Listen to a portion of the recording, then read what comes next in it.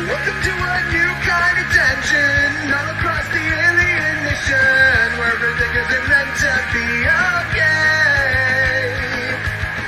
Television dreams of tomorrow, we're not the ones they're meant to follow. They're nothing not do or you. Welcome. You might notice there is no one else here. And also I'm talking to myself, but whatever. So for those watching the VOD,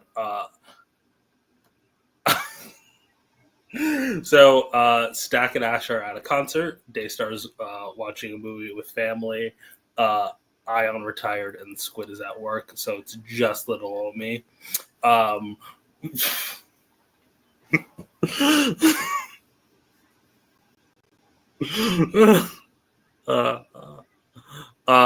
We have. I'm gonna wait to do like fun stuff until there's people here because otherwise you're just gonna see me reacting and that's not the most interesting get. But hopefully our regulars start trickling in, and while they do that, I will do stuff.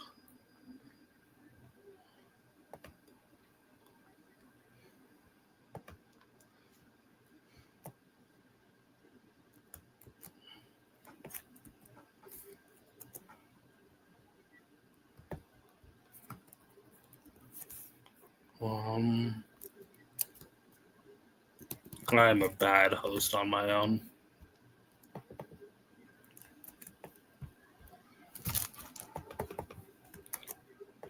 All right.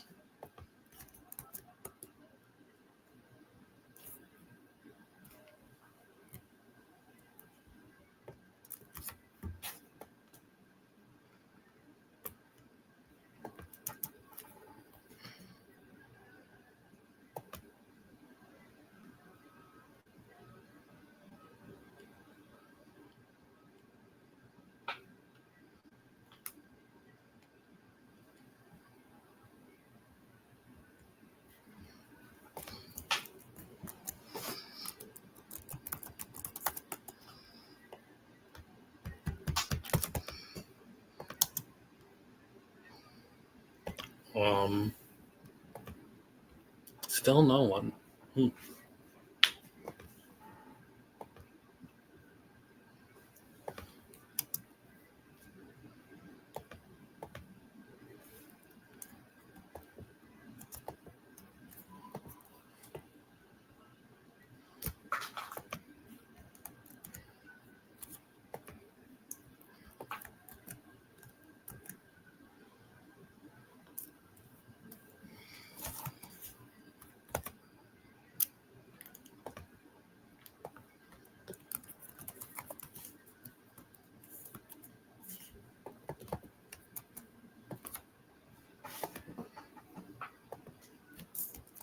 This is really bad content. I'm sorry, y'all, but I am not exhausting myself trying to entertain while I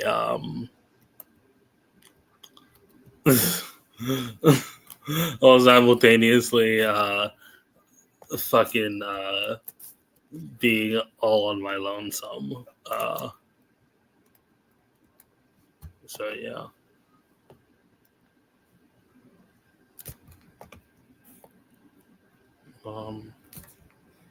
Hold up.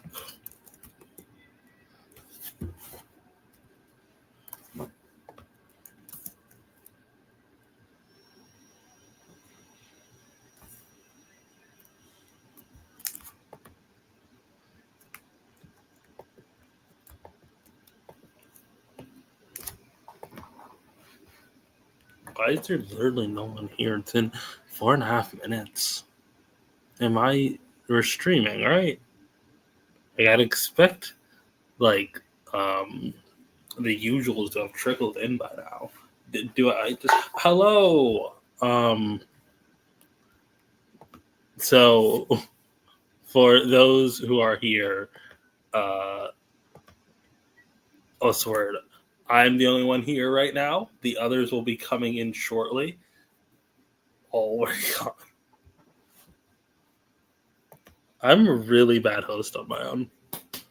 Why didn't I just start this late when I had a guest to do here? So here's what we're going to do.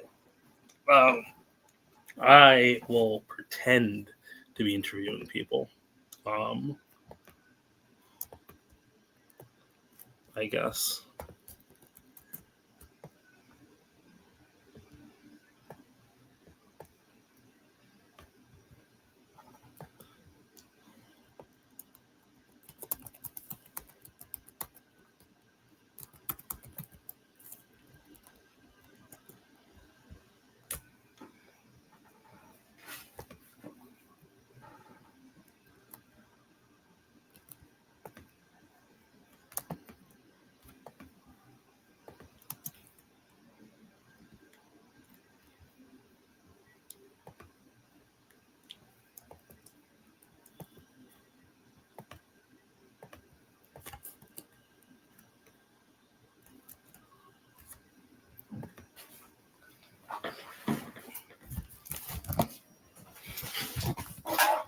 All right. So, here, I will show y'all what I'm currently doing. I'm currently looking up random DC comic characters to try and fill out a PowerPoint. It's not great.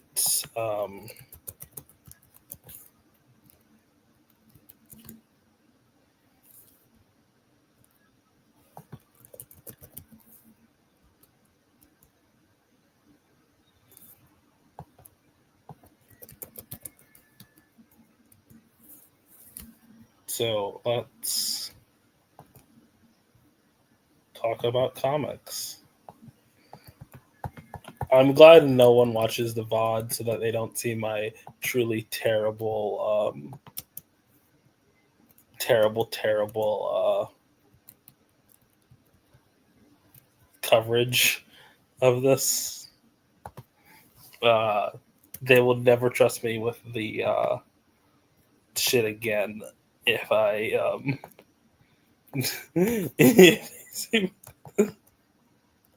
don't watch the VODs, people. I watch the VODs. They're fun. You see, this is the problem with knowing exactly how many people are on stream. Yeah. So let's.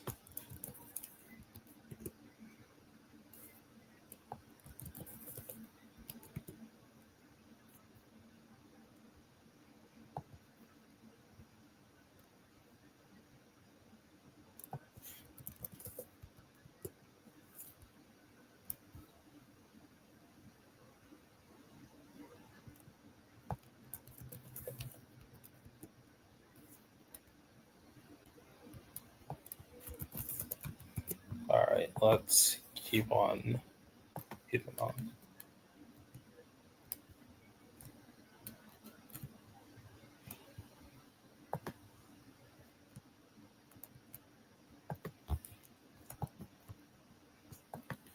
do miss them dearly. 3 people, damn, that's a lot of people. Let's talk about comics together. Where is everyone? Simple. So Ash and Stack are at a concert. Daystar is watching a movie with family. Ayaan is retired, and Squid is at work. I did put the call out for guests today. We did not get them. So it's just me for the first hour or so, and then the others will trickle in. We could have started late, but I wanted to let's keep that attendance record going. I'm officially currently, if no one arrives, the only person to have perfect attendance, which was already the case, but whatever. Anyways, so let's talk about comics. What comics do you guys want to talk about? This is an audience participation day as I scramble. Um, I have not read all the comics here. I'm going to show off the comics that I own. My pride and joy, my prized possession, signed copy by Larry Hama. I'm covering my dead name, so you guys don't get to know it. Absolute Green Lantern issue 2, Absolute Green Lantern issue 1, not significant. This is an insane comic that I truly do love. So back in the back when Magic was being run, so Nemesis says that they've recently bought all of Earth X on Wednesday. Good choice. I've read Earth X. I don't get it that much. Ayaan's here. Actually, I'm not Ayaan. I am the X-Man. How did you get a Twitter cap, by the way? Because I'm the owner of Twitter. Anyways, the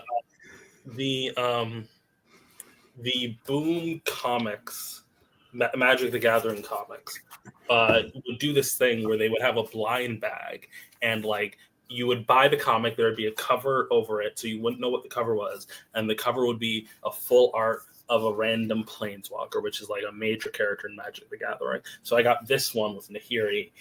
You can't really tell; it's not in great condition because it's covered in dust. Because I don't have a bag for it. What's the word? Who the fuck found the first Oregon? I love obscure characters. I've never read Steelworks. Nemesis, if you want a comic that you should read, fucking Static Milestones. Yes. X-Men, you were speaking. Yes. I love comics totally as much as I love video games. Do you want to read the presentation that we were given? Sure, if I can maintain character. All right. Hold up. Canonically, Ayaan isn't here on this show ever again. Okay. Oh damn! I have to actually hold up. I have to send it to this computer. Ayaan, X-Men, entertain the masses. I'm actually Elon Musk. All right. The Chinese food takeout place that I eat from raised prices again. What's this about the Chinese? X-Man. It's me, Elon Musk. Hold on. So I got one from Stack and one from Ash. I don't know if there's two of these or if they just double sent it because they're not on the same page. So hold up.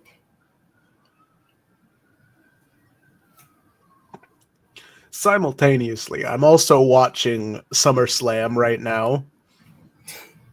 Thank you, Ayaan, for saving me, by the way. I don't know what I would do. Like, don't watch the VOD for this. The first 5 minutes are some of the least entertaining I could possibly be. So before we do this PowerPoint, I have to do what Nemesis Nemesis Twitter. What's the name of your Twitter, Nemesis? Because I don't have... In order to save this, I have to turn off camera and become a new character. All right, go. Nemesis, what's your Twitter? Nemesis Platinum, okay.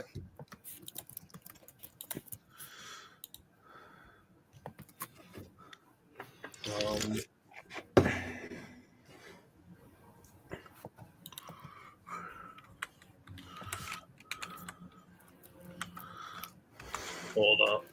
How do I search from them? This is Platinum Static. Okay, I got it. Share. Are you becoming Ash? I'm Ash now.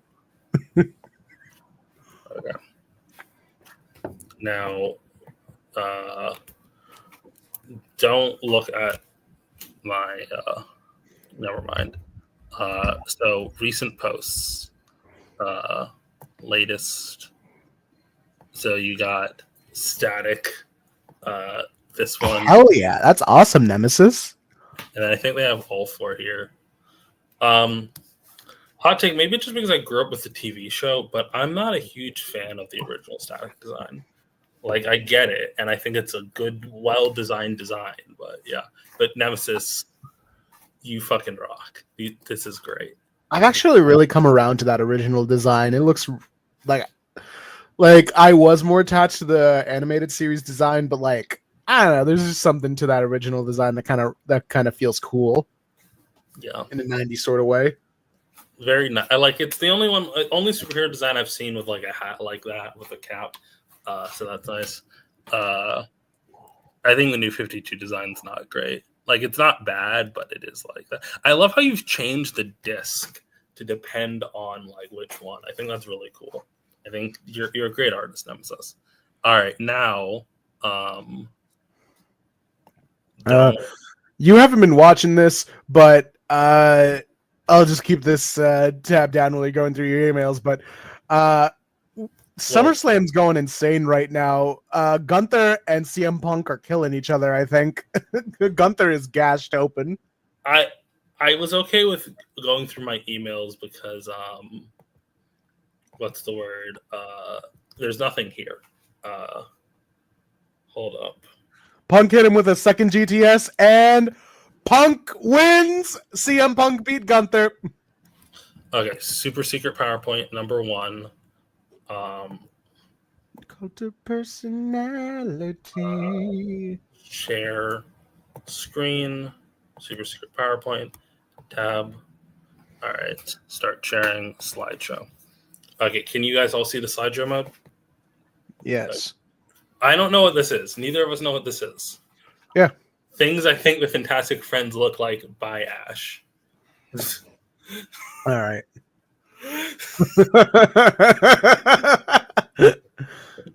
well, we've gone over what we think Stack looks like before. You know, Chicken Little. Oh, that's unfortunate. Cody. Well, that's just because Ash likes Stack. You just like both of these people, Ash. You don't. This is not true. They don't look alike. Chicken Little. I know that one. Yeah. I think about this moment daily because it's so mean and yet somehow so true. Yeah. A horse? You can't. You're so lucky Stack's not here. Ash, you can't say your significant other looks like a horse. I don't care what you mean. I forgot. I'm Ash right now. Yes, I can. So they start Jessica Jones. Fair.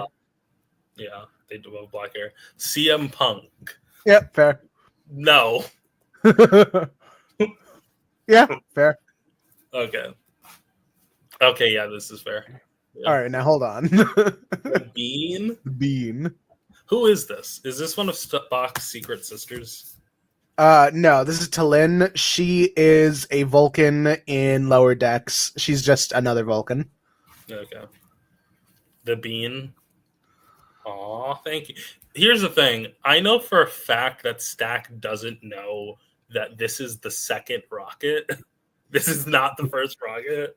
Also, can I just say, really flexing who has the most views on each of these. I mean, yeah, just kind of wait until we get to me, you know. Gal Gardner? Okay, you can't say another trans. I look nothing like this. Oh shit! Oh, sorry. Something's going down at SummerSlam right now. What's happening? Punk just won the title from Gunther. Seth Rollins is cashing in. Damn. He's on crutches. Magic the Gathering cards. No. Just the gun? How do you look like? Wait, hold on. I need to check. Am I missing something here? Yeah, it's look like. That's not. It's not. I think the bit has gotten away from you.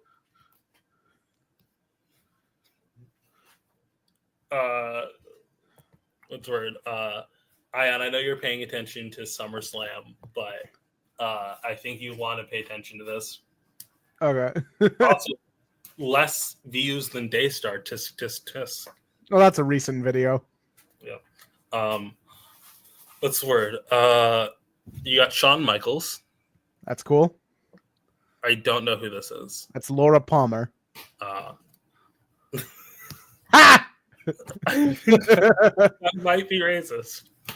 No, it's fair. I am who I am. Oh, come on!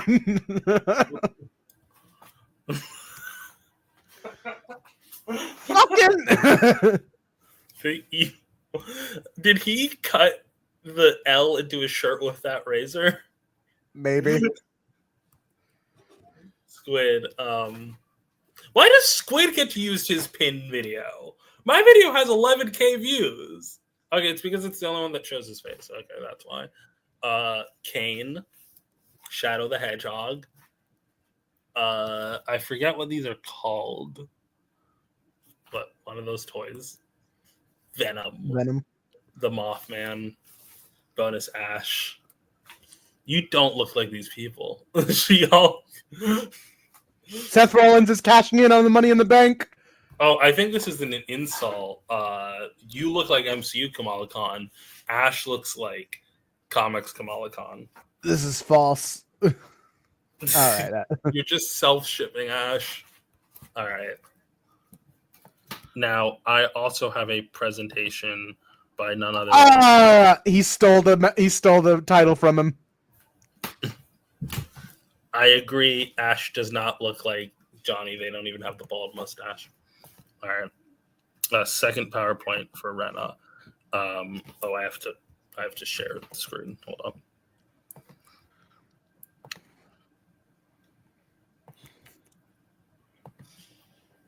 All right. You guys can see this? Okay, cool.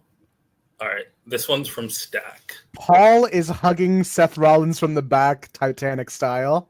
I do think Seth cashing in Money in the Bank is the only way to make CM Punk versus Gunther interesting.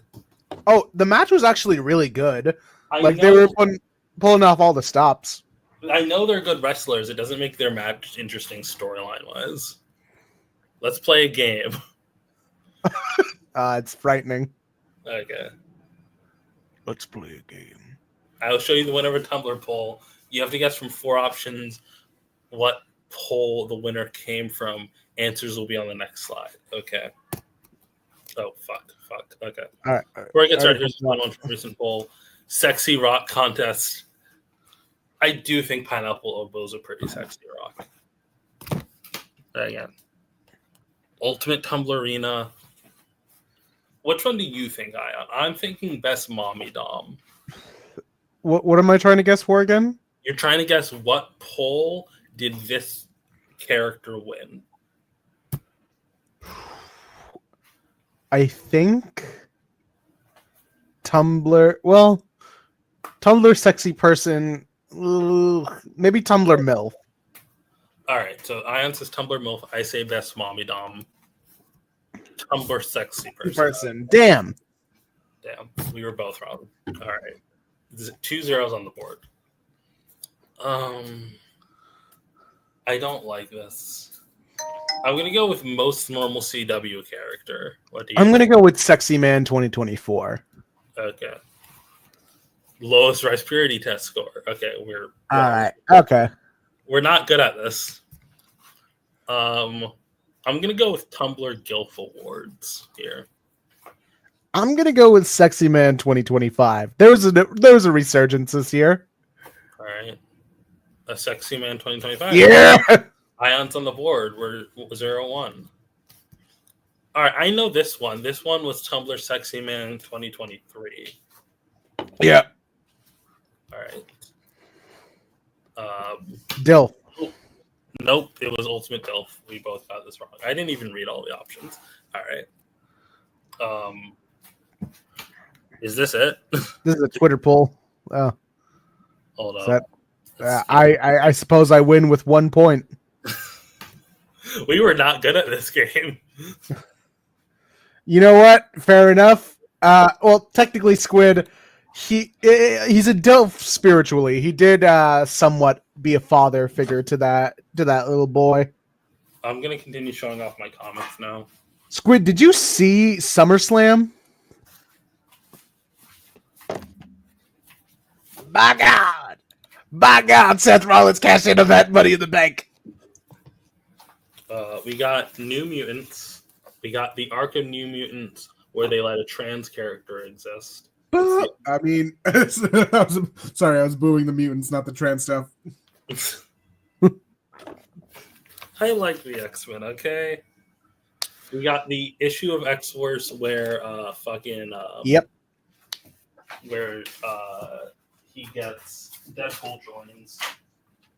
Seth Punk beat Gunther. Seth let him soak in it for a few moments. Seth popped out in crutches, and then like everyone was like, "Oh, he's just playing mind games. He's not actually cashing in." And then he dumped the crutches and ran out shirtless to cash in. Master of Metal, Magic the Gathering comic. You should all read the Magic the Gathering comics. They're good. They're not canon, sadly, but they're good. I think they should be canon. I saw an interview with Hive Mind, and I try to be like nice because like them being horribly racist and terrible to Kamala Khan, I don't know how much of that is their fault or how stupid that is, just ignorance and stupidity on their part, because they seem like fine gents, but they look and sound exactly how I thought they would. Apparently, one of them is Latino, so I'm sorry about that. From my people to yours.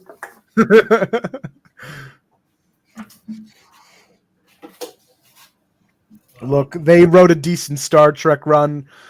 I'll give them that. They're doing some nice stuff on Star Trek. So is Christopher Cantwell. I enjoyed their Joyride series from Boom. So like, it's crazy. Wouldn't it be really funny if that was like a Marvel editorial mandate? Like, all right, give her a terrorist cousin.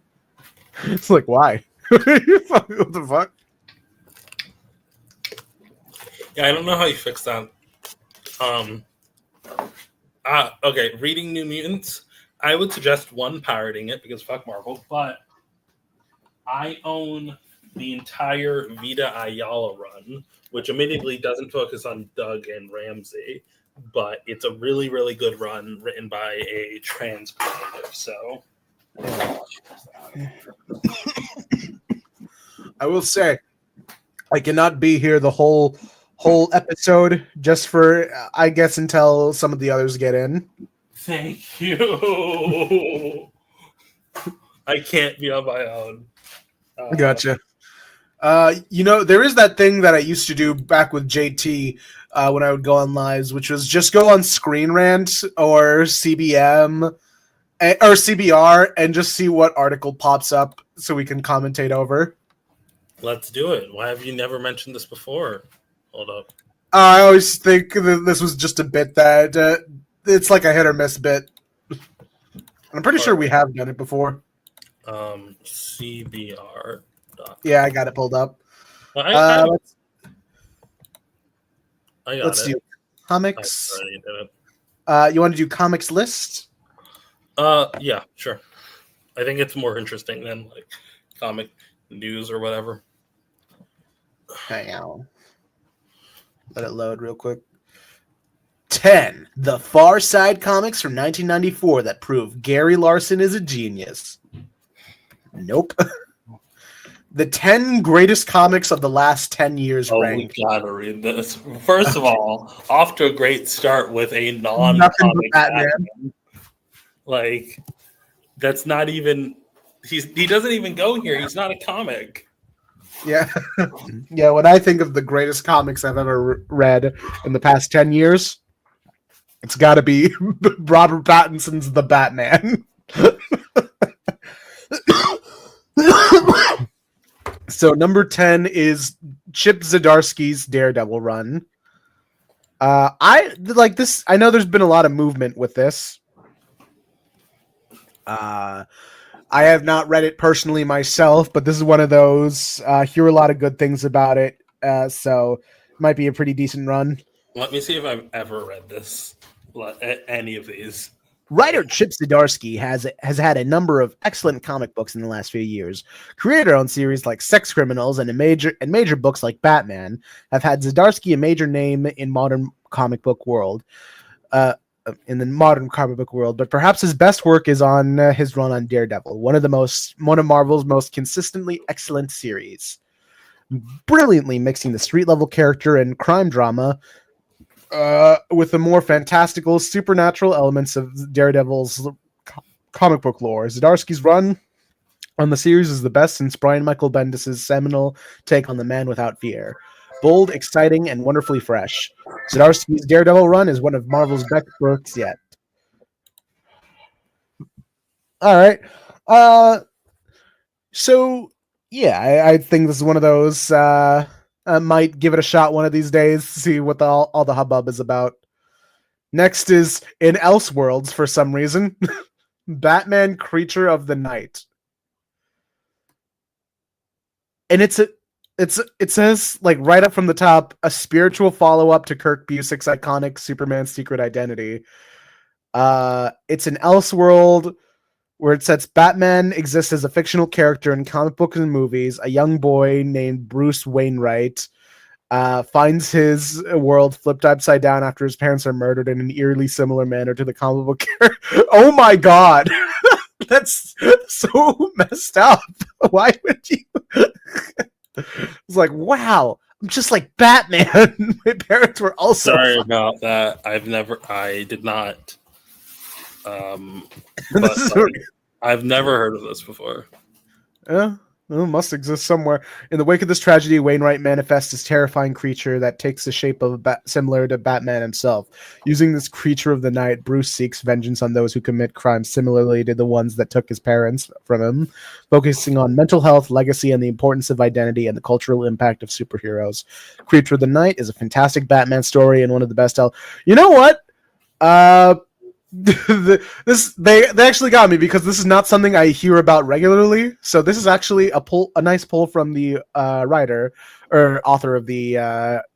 I was going to apply to Screen Rant stuff, but like the interesting thing was that it requires writing like an absurd amount of articles a day. So I just didn't apply. Yeah. Yeah, this seems like an interesting setup. I love Secret Identity. I thought that was a great Superman story. So to see it similarly done in a Batman setting, interesting work. I enjoyed it. What are we going to get a Wonder Woman book like this? First of all, let's check if this exists. Let's check if this book exists because there's a chance that this article is written by ChatGPT and they just hallucinated a Batman mini. Huh. That is a possibility. Is Creature of the Night real? Creature of the Night is indeed real. It's written by Kurt Busiek, artist by John Paul Leon. It's a four-issue series that came out in 2018. I just want to be sure. I've not read this. Next up, Assorted Crisis Events is an ongoing masterpiece. So, this is an actual comic, not just the different comic crisis events that have been going on. One of the most recent books on this list, writer Denise Camp, utterly breathtaking Assorted Crisis Events, has had only 4 issues so far, but each and every one has been genuinely an all-timer.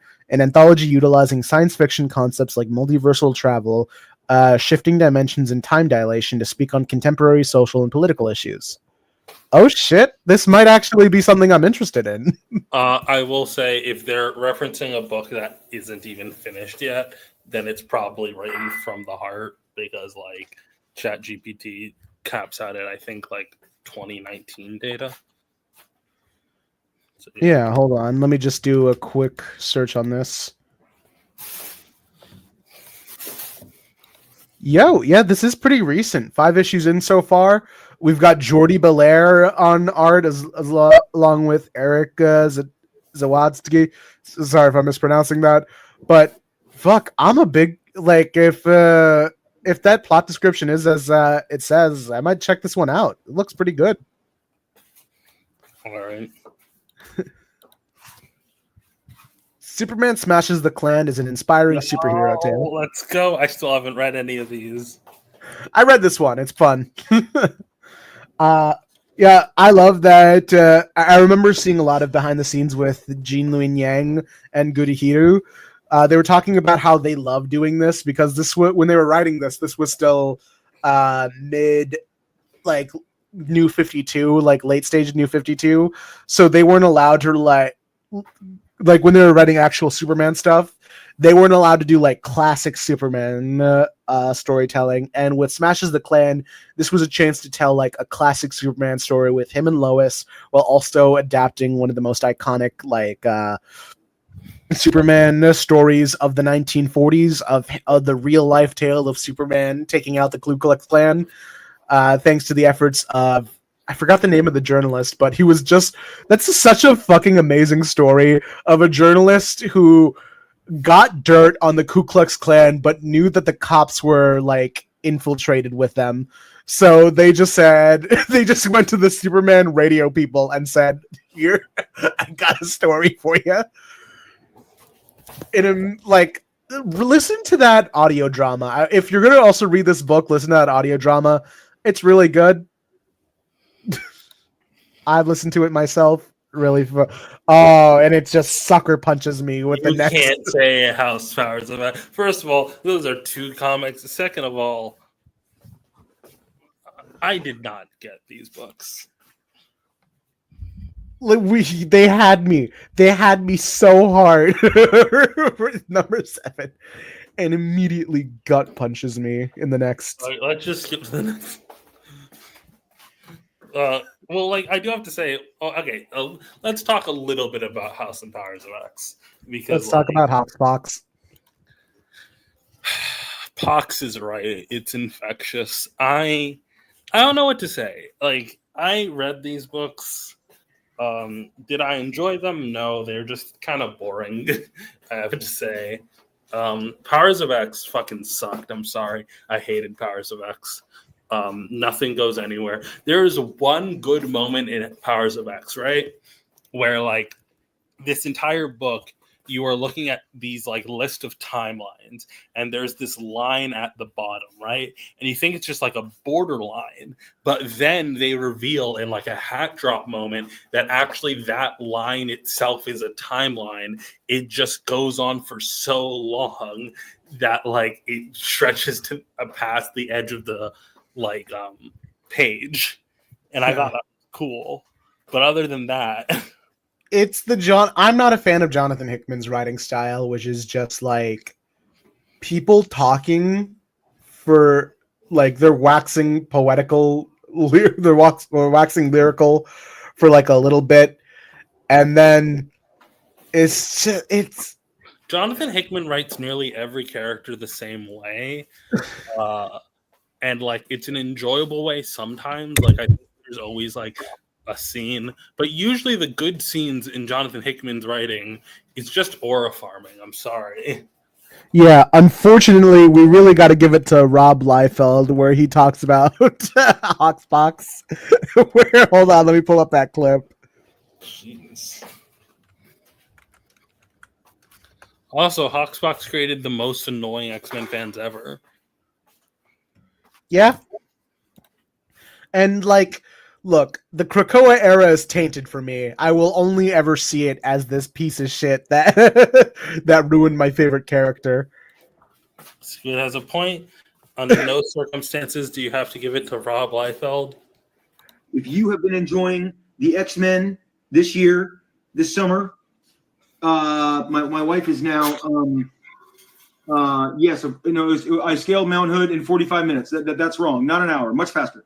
Okay, I would love to draw more Shatterstar. So the first 15 lives of Harry August is being mined for all sorts of concepts and ideas. It is the driving force behind a lot of the concepts that you're seeing in House of X. No, If you're like, you don't need a fast forward.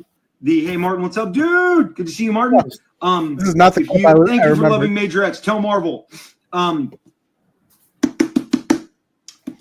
If you guys like to see where other things connect and where other things get like maybe inspiration from, this is your book. Also, DC's Millennium that came out. This is a different clip that I'm looking for. I'm looking for a very specific clip of him talking about it. I didn't even think that was a meltdown.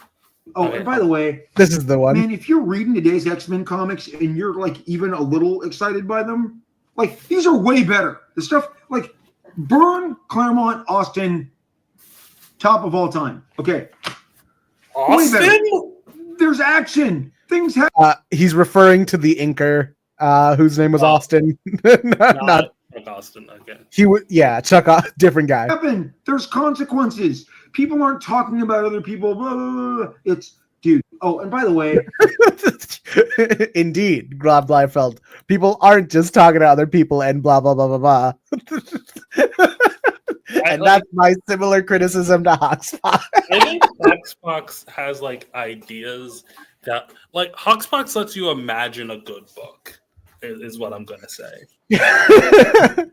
Next Like, is Absolute Martian Man. Like if you read between the lines and you spend some time thinking on your own, you can imagine a good book. But when you're actually sitting there with the comic in your hands, it's not a good book. Yeah.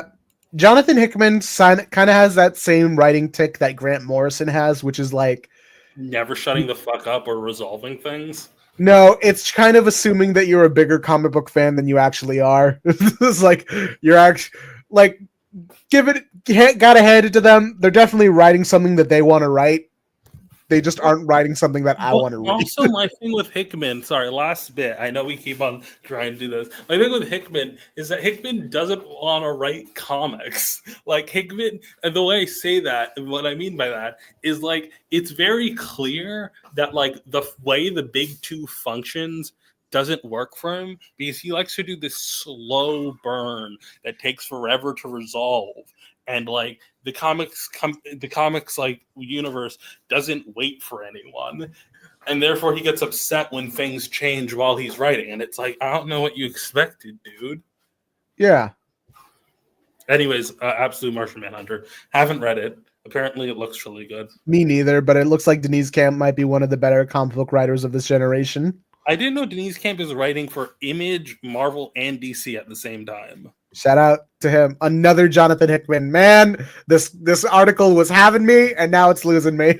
I've read exactly, I think, the last issue of Secret Wars. That's it. Yeah, I haven't read this. People talk about it's really great for Read and Doom. Now, Kill or Be Killed is a neo-noir epic. An Ed Brubaker 2016 book. We can't be giving it to Ed Brubaker in 2025. We gotta hand it to Ed Brubaker. No. Looks like with iconic series like Gotham Central, Captain America, Criminal, The Immortal Iron Fist under his belt, practically anything he touches is an instant must-read material. His 2016 series Kill or Be Killed is no different, focusing on a young man who becomes a murderous vigilante after he's seemingly visited by a demon demanding human sacrifices. Kill or Be Killed examines mental illness, societal systems, the ethics of going outside the law, and the burden of righteousness. It's some of Brubaker's best work, and it's arguably the best Image comic series of the last decade. There's no way that's true. There's no way Anyway. Ed Brubaker wrote the best Image comic of the last decade. Yeah. We went from Ed Brubaker, and we've got Jonathan Hickman, Ed Brubaker, and next, Tom King. No! Actually, I've heard good things about this book, I think. Well, writer Tom King has become somewhat controversial in modern comic spheres. Yeah, specifically because his writing sucks, except for this one time where it was good in 2019. I do like how like they list Batman, the Heroes in Crisis miniseries, and its current ongoing Wonder Woman, which is like all like I don't think they're controversial. I think they're considered bad. Also, I think it's This- hilarious. This, this, all right. This actually links to another article that says by the same author that says 10 highly regarded DC comics that are actually mid. We're reading that one after this one. Okay. The thing about Tom King, in addition to him being a war criminal, is like hearing everything people say about Heroes in Crisis, and also hearing like it took me a while for me to know when it was written by Tom King, even though I heard it was written by Tom King a lot, because like I feel like if you write something as bad as Heroes in Crisis, like sure you might still have a job, but why are they still handing you their heavy hitters? Like Yeah. you should be relegated to the B leagues for a bit. Edging what number one could possibly be. We've had some ups and we've Okay. had a lot of downs on the lower. Is it in the going to be list. Marvel or DC? I think it's going to be. You know, I'm going to throw a curveball. It's the Immortal Hulk by Al Ewing. Another a fiend of the show. This is specifically Daystar's Rogues Gallery, I think. I do think this is unfair. You're comparing miniseries to like some of the longest This is a runs. 50-some issue run. Like it's not like you didn't put down all of Hickman's writing for X-Men here. Like, I mean, I think that's telling. But like, man, that first bit was pretty cool. But the rest sucked. yeah. Immortal Hulk. I've read the first 10 issues. It's actually pretty good. I like when it's being a like a straight up horror book. I like that aspect about it. I mean, I would argue, like reading a lot of the X-Men stuff, it's very possible that like Hickman's normal X-Men run might be better than Hawksbox, but I'm not sure. You know, Well, like I said, linked was 10 highly regarded DC comics that are actually mid. oh, my And once favorite again, DC we're back comic, to the thumbnail conventions. This time, Batman when I think about mid-ass comics, I think about Robert Pattinson's Batman. at least the face that Cornswept Superman is giving looks like he's like, like, what the fuck is going on over there? yeah, he looks upset. He looks upset at the new 52 behind him. Yeah. All right. Number 10, Doomsday Clock. You know what? This is highly regarded. Maybe that's why it's only number 10. Yeah. There are a lot of good things. If you look at the DC stuff about this book, it's pretty good. If you look at it as a sequel to Watchmen, I think it's a it fucking might insult be, of a book. this might be anti-art. Like, Yeah. honestly, the concept of Doomsday Clock is anti-art. Yeah. Like its mere existence. It's just fucking like exists as a way to say fuck you to Alan Moore for ever giving a shit about anything, I think. Yeah, and also you, the reader, for like, no, all things must be absorbed into the being that is consumerism. The art is fantastic, and I look at that eyeshadow. Yeah, Gary Frank, I think, is a worthy successor to Dave Gibbons. I think Dave Gibbons and John Higgins' colors are a lot better in this book than they are in Doomsday Clock. But Doomsday Clock's art by Gary Frank is still beautiful to look at. I do think another thing about Doomsday Clock shows the devaluing of colorists in the industry a whole lot. Where like the colors, especially especially when you're compared to legendary comic book colorist John Higgins and his work that he did, the moody, like the beautiful colors that he put into that. He's as much as a co-author of that book as Alan Moore and Dave Gibbons, I believe. Yeah, that's why I like. So here's my origin story. Here's Rena's origin story, right? So back in high school, sophomore year, Power Rangers Pink #1 was coming out. And part of Power Rangers Pink #1 was there was a signing, right? And it was like, oh, come meet the author. And I was like, sure. And I read some of Brendan Fletcher's work. I was like excited just to meet a comic author, even though I didn't really care. But he had the colors. And it's like, do you want her to also sign it. I was like, sure, just to be nice. And then she signed it Sarah Stern. And then that made me be like, okay, now I have to look at the coloration of this because like otherwise I'd be rude to not address her contributions to this book. And I read it, and like ever since I was like looking at the coloring of like other books, other Power Rangers books, and it made me realize one, the big two colorations, like they're not good. Like not that they're bad, but like compare it to something like, I'm going to say it, fucking Boom Studios is high. Like this is written by the Hive Mind, but like the coloring compared to like the big two is so much better, and like it's gotten better in recent years. But like compare, at least when I was starting to read comics in like 2016, it's not the same. All right. All right. I think we've doomsday clocked enough. Yes. Next up, Batman White Knight. I don't give a shit. Everyone's like, "Oh, you read Elseworlds? Do you want to read Batman White Knight?" No, I don't. What if Batman was the bad guy and Joker was the good guy? And the art was really good. That's really what carries a lot of it. The art is pretty good. Stop putting good artists on bad ones. Who wrote the Sean Gordon Murphy? Why have I never heard of him in anything? What has he done? Let's see. He did Zorro. That was pretty good. He did Punk Rock Jesus. Did he do any big two work I would recognize? He did some Batman Beyond book, Batman White Knight. It's all just Batman White Knight, I think. Generation Joker. I'm surprised, given how popular Batman White Knight is, they don't throw him on something else.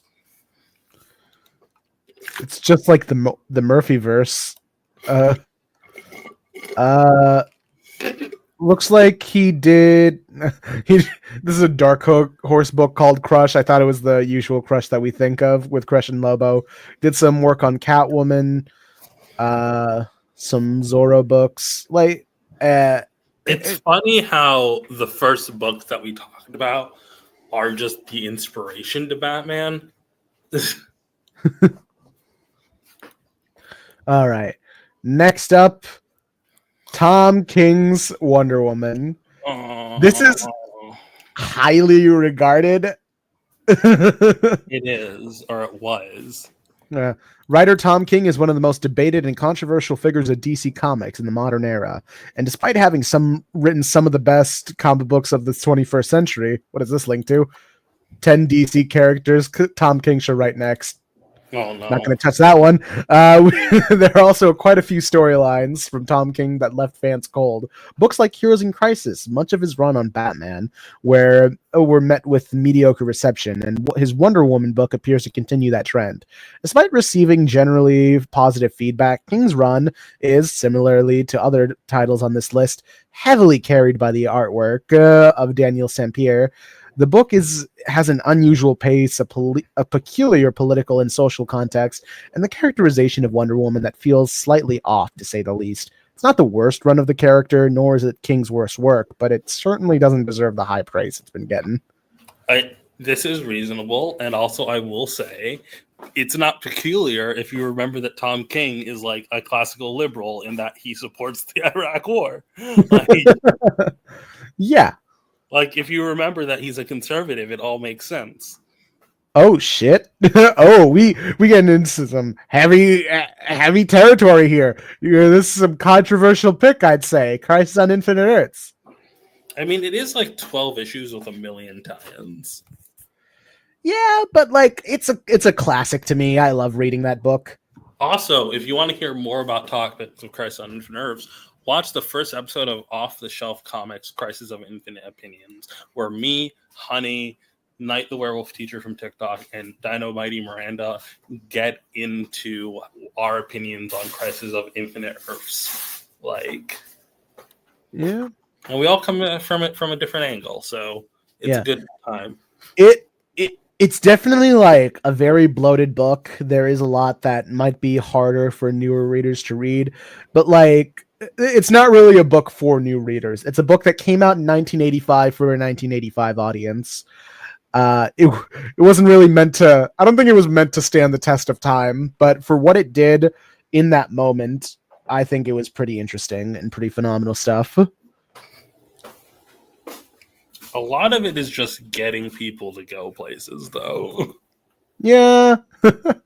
But the art by George Perez is beautiful. You can't say the art. These all have good art. I guarantee you, there's not going to be a single one on this list that has like bad art.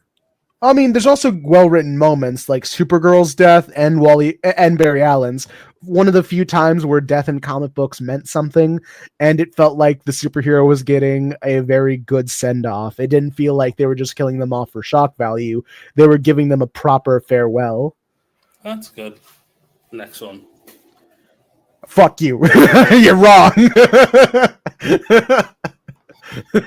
What's so funny about Truth, Justice, the American Way is mostly empty scold.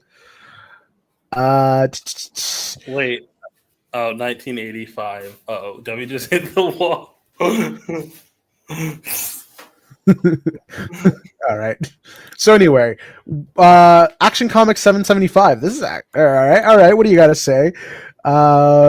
Admittedly, the tale is still quite engaging on a surface level, but the hype the book receives would make most readers assume it's one of Man of Steel's best stories. Unfortunately, much of the story's social commentary comes from as half-baked, and the questions it poses about the importance of Superman and his methodology never receive satisfying answers. Superman defeats the villain, led by fan favorite foe Manchester Black. The statement the book is trying to convey doesn't really resonate on a deeper level. I think like I haven't read it, so like I can't say much. But the amount of times people tell me like the script, like the ending, like I'm inclined to see their point in that like it's not the word convincing. It's like it's early bite backs towards like in the same way of like you ever see like how Youngblood or like other characters are like really early inventions of like gritty anti-hero. Yeah, like it feels like a response to those early days and not like it starts the conversation. It doesn't continue it. Yeah. I think like I could understand that saying that the story doesn't really say anything deeper. What I can understand about that aspect is this book is mostly a response to specifically the Authority. A book that was more politically driven, a book that was more about heroes just saying, hey, if we have all these powers, why don't we just fuck up the bad people who are doing bad shit politically? Like, why can't we just be violent to those bad people? And like, not having a response about that aspect of it politically, I understand about that. There are little bits of it where it's just like Superman's whole methodology is just I don't do that. But I think that's all you need to make a frame set stance, which is you have your way of doing things, but that won't be my way, and that's not a way that I want to lead by. Like that's just not who Superman is. I think it would be more. I think the more compelling argument for me, from Superman's perspective, which I don't know how you would make in universe, is that like the idea that you can just beat up the bad guys is like a power fantasy, and like at least Superman gives you a kernel of like fighting for what's right in like actuality, right? Like Superman encourages you to be better, and it's like, what does the Authority encourage you to do? Yeah. Like, there's a difference between wanting Netanyahu dead and wanting peace and prosperity for the Palestinians, you know? Yeah. I mean, you can want both, and but you should at least want to have peace and prosperity for the Palestinians, in my mind. Yeah. Number 5, Batman. No one this likes not. No one likes this book. I've never met a fan of someone of this book. Yeah. Penned by Jeff Johns, once again trying to write a sequel to an Alan Moore book. Jeff John's got to stop. I think Alan Moore cursed Jeff Johns, and that's why he's like that now. He's the You hear the quote where when they're talking about Blackest Night, Alan Moore was like, "They're Jeff Johns is a raccoon rooting around in my trash." Yeah. Like he didn't say those words exactly, but like you really proved him right. Yeah. Number 4, the New 52's Justice League hurt fans' opinions on the team. You know, I would wonder what kind of person would buy the entire New 52 run. Yeah, what kind of person, what kind of freak would buy the entirety of the New 52 Justice League run, you know? I will say, Squid, I did see this, and I didn't finish it, but I need to finish It's so it. fucking funny. It's so fucking funny. It's the best thing I've seen. The New 52... So, Ayaan did buy all of the New 52 Justice League. Which is important because it has Jessica Cruz, but that's it. It's the first appearance of Jessica Cruz, and the guy who was selling it at the comic book shop gave me a $25 discount on it. And that was pretty cool. Or was it $25 or? It's $25. I just paid $100 for it. Plus, he threw in a free Godzilla poster. That's dope. I miss having a comic book shop. So overall, I think I won. You know? But yeah, I feel like we're getting into the less well-regarded stories. Like we started out with stories that are genuinely beloved. I don't think that like the first one is okay. Scroll up real quick while we're talking about New 52 Justice League. Yeah, like I've never heard people sing the praises. I've never heard someone say, "Oh, I want to start now. I want to start reading Justice League. Where should I start?" And be recommended New 52 Justice League. I mean, it's for a specific type of fan, and reading that book, I don't want to say you got to turn your brain off, but you got to tune your brain for what you want. And if you want high action, like fucking dark, cynical Justice League, if you want them taking on Darkseid and having these epic fights, good Jim Lee art, some witty banter between the characters, you can get it. You can get it in this book. I think the character designs are boring and bad. I'm sorry. Yeah. Jim, what did you? I will say, I've gotten a new appreciation since this book did get me over 10K views. For me just saying that Aquaman aura farms and playing CM Punk's theme over it. I think that like the fact that he decided to like, why does Cyborg have a belt? I just realized. Why did they give him a belt? Like, why did they try and make like basically give them uniforms, but like make them independently created? You know what I mean? Like, Yeah. What gets me is that Wonder Woman had pants and then they took them off of her. Yeah. Like promotional art will show her in pants. There will be early versions of the covers with her with pants. And it's and like, then the only innovation they gave was like, what if we took the color specifically out of Wonder Woman? Like, rather than being blue, red, and gold, it was silver, which is just gray, red, and black. You see, the New 52 was against the color blue for some reason. Only Superman was allowed to have it. Why did they give her a choker?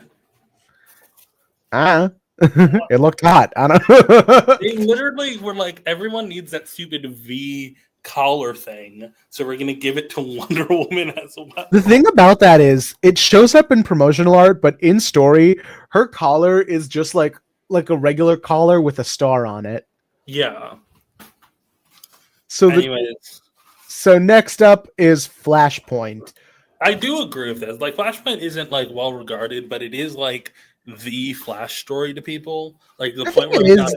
Yeah, I think it is well regarded as a story. I think people find a lot of like a lot of the weight that the emotions carry throughout the story. A lot of it may be largely, in fact, of the animated adaptation Between Justice League War and the Flashpoint Paradox, those two were pretty heavy hitters in the animated DC adaptation community. I will say this is the most adapted Flash story, bar none.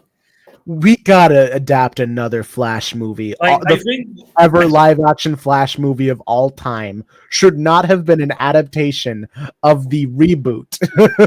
I think the fact that this is like the Flash story tells me that one, Barry Allen isn't like a compelling Flash, but He is. well, if his only story is the reboot, and two, arguably, like people be like, oh, like Wonder Woman can't be like of the top 4 best superheroes, or Wonder Woman shouldn't be a part of the Trinity. What are her iconic stories? And it's like people try and replace it with Flash, and it's like Flash's only iconic story is a reboot. Like it's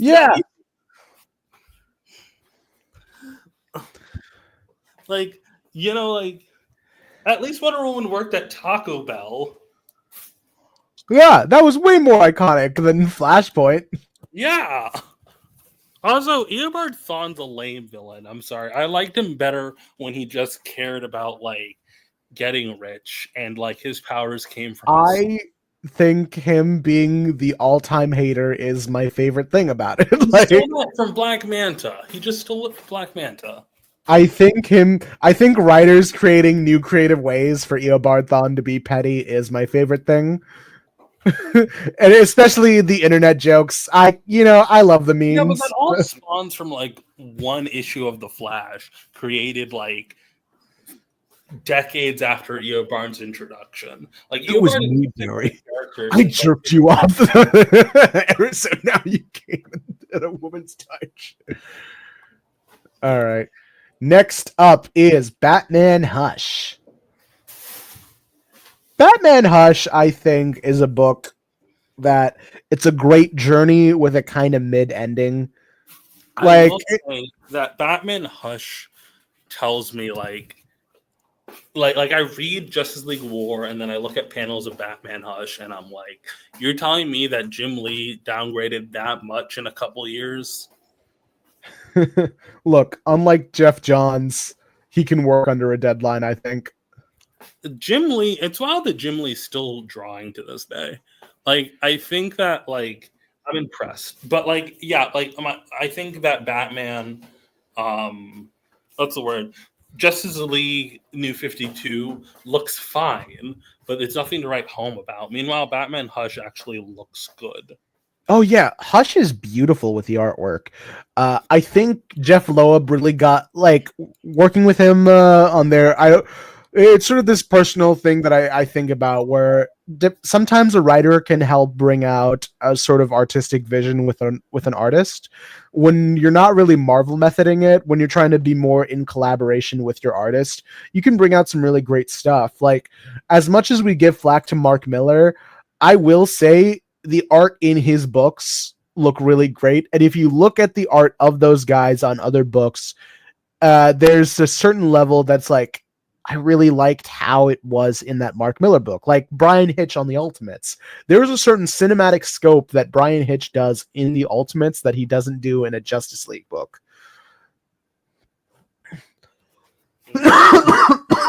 So that's either because like he had more time or there was a specific vision that Mark Miller had. But yeah, that's how I think a similar thing happened with Jim Lee here in Hush.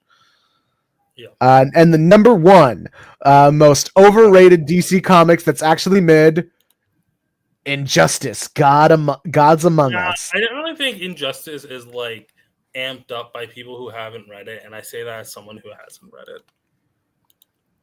I've read all of Young Justice, like years 1 through 5. I haven't read the Injustice 2 comic, but yeah, like since it's a 5-year journey. It depends which book, because Tom Taylor kind of stopped writing after a little bit and it fell off after he left, and it was just them spinning their wheels, coming up with new depraved shit. And it's just one of those things where it's just like, you definitely are filling a spot there. There are some interesting bits. There are a lot of interesting stories within this. but overall, it's eh. I think mid is the best placement for it. I think Injustice is the best example of mid not necessarily being an insult. Like it's a serviceable comic, like Yeah. or at least from the summaries that I've watched back in the day. Do we want to touch It is also on moments. on that 10 DC characters Tom King should write next list? Sure. Let's do 10. this- 10. Oh no, I already hate it from the thumbnail. No. Don't give him Starfire. And this is a different writer too. It's also so much worse because not only is Starfire a woman, but she's also like an An actual immigrant. victim of like she's a refugee. Like Yeah. So anyway, we start off this list with Zatanna. why? Let's see. She always had a great. Zatanna's really great. Fans love her. She's a magical character. Blah blah blah blah. And King getting a chance to play there would be great. King likes to dig into characters' psychology, which would work very well with Zatanna. King is great at finding facets of characters that no one else has. Something that would benefit Zatanna. She's an A-list character and deserves an A-list talent like King. I think it's so funny to be like he finds facets of characters that no one else has, probably because he doesn't write them. Yeah, because he doesn't know their personalities. Next is, all right, he has written Superman. Do you just want him on a run with Superman? When did he write Superman? In that Up and Away story, or Up in the Sky story, I mean. Superman's not the first superhero, but whatever. Oh no. Scroll up. No. He can't even write white women right. Don't give him a black woman.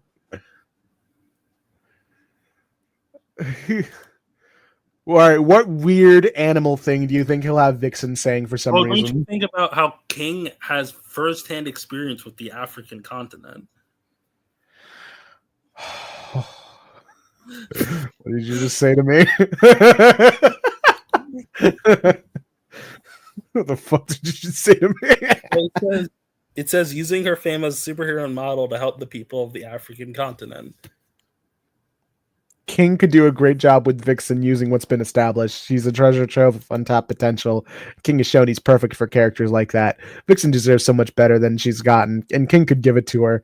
No, he can't. No. Good lord. Next is Dead Man, which probably fit his bread and butter. I mean, Deadman's such an unknown character, no one would be able to tell if he's being written incorrectly.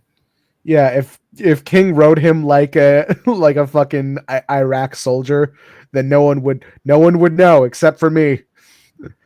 If he got weird about the Indian goddess that powers Deadman, no one would know. Yeah. Next is Swamp Thing. I feel like Alan Moore should legally be allowed to curse Tom King if this happens. All right, let's read. Let's skip down here. Swamp Things. Blah, blah, blah. They're not really giving reasons. Yeah, this feels a little bit more like Slop. basic bitch. Like, well, this is a obscure character. Tom King does obscure characters. Like they're not really talking about what about King is convincing. Like I'd expect. Like I think this is a good a good read on Tom King fans. I think we got to see it through. Like I'd expect citations like what books similar to this concept, right? So, like I remember one time you said you wanted Ryan North to write Barry Allen, and your example was like how he writes Reed Richards, and I thought like, yeah, that makes sense. Like, yeah, I want Barry to be a science boy instead of a sad boy because that's the way he's kind of been written. Yeah, like, and it's like, okay, that's a book I can read to prove your point. No. Oh my god. Oh You think he would base it off of like a real life person in his life? Actually, no. This might be perfect because Amanda Waller used to be sympathetic, so I think the way that we turn her from an unredeemable monster to more sympathetic is by having someone who believes unredeemable monsters are sympathetic. Oh my god. The unstoppable force meets the immovable object. Holy shit. King knows the insides of the intelligence community, so if anyone can do Waller justice, it's him. There's so much to tap into with Waller. He can write her to correctly. He can write. He can write her as war criminally as he can. He writes what he knows. Yeah. No. Oh god. He can't even write Batman right. Why give him his son? Why sacrifice the boy? He had perfect let's read through this. Batman has many close allies, this is the smoking gun. During his Batman run, King didn't really focus on Damian much. I think that shows that either A, he wasn't interested in Damian, or B, he wasn't capable of writing Damian. Like, why would you give him a character he clearly doesn't have interest in? Especially with the weird fetishy way that he wrote Talia. I don't want him to touch her son. Yeah. Starfire. Maybe he'll write her denouncing. Or at least with this one, they're citing Supergirl Woman of Tomorrow as like a thing that might give credence of like. Is Starfire really like a sci-fi character? Like, I wouldn't say. Yeah. Okay. I'd say so, at least. She's an alien princess. Yeah, but like her most famous story arcs are on Earth. Yeah, but like, you know, a lot of her story arcs in the George Perez run is her on Tamaran, her dealing with her family drama and all that. He already did this! Wait, hold on. Starfire and King would go well together. He could take her into space, dealing with royal heritage. Tamaranians are untapped embarrassment of riches. Just fucking Woman of Tomorrow again, but with Star Staff. He already did one of these, and he made him into a super spy. Yeah, he already wrote. Nightwing is huge. I like the dichotomy of Tom King should write lesser known characters. Tom King should write big characters. Like, all right. It's just so weird because he wrote Dick Grayson. Like, and number one. Another thing where he's like, he wrote him several times in Batman, but didn't really focus on them. If he didn't focus on them in Batman, he doesn't want to write them. Okay. I think Tom King, I think number one being Animal Man speaks to Tom King's brand of being this generation's, like him trying to be, or what it feels like. He's trying to be this generation's Grant Morrison or Alan Moore or like one of these big cerebral, like fucking like. Doesn't do enough drugs to be like actually one of those. He needs to learn magic. I feel like if he ever gave up the CIA stuff, he gave up his patriotism, and in lieu of magical powers, he would be a better writer. Yeah. Unfortunately, he would still hate Muslims the same way. But you know, has Alan Moore ever done anti-Muslim content? Not that I can think of. Okay, probably. Instead, he just did sexist content, which like. Can't put them all. Did I tell you when I was reading New X-Men, there was points in time where I was like, oh, thank God there's no women or people of color in this book. Like when I got to an issue where it was just white men, I was like, oh, great. Yes, we're going to get good writing now. Yeah, I felt that. I read all of New X-Men last year, and boy. Like there are bits where it's just like, oh, I could see something cute coming out of this, like Beak and an Angel, or what was it, Angel Dust, or it was just Angel. It was Angel. Okay, like because I was confused. Because I'm pretty sure Angel already existed in the X-Men. But why did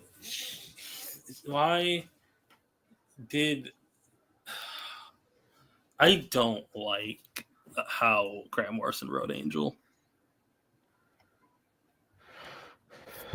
Hmm. Yeah. Like, I mean, there's semblance of cute things going on. Like, I like her. I like when it's like pretty girl meets ugly looking freak guy, and then like they have a romance together. Was not expecting impregnation. Which is, I could have sworn that she's introduced pregnant, like Angel, but maybe I'm just wrong. Who knows? Angel's introduction's like really weird and racist, but whatever. I like Beak. Beak's fine. All right. We've gone down this rabbit hole. Let me try and go back to the actual lists again. I need random DC characters. Give me a DC character. Going down the Rolodex. Let's go with Impulse Bart Allen. All right, thank you.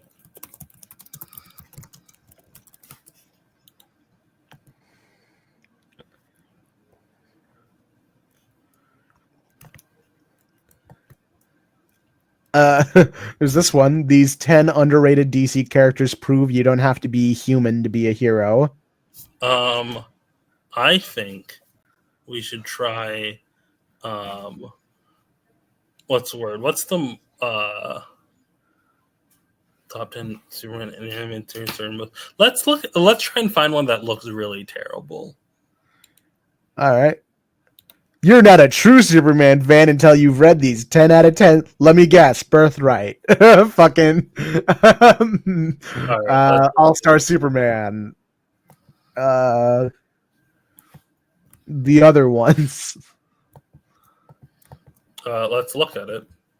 All right.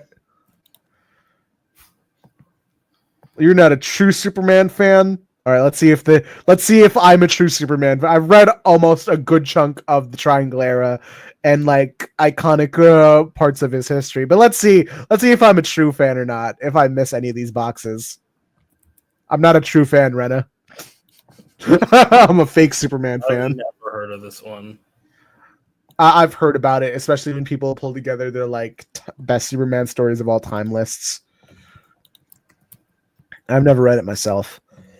It's the one that got us that one thing where that kid says, "Nice suit, thanks. My mom made it for me." Oh, that's cute. I've read this one. I'm a real Superman fan. I've read For the Man Who Has Everything. I even know. Really went with The Man Who Has Everything. Okay. Yeah, this is the basic bitch selection. I really don't want to be the you're not a real Superman fan unless you've read the Superman Blue arc or something like that. But yeah, See, I mean these are good Superman stories. This is an Elseworld. I do appreciate being like at least one of these ones on this list isn't canon. You know? Yeah. I mean, this is a great Superman story. Like it's a really good book. Yeah. I think I can be a true Superman fan and not have read it. I don't know. Here it is, Birthright.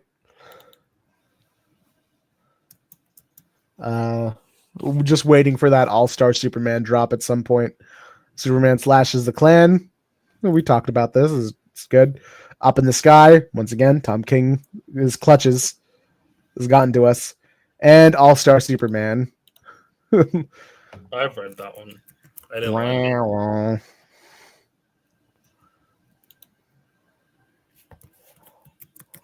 Oh. 25 best female X-Men characters ranked. If I see Kamala Khan in this, I think I might shit myself. All right, let's click it. All right. We're doing this rapid fire. There's 24. Rapid fire. Pixie. Never seen much of her.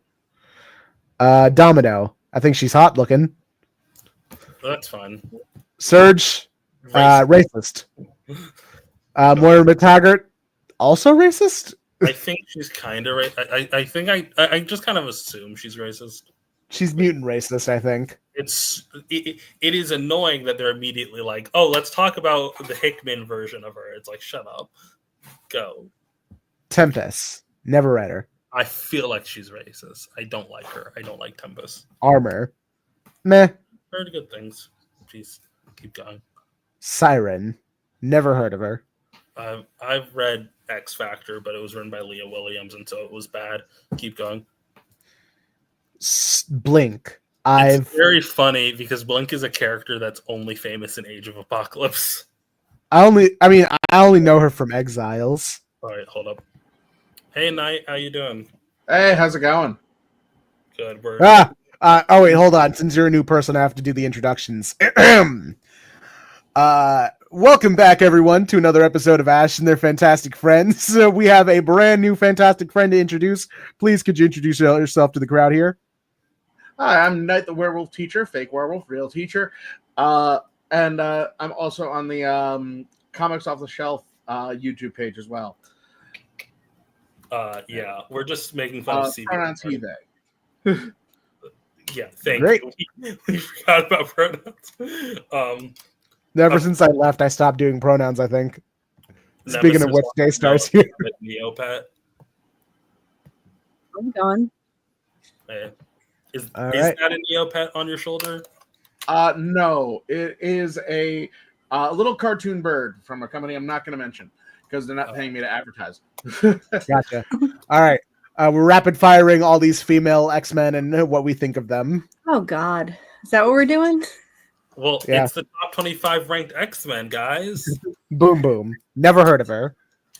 I know Boom Boom. I know Boom Boom from the TV show. She's fine. Yeah, keep going. Night. Oh, I do not know much about X-Men at all. Gotcha. Yeah. Good. Keep it that way. Yeah. I know Dazzler. Dazzler. I know. I'm surprised that Dazzler's so low. I've never read anything with her. Wow, Next, homophobic. Sage. No, she doesn't deserve to be on this list. I don't care Why? about Sage. Who knows who Sage is? I have no idea who this People is. want to be quirky and cool. Next, Mirage. Claremont's favorite. Mirage Mirage is should be cool. there. I like Yeah, Mirage. she's Yeah. nice. I think that she should get We've got a Summers in here. Hell yeah, let's go. Hope's the only Summers that matters. Do you really like Hope Summers? Yeah, Wow. it's like I love Guys, her. Keep going. She's cool. Jubilee. Jubilee's cool. She's nice. I like her. It's a little low for She Jubilee. is transphobic, so let's. She is? There's a bit in the opening to her introduction where she makes an X-Men joke. It's weird. Keep going. Betsy Braddock. Boo! Everyone Everyone- boo Betsy. Boo. Boo. Sorry, I was just thinking. Actually, going back to Jubilee, though, what's funny is there is a trans woman named Jubilee who actually has made that X-Man joke from. Yeah, but it's okay when trans people do it. Yeah, absolutely. It's like I think I mean, it's who's to say hilarious. Jubilee? Who's to say? Once again, racist, I Betsy think. Braddock pretending racist to be one. a Japanese woman for way too long. Yeah. It's crazy. Hilarious. I think it was like 2022 when they finally wrapped that whole. Well, no, line it up. was 1918. I only Where read is her it in New from? X-Men, and they made her naked in this, I think. I think. That's an X-Men comic book. You can't Yeah, help that. that was a really bad issue. I'm sorry. It has Sabra in it, by the way. Yeah. Yeah. Magic. Magic's cool. I wish that she wasn't written the way she's written sometimes. Yeah. People are horny about her on Twitter and TikTok for They some sure reason. are. They should sure have. People are horny about her. The comic book writers are horny about Magic. Right. I mean, She's an adult, right? Yes. Not But when she first started. Yeah. Yeah, that's what was tripping me up because I could have sworn she was a little girl last I checked. Yeah, I mean, she was everybody's an an Also, adult makers now. of Marvel Rivals are horny about her as well. Yeah. Yeah. Of course, Yeah. they're horny about everyone in that roster. They'll be horny about a fucking shark. Those people are crazy. I think Magic should kiss more girls. Mystique. Sure. Ditto for No. Mystique. No. I like Mystique. Actually, I don't. I don't care one way or the other. I She's don't- I all don't right. like- Right. And I don't have a single character I feel strongly about yet. Let's keep I kind going. of feel Rogue. I strongly dislike Mystique. I think Rogue. What about her sucks. daughter Rogue? She's fucking I don't- racist and a weirdo. I don't like Rogue. like how horny Rogue is. I don't like it. All right, now is Rogue horny, or have people made her like hot? I don't know. I just think like they should. Like I liked her design. Like the only good thing about the Rick Remender run of Uncanny Avengers is I like the Rogue design. I like when she's like all covered up and like wearing a hood and shit. Like I don't like the '90s Jim Lee look. All right. Anyways, keep going. Laura I will Kinney. say there's something inherently Yeah. wrong with someone who you cannot touch or you will die. Yeah, Uh-huh. Laura Kinney is just a ripoff of Wild Thing. Is all I have to say. White Wild Thing. And that's why she's cool. Well, Yeah. I like the Wolverine kids. Well, I like the Laura. Wolverine girl kids. I don't like the boy one. I liked All New Wolverine. I thought that was a pretty good book. Mhm. I have not read much Laura Kinney, to be honest. I remember her from the TV show. Kitty Pryde. Also Another racist? racist. Question mark? No, I feel like Kitty you can't. I feel like you can't fully blame Kitty Pryde for Chris Claremont's. Okay, All but- right. okay. First of all, I think Kitty Pryde's not a question mark. Kitty Pryde being racist might be the most canon thing about any mutant. All right, fine. Take You it. say the N word 3 times, and suddenly. But also, like, I do have to fucking say, say that. Kitty Pryde's literally a Chris Claremont self-insert. Like, if you can't, That's not true. She's a self-insert crush. She's I- a mess. We actually have an episode coming out, Rena and I, where we actually cancel quite a few superheroes, including That Kitty is- Pryde, I never, for saying I the never- N-word several times. I never remember filming, but we talk about the reputation of superheroes in like universe. And Yeah. like Kitty Pryde's one of them, where I'm like, I think I would hate the X-Men not because they're mutants, but because individually they all suck. All right. All right, Emma Frost. Emma Frost being number 4? Hell, What? maybe.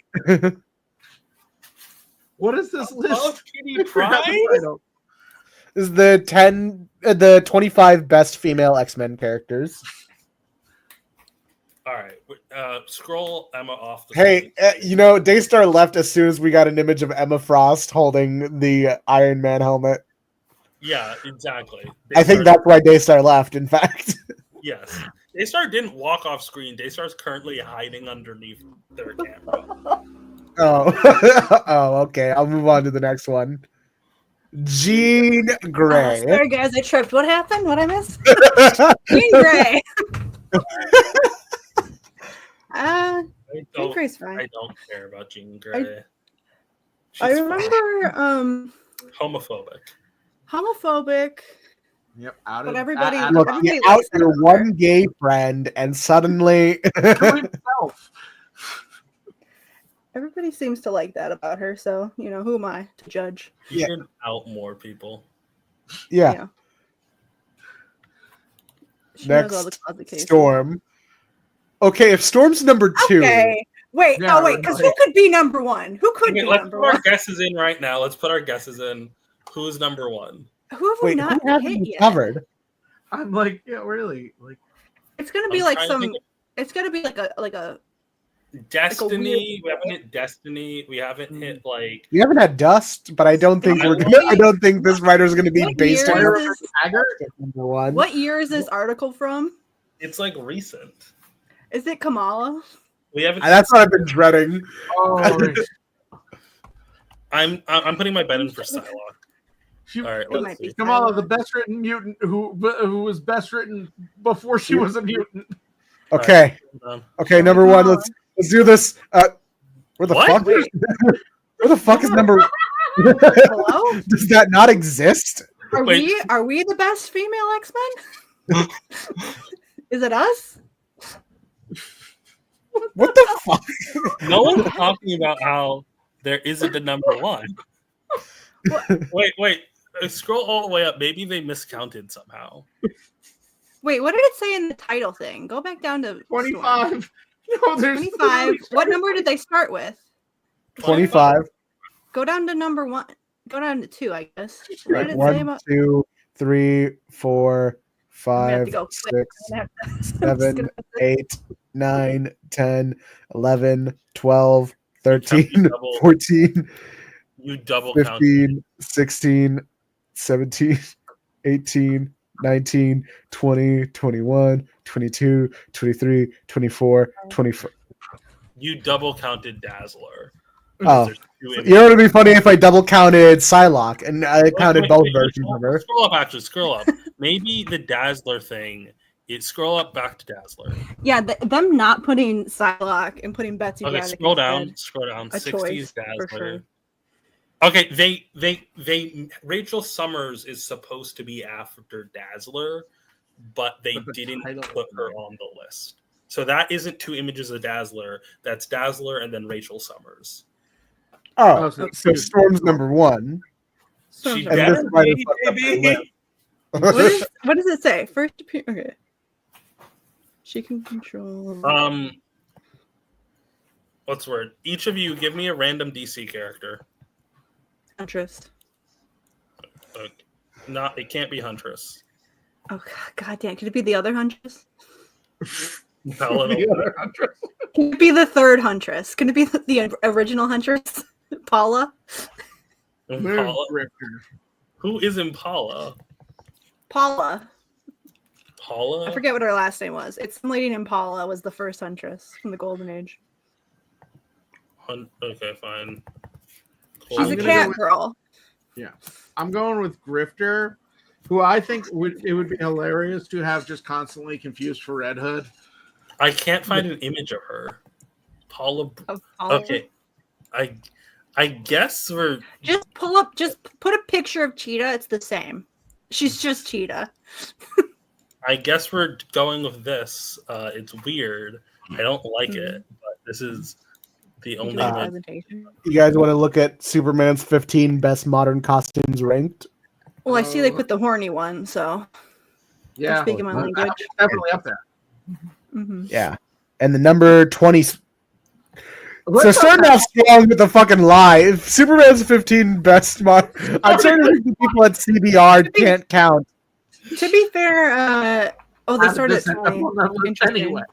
Interesting. How did raiding Connor's closet get on this list? 2011 Do Action you not Comics. remember this? This was like 2013 I era. wasn't reading comics then.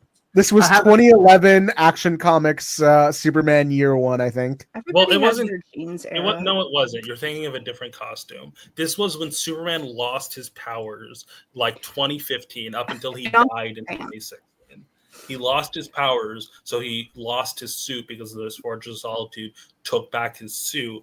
So, like, this was like early New 52. If you remember, this is the same era that gave us Jim Gordon Batman when, like, it was the same. Okay, according to the explanation, we're both right. Is saying it is the early days of New 52 Superman, but he went back to this look after he lost his powers. T-shirt and so- jeans, baby. So this is truly deserving of the number 20th spot of the 15 best Superman costumes. Number 20 because it's just that fucking bad. Only if he's only ever had 20 costumes. Yeah. It would be a stretch Number to find that many. I think. 19 Godfall costume. I don't like it. hate this, I don't like but I it. don't like it. He looks like a motorcycle. I don't like it. Yeah, this isn't great. It says evoked Akira. How? for a temporary event costume, fine, but yeah, definitely deserve the bottom 5 of shame. Yeah. Injustice Superman. This isn't far off just his regular suit. Yeah, just I mean, I don't rock with how they do the underwear bits where they like have it right Yeah. up like it's a thong. The V cut is kind of crazy. Yeah. Yeah, let's. I bet Lois would like to keep that one too, though. Yeah. can use Number that 17. Absolute Superman's last ditch armor shows he means business. Oh, I haven't seen this one yet, but damn. I have not read Absolute Superman. Could not tell you what this business I is will. about. I will say, Absolute Superman is a fan. Like, actually, everything in Absolute has been amazing. Maybe All like right. Wonder Woman. Like, as weird, dark, and gritty as it is, like at the very least, it's got social commentary, which is going really well. I've been reading Well- Absolute and that's Well, I don't know how I'm feeling about Ew. not Yeah, like no. I potential don't like like Nazi Nazi inspiration. Superman. I don't like Nazi Superman. Get him out of here. That's Don't just get what army shit looks like. Yeah, no. I don't like it. All right, now we get to the actual top 15, and Right. this is Brutal. Better much evil clothes. Superman costumes? No, that's not a thing. I mean, I don't know, guys. I'm kind of rocking with the chain. If that The thing chain like is- sags like it's bling, I'm gonna go fucking insane. Like, I think that would be awesome. Okay. If only he just had the chain and nothing else under it. I Yeah, wonder if it, like that will the show up weird. anytime. It's weirdly connected to the cape in some way, but I think like Although- it's holding the cape up. Although it's right there next to the much superior President Superman's costume. That isn't President Superman, that's Earth 2 Superman. Yeah. Blue Superman. If he just like let that shit sag like off of his chest and like lower and then he just starts rapping, I think I would agree with this Are list you a little looking better. for bondage Superman? Is that what you're looking No, for? I want him to turn his cape into a hoodie. I want Oh. Okay. I want him to be Eminem. Sure. All right, That's how you know Everybody- he's evil Everybody Superman. knows Clark Kent's Should I short-lived rap Okay. career. I have a presentation, but most people here won't get it. Or Cool. at least so, Oh, there we go. Valzad. Perfect. Yeah, there we go. Yeah. Shiny. As I said, much better. That's a better outfit. We don't have enough other colored capes, honestly. By which I mean, like, I like that white cape he's got on. Like, Mhm. I also not enough blue capes. I like Yeah. the shade of blue they use. Yeah, it's really Yeah. good. Baby blue. Earth 2 Superman. Is this That- Clark? Is this someone else? That just looks like John's. It does kind of remind me, the S being different kind of reminds me of the movie Superman. Oh yeah, I forgot. Valzad replaced this version of Superman, who did die thanks to Darkseid. Like that was the whole framing device, is that the Trinity died, like in the first issue of the Earth 2 comics, and it was up to, like a group of other people to help like salvage everything. Earth 2 Society. I gotta read that one. People tell me to read it because I like alternate stuff. Superman Lost. That Is it- was such a good comic light up up? until the end. Yeah, it glows the entire time. That's kind of cool. It is it's awesome.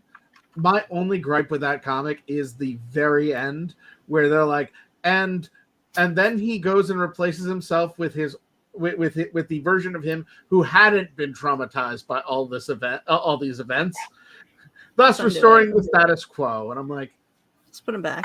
I do I'm like- appreciate a little bit of a titty. The tasteful titty.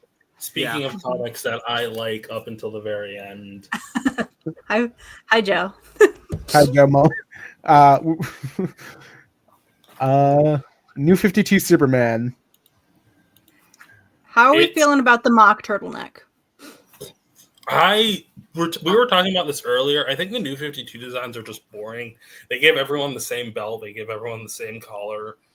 Yeah. Really, it depends on who's drawing this. I think when Jim Lee does it, it's neat. When it's George Perez, it's all right. When it's John Romita Jr., Mhm. The man's a legend, an icon of the industry. I love that Can't you be- can identify them each very quickly. Well, yeah. I mean, well, I know, Bob. This is Dan Jurgens, I believe. I don't think I would have been able to clock Dan Jurgens, but I got the other three. I think this is still Dan Jurgens. Oh, I I do don't that. know Dan Jurgens as well, especially not in like the new digital age coloring. Like I can only identify Jim Lee's version there because He did because my sister-in-law gave me a bunch a coloring page thing of just Jim Lee things. I didn't know the Rebirth suit didn't have trunks. I just assumed he got his trunks back. He did later on, but early on, Rebirth was we got rid of the collar. We smoothed out all the lines, so it's basically the only thing that was missing from it being a classic suit was the trunks. This belt is a lot better, I think. I don't know why. It's just is. I think like the Rebirth just costume. the mine just kind of fills in the trunks if if they're not there. Yeah. The just the very few differences between these two suits is so it's like yeah, I don't know. So this one got rid of the collar. Like Yeah. It does feel kind of like he was like, I don't know, the trunks feel a little silly. I'm trying something new. And that's all that happened. yeah. You just put a belt on. What's number I 9? think it's especially funny because this Superman and New 52 Superman are two different characters, technically. Mhm. Yeah. Post-crisis. Yeah. This is supposed to be the pre-New 52 Superman. Like You can tell Yeah. he's the one that thicker. dealt with the Triangle Era and the death of Superman and everything. Well, you can tell this is triangle era because he's shaped like a triangle. Yeah, and you can tell that this is the New 52 because he's shaped like the Like a He's shaped like every other New Shaped like 52 letter character. He's shaped like everybody. What's number 9? Number 9 is John Kent's first Superman costume. I don't care about the. It's I very much- realize we need it to be different enough that you can tell it's not Clark. we are. You can That's tell it's how- not him because he's frail and fragile looking. I Yeah. still don't. We still have not gotten to a super costume. I feel strongly about. I very much hope that all of the leather jackets right here. Here it comes. I was like the leather jacket era. I was really hoping that wouldn't get higher on the list. but- I do like how they're including John Kent's looks. I appreciate that. yeah. Yeah, he's a Superman, I think. I Yeah, he's don't Superman. love the. I don't know why he went electric. Don't tell me why. Honestly, they never really explained To make him stand out. Tom Taylor never really explained it. Actually, wait, it was the I live like- version. But I that's like it. Power Girl's leather jacket. That was about as much as I cared for the Why do leather you think jacket. But I thought we already did this. I remember someone saying the California one was. Wait, I thought we already did that. You Cape, should- Cape Well, tucked but- into t-shirt is crazy. I If- do remember people saying like the California love one, like it's hard to tell the difference between Khan and John because they wear such similar costumes. Now, Yeah. I thought we were. Is the difference just him wearing the little flappy cape? yes. Keep But going. He's honestly, dressed like his cousin. he could go for a short sleeve costume. Here's President Superman. Why There's is it so long? Yes. Yeah. There's a funny answer in there. We're gonna skip it, but anyway. Why does Aquaman got tits? Pre-Flashpoint. Flash. I'm like, is this the post death of Superman? Yeah. Yes, but with a few touch ups. Yeah. Like I think the logo's different. Like I I think it's specifically because his hair is cut. I didn't know Yeah. he could grow a beard. well, he could grow a beard because he wasn't under a yellow sun for a decade. I do like that one gag where he tries to go to the hairdresser and like all their scissors break. They can't cut his hair.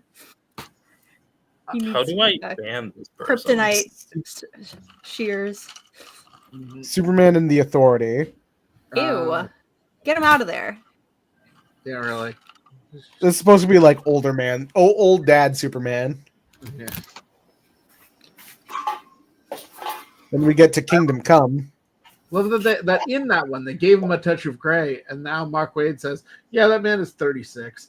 I'm like, I don't like Superman graying like early. I feel like Superman should look the same age he does until like 100 years from now. Kingdom Come. I like this design. I love Yeah. Alex Ross's art. True. I don't like that this is the shape, the logo that they're going with for the DCU. Yeah. Mhm. Because I can see the S, but I don't think the new generation of kids will. Yeah. It's a backward 7. It's a slash. Absolute the kids can't read Superman. already. We're not making it any easier for them. That one does go hard. The cape is sand. It's fun. or nanobot sand. It is ridiculously cool.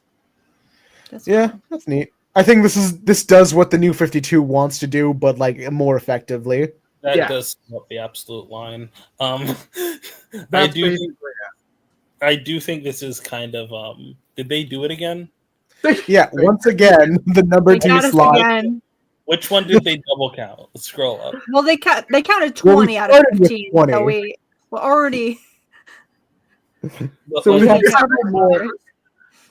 Also, Okay. I gotta say, John's Secret 6 costume is actually really damn good. They give Alright, him a I new will- one again. I have a presentation. Do I wait in hopes that more people will come who understand it, or do I just rip it off like a band-aid? Well, in truth, now that you have 2 other co-hosts, I will have to I am bid gotta go. adieu. Can you wait? Ayaan. Can I present this one thing and then you can leave? Sure. Bye. Is it only Ion that's gonna get it? No, you'll get it. You will get it as well. Okay. Okay. Knight won't. Our new friend won't. That's fair. Oh, we're night and day. We're opposites.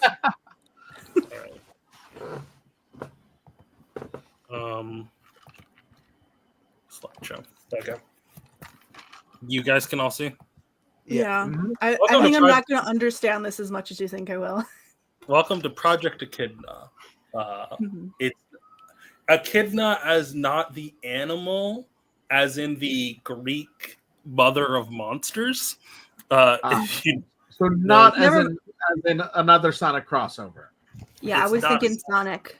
I was thinking Does I- Ken Sonic. Penders own the right to this? no. Yes. So I will also say I was like, what's the name of the mother of did really, I was was like- really good. what's the name of the mother of all the monsters in Greek mythology? It's Medea, right? No, it's fucking Echidna. So Justice No, League. Medea famously killed her children. Oh, I see. I see what's happening. So I've been thinking for a while. Do you know Justice League gods and monsters? Is this as many pixels as you could have gotten of this picture? I'm sorry, man. It's already stretched. No, out. it has charm. I like it. You really stretched him out. I Yeah. feel like I remember you've talked about this one before. I still haven't read it. Yes. So we have a problem here. How do we expand this universe? Like, right? Like we got the comics, we got the 3 shorts, we have the movie. What do we do beyond this? Okay. So we're gonna go through a couple methods to include more things. Okay.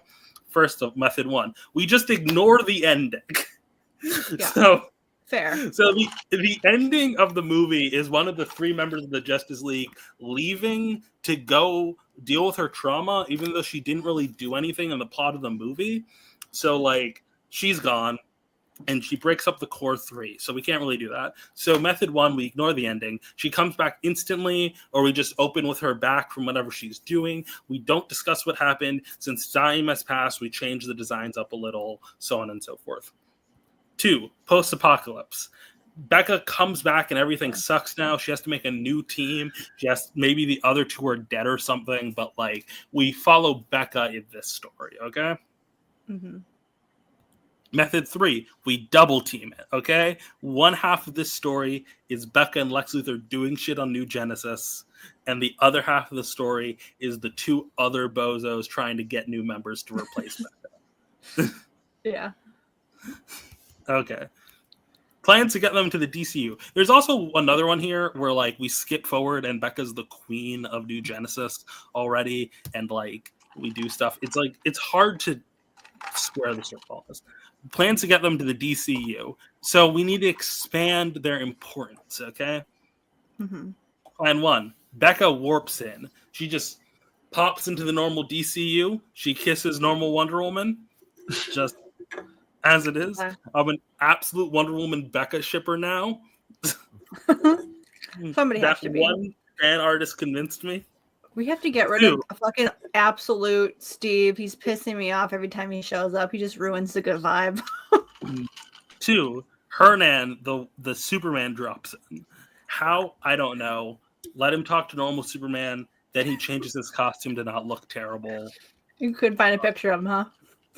Well, like, I needed to find a photo of him warping in. Yeah. No, this is a good solution. Method 3, Superman Conspiracy Board. Okay, so I don't know how to do this, but how do we make it so that a son of Zod was adopted by Mexican immigrants? I don't know. So we're gonna brainstorm together here ways to like how does it work? Okay, like okay, so like maybe there was like a what?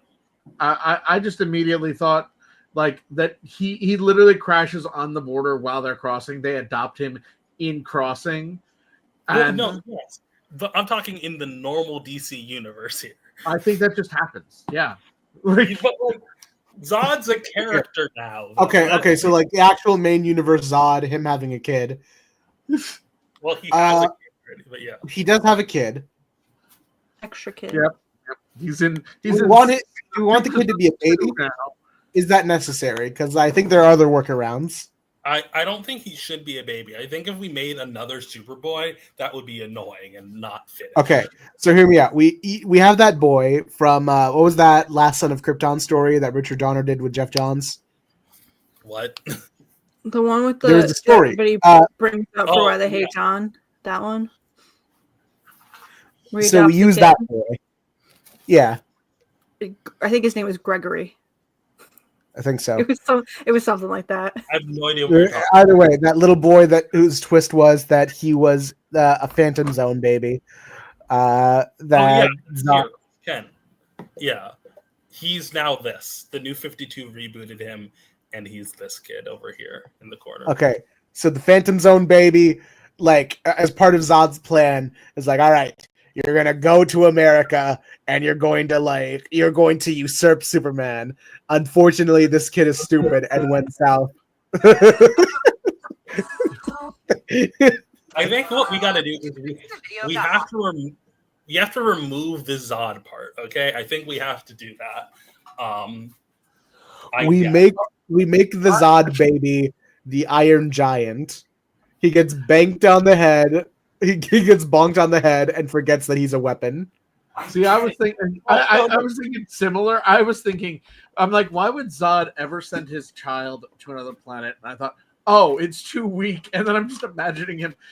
I was then imagining, why would he spend all that money? And I'm like, oh, okay, maybe he just literally just football through the baby. Zod's baby is Goku. I have it now. Clone of Zod. Okay, hits his head. Memory wipe. We now have an adult man being raised by Mexican parents. So we get all the stuff in there, I guess. Yeah, like it's a grown man who's like taken in by this nice Mexican family, and like they find out that he's like super strong and can deal with all the stuff that's going on, like whatever mean stuff is happening. There's like bullies or something, and like he deals with the bullies. He takes out. I was just thinking we let him just murder Ice. Alternatively, We hear me not out. use the word murder and Ice next to each other, but we let him fight Ice. Yeah, Give them- hear me out. To the death. We Jackson Hyde it. Okay, we completely changed the origin. So instead of a super baby, right, it's a normal baby that, in the same way Streaky the cat got superpowers, he got Kryptonian powers. But he's like a normal human baby with Kryptonian powers. You know, like remember All New Superman when like they had the Chinese Superman who was a normal human but had something like that. I don't know. Enough of this. Characters to ignore the typo. Characters to introduce into gods and monsters. So we're gonna spitball here. I have a bunch of characters, and we're gonna try and gods and monsterify them. Okay. All right. Connor Kent. Okay. Okay. Oh boy. Okay, so there is a Lex Luthor, and there is a Superman. There is a Superman. I say we make this boy the old-fashioned way.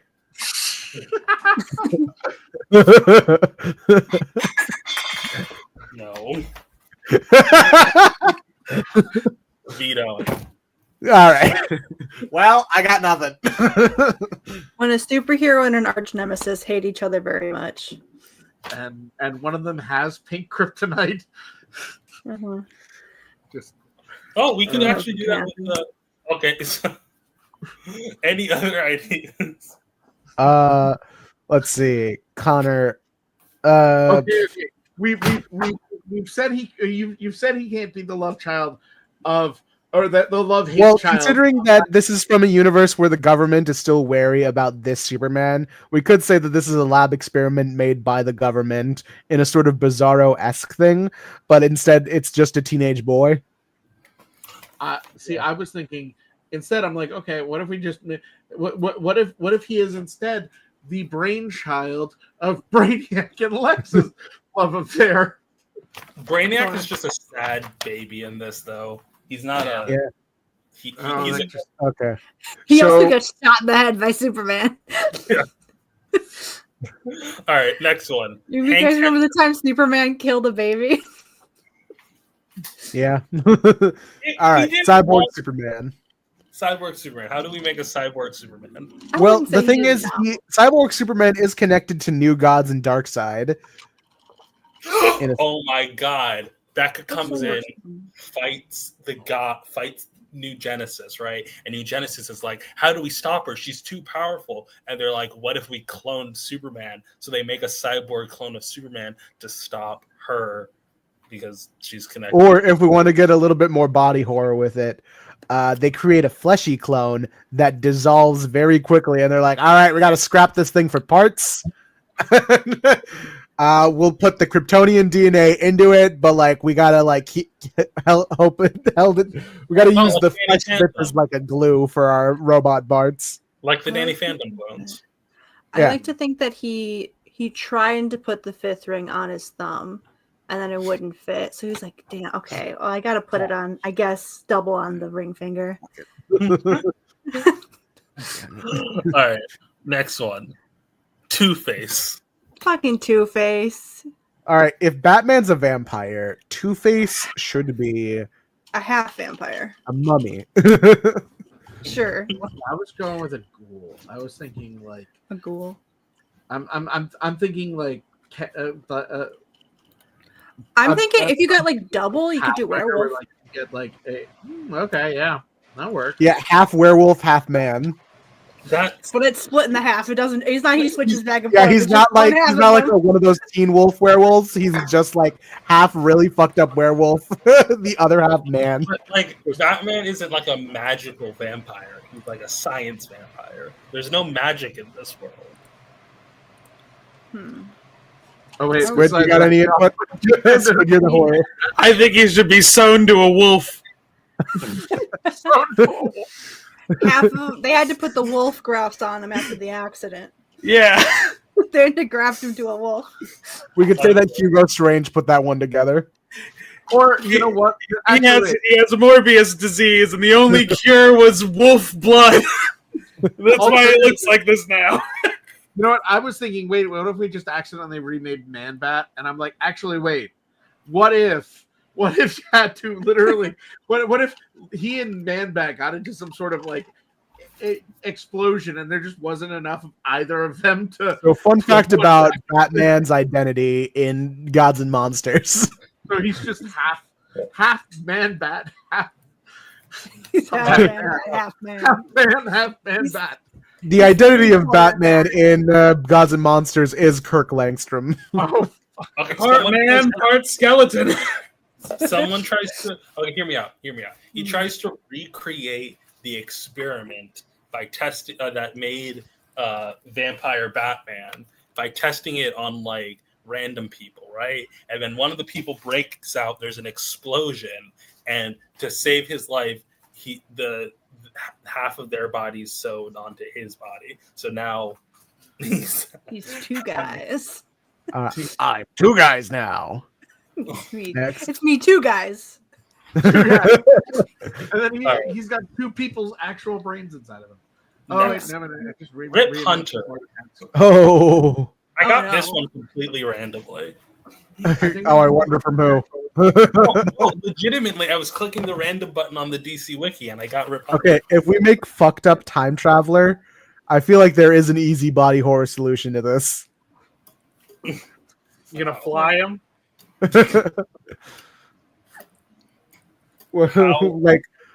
like Yeah. horrifying sci-fi concepts to do with time travel exist all the time. There's got to be one that we can pull for Rip Hunter. Well, like, how do we turn Rip Hunter on his head? What element of Rip Hunter is like important? He finally has time to read it, but he broke his glasses. He's stranded in the past. You you know how he's Doctor Who basically? Yeah. Well, he's the master now. What? How does that even work? He's not. All right, instead, He he's was the not- third He would just be Vandal Savage then.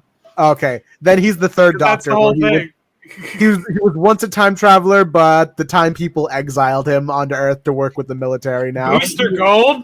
Well, no, he was a time traveler. He got exiled, and he lies about it to be like, actually, I'm the greatest here. He's a time criminal. He's a time criminal. The greatest hero you've never heard of.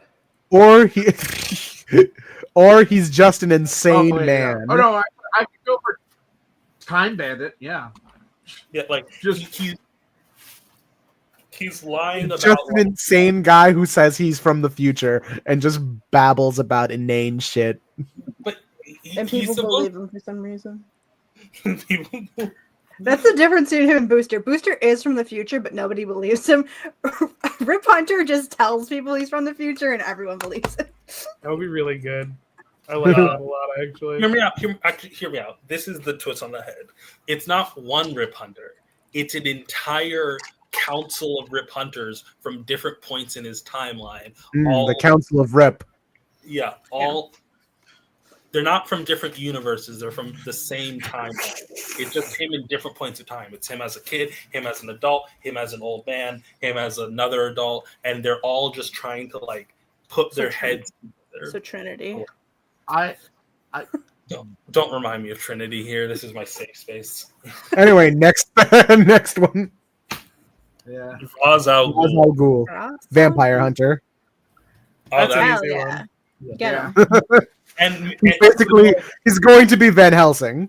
I like the idea that Ra's al Ghul vampires were real until Ra's al Ghul murdered all of them. That's really good, actually. I like that a whole lot. He's trying to recreate vampires. No, he's literally, he just thinks he missed one. Yeah. God damn it! Is there a Talia in this universe? Not yet, but there can be. This is a band who doesn't fuck. Oh Yeah. God! And now his Holly is the Mina Harker. All right. In this universe, I think Ra's al Ghul should be like a title that gets passed down because of like he should have magic revival pits. There's very Oh yeah, the title being head of the demon doesn't refer to him being head of the League of Assassins. It means it's the guy who beheaded the demon, the vampires. nice He's killing vampires. impulse. My boy, Oh boy. my He my. might be too pleasant for the landscape. I think Superman might shoot him in the head. I think we just Okay. I think what we do is we just steal mainline Impulse, just have him accidentally end up in this timeline and just get traumatized by it. We just traumatize the small teenager. Battle scarred Impulse. Okay. I think Battle we could damage. do- I Battle know damage Impulse. fucking If you think about it, Bar Tor is technically That's what evil gods and monsters. Bar 4 is just fucked up impulse. We just have the Bartor origin again. Yeah. For those of you unaware, in the New 52, I if you're I've decided I don't care. Is that the The one new that Wally 52 is hate coming. worse than death? no, that is his brother, Inertia. Inertia. Bartors from the New 52, when they were like trying to, there was this weird thing with the New 52 where both their Superboy and their Kid Flash, they made it seem like it was Connor Kent and Bart Allen, but truthfully, Bart Allen was actually this like future criminal called Bartor, who just also happened to have speedster abilities. He was not related to Barry Allen in the slightest. And their Superboy was not Connor Kent. He was Jonathan Kent, who was from another dimension, where he was an evil boy. He was a clone meant to save Jonathan Kent from, or Samuel Kent from dying. Because in that universe, Jonathan Kent was named. It's a whole thing. Whatever. Huntress. Vampire Hunter. No, that's doing No, a no, league. you have a league of your League of Shadows is a league of vampire hunters. Look, Yeah, we that need works. Catgirl. We need Catgirl. What if they each hunt a different monster and she hunts cat people? Yeah, Helena Bertinelli would be. I think her being a vampire hunter would be pretty funny. It's not Helena Bertinelli. It's Paula. Or werecats, as the case may be. I have no fucking idea who this is. It's Paula. It's Huntress. Obviously. Huntress. Get it together. How would you fuck her up, Daystar? I think we needed to do a cheetah situation where she's like some kind of monstrous cat lady. You And can't she make can her even more cheetah. Sure can. Put her together with the Wonder Woman. She needs something She's to a do. furry. Okay. Yeah, let Wonder Woman be a furry. She experiments with new god technology and accidentally becomes part cheetah, I guess. Grifter. I know nothing about this man. Yeah, I don't. I He got just nothing. makes I've bad never read decisions. Wildcats. Give me a rundown. All right. So, honestly, imagine Red Hood, but more willing to kill and more willing to make stupid decisions because of his moral compass. Honestly, Red Hood.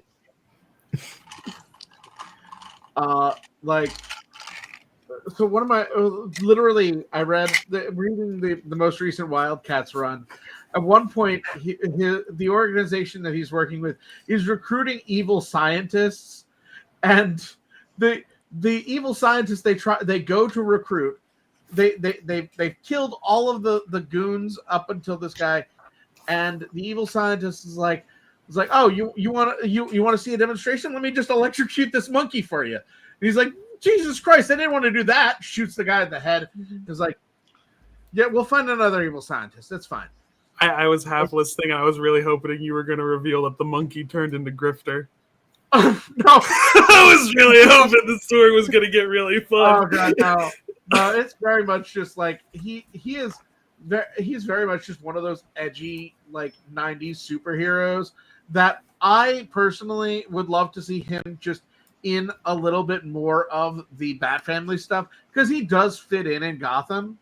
I think it'd be very funny if he just kept causing problems and Jason kept getting blamed for them. That'd be really funny. Come on. What if we make Just- him even more? But what is his origin? Like, A monkey got electrocuted. Where are you listening? He and his brother were mercenaries, and then his I gotta brother go back to work. I'll be back. by So his name is Cole Cash. His brother is Max Cash. They were mercenaries. He killed people for money. And then his brother died in a firefight, and he felt that he was responsible.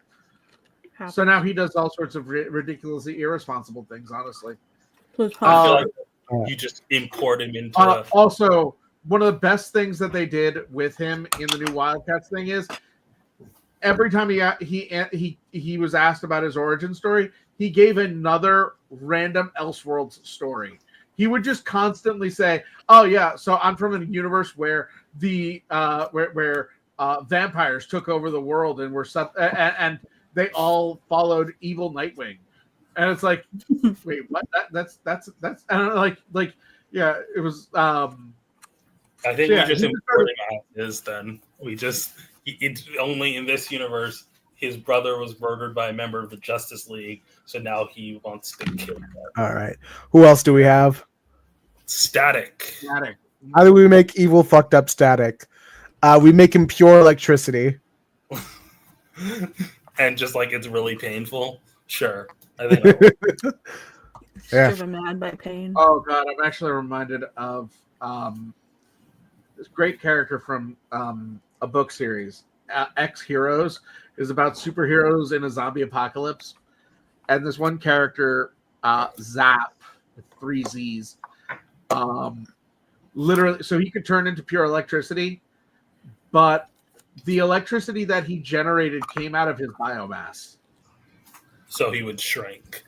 So he would lose he would lose like fat, and like the more he used that power, the more sickly he got. Wow.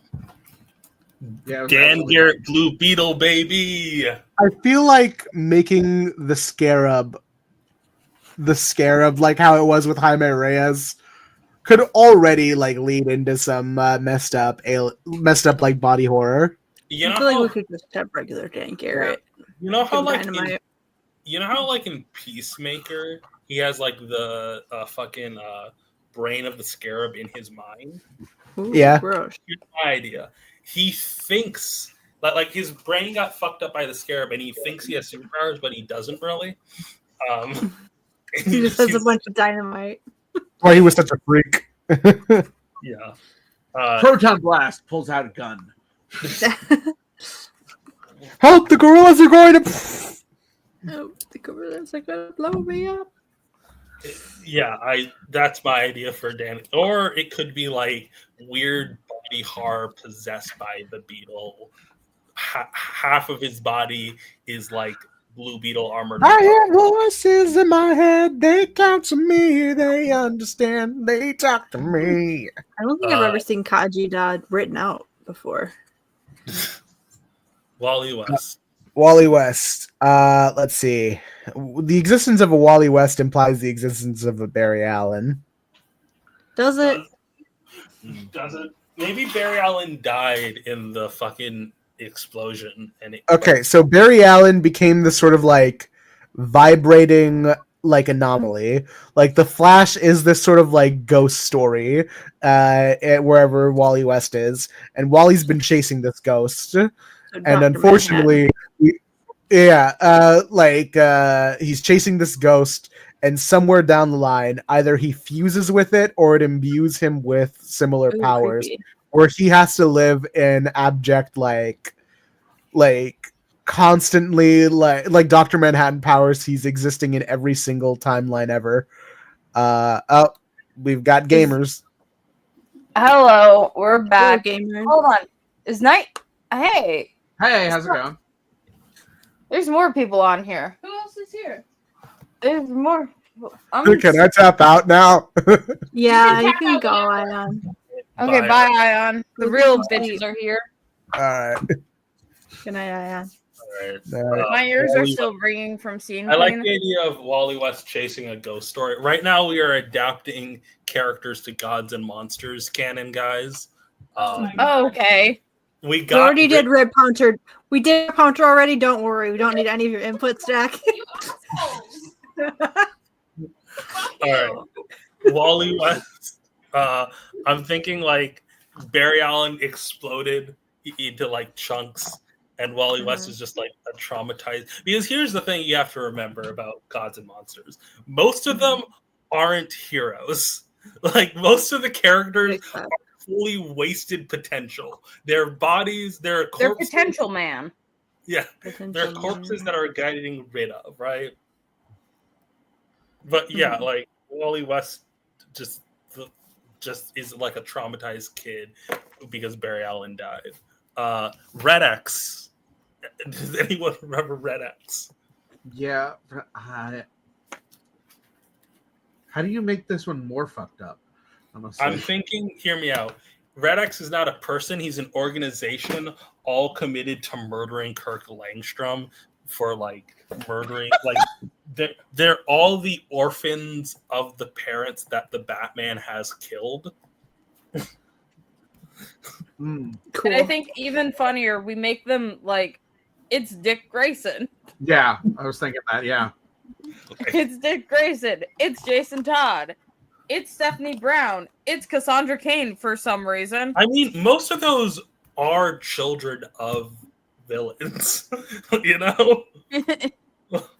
Like Stephanie Brown, Cassandra Cain, and Jason Todd are all characters whose parents would be murdered by this Batman. Mm. All right. And that was the last one. Anyway, did you show off my PowerPoint? Yes. I want to show it again just for Did because you show my PowerPoint? yes, I did. I think Ayaan won. I think it was 2-1 was the score. Wow. Should we put up the This is camera? a game. Can we So talk about tired. what's going on with this Nightwing? Was what Nightwing? I put an image share. Okay. Lincoln sandwich. They put Nightwing on estrogen, I think. They put Nightwing on estrogen? Yeah. Do you want me to braid your hair right now? Oh wait, are we? Uh-huh. Is that the from Immortal Legend? Yeah. You want to sit down and also help me plug in the camera? Yeah, What happened? Oh, here? hell yeah. Transform Nightwing. love it. It's also a hint of disco. A hint of disco wing coming through. Not mad at this. It's great. I'm going to share the PowerPoint that I was given. Hold up. Wrong Which one. one Hold should I on. share first? I think I'm going to share the game one so that everyone else can play. Where are my chicken strips? Over here. Maybe have a So now Hello, everyone. gamers. We just got back from Scene Queen, so we had to How eat was the food. concert? It was really fun. I got a pick. I got the guitar pick they threw. It was Cool. awesome. Nice. PowerPoint. Let's play a game. Oh God. Stack, what the hell? I will show you the winner of a Tumblr poll. You have Oh, to guess no. from 4 options what the poll the winner came from. Okay. Yours will be on the next slide. Before we get started, here's a fun one from a recent poll. I thought this was so fucking funny. It Right is- now, the mood is the one winning Tumblr's sexy rock contest. Yeah. It's the whole mood. All right, Moon is beautiful. this one. It's movie Sexy Morticia. person. Best mommy dumb. Yeah. So, what the fan? I mean, what she would be like on Tumblr, I guess, is really just like her Tumblr personality. If she had a Tumblr. Tumblr MILF. Yeah. You think Morticia's on Tumblr? No. Sexy person contest. Sexy person. Oh wait, those are the options. Baby. She beat I Miss was Vicky. confused. That's crazy. Now, which one do you think she won? Oh That's the God. normal CW character. No. Well, we know it's not D. Lowest rice purity score. I'm gonna go with Tumblr. Man. I want to say most British. I want it to be most British. Most normal CW character is funny though. I don't want to think about people finding this Yeah. man sexy. Honestly, he should be. He is like the worst hookup. He is just like the hookup that like that. Yeah, anyone not straight would be like, why are you with this man? Mhm. Even I'm kind of like, why did you do that to yourself? Why is this man here? Uh-huh. Yeah, no. Like, Like, is he gonna leave or is he sticking around? All right. So, like guesses? you know when people were thirsting over like the bear. Hello. Hi. Hello. We're playing a game where we put up a character and a Tumblr poll, and you have to guess which poll they won. Okay. Who's the character right now? John Constantine. John Constantine. Constantine. Yeah. If Ayaan was here, he'd be yelling at us about pronouncing his name correctly, but Ayaan's not here. We could say whatever we want. John Constable. John I did Constable. the entire time Constantine. And then when it came time to say it, I said teen. I have said John Constantine so many times now that at one point the Roman Emperor Constantine came up, and I read it as Constantine. I do want to specify, like, he doesn't, like, he can't be the most normal CW character because he's so atypical of literally every other CW character because he literally just came off the page of the NBC show, character and all. So he, like, literally cannot be a CW character. I think, interestingly enough, he was on the CW, but yeah.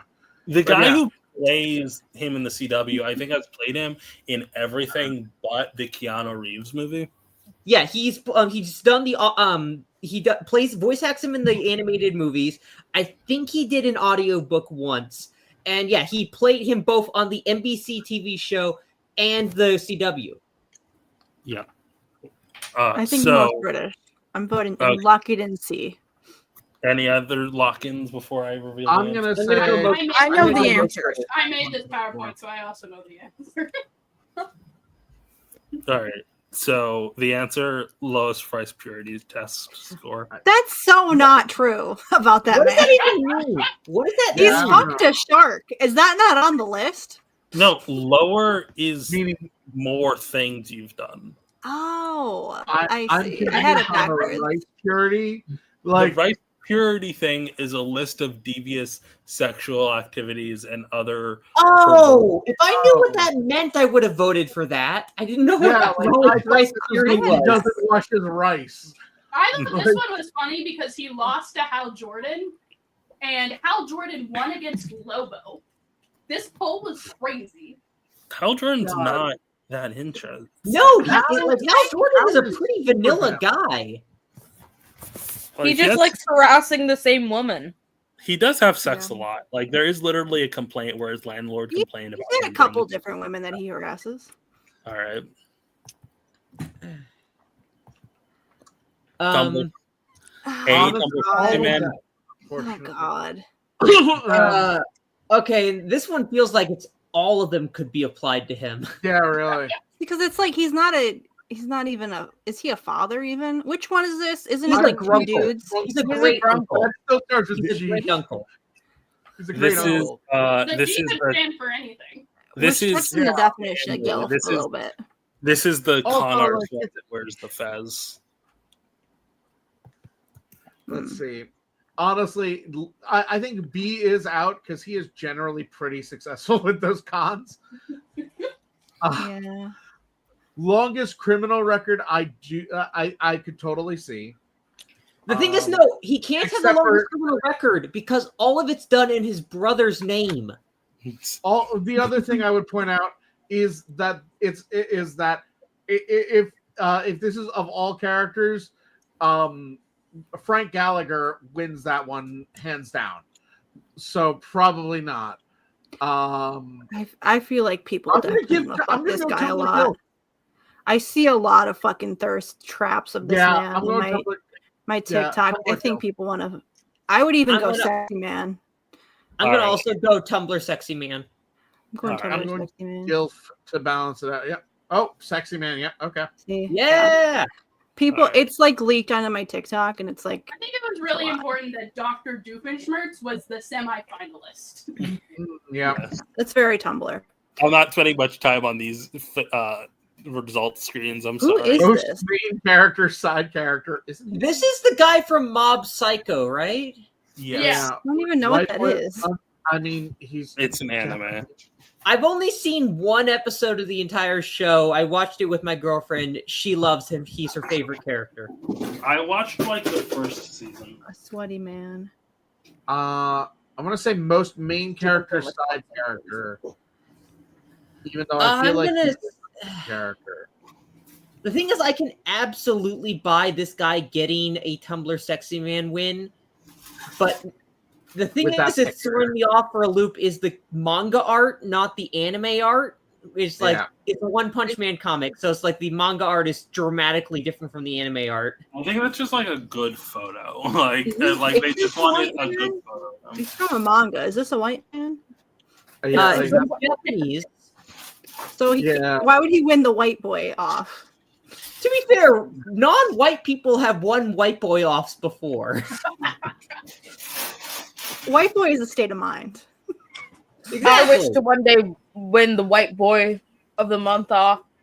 This is the conversation we were having about how people don't really view anime characters as Asian when they should. Yeah. All right. Any your answers are locked in? My vote is going to be for Ultimate Dilf. I think Tumblr is stupid enough to have him win white boy off. So I'm gonna go white boy off. All right. I forget what this one was. I win! Ultimate Dilf! What's Is fun this about man this not- is he Is was this man the not semi 16? This man is an adult, and he has a surrogate student that he mentors. Okay, so technically, it sneaks What's in. crazy is this guy got in the semifinals of the Ultimate Tumblr Sexy Man on Twitter, but then he lost in like the first round when we held the poll on Tumblr. Yeah, that makes sense. He definitely feels more Twitter than Tumblr.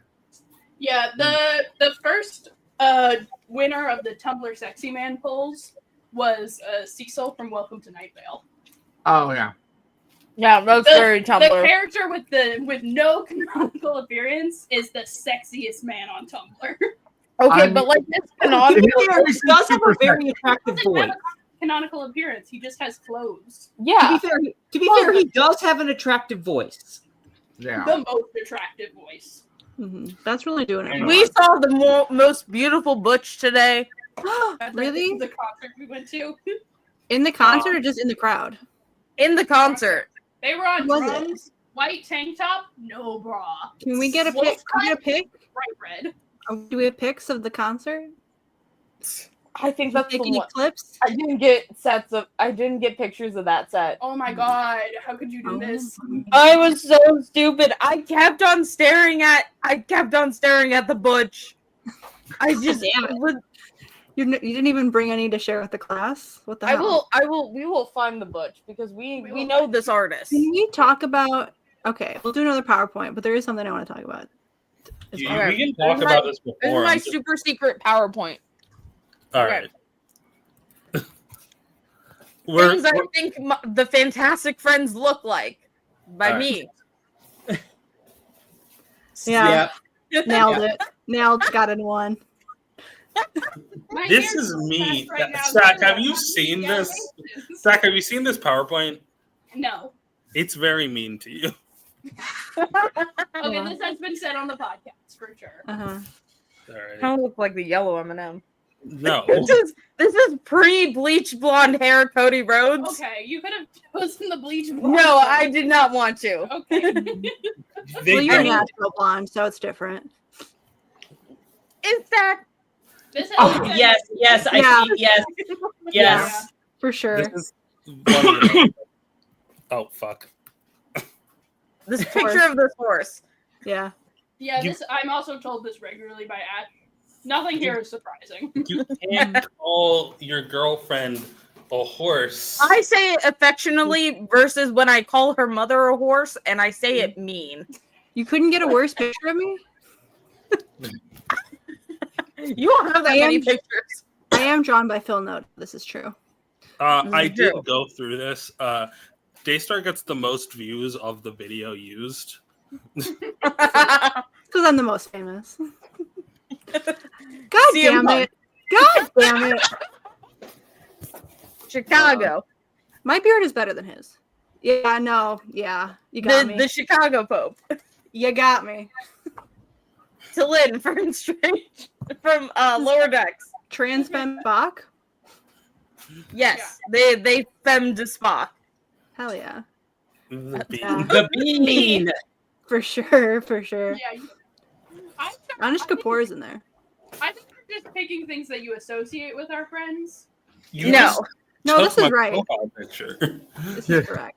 This isn't I did even just the put right- your profile picture there. I did that on purpose. Can I say, I hate Rocket's hair. I hate both. This is the second Rocket because, like, the first Rocket's haircut is so scuffed. So I use the second Rocket as my profile picture on TikTok. But even this hair, it's like they really did not let Black women have natural hair until like the 2010s, like at all. All right.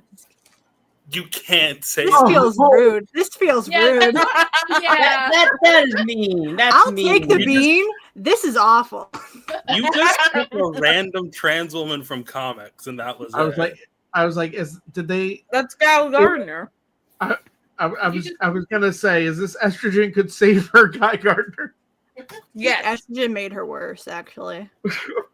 You know, Again, you just chose What the another. hell? You're You better have included Trans Carol Lantern. Ferris in this. You better have included Carol Ferris in the Trans Lanterns. I No. forgot about Carol. God I damn it. should have put it for yours. Rena does not look like Magic the Gathering cards. Rena No, plays this one's Magic making the more Gathering. sense. This is making more sense, actually. No, this one I get. This is a terrible hand, by the way. Don't keep this. Yeah, what the hell? Case in point. Case in point. What does not format play- are you playing? Like, what? Because, like, did you make a draft deck and you put Feed the Swarm in? Not getting into this. Honey knows what I'm talking about. Yeah, no, this is bad.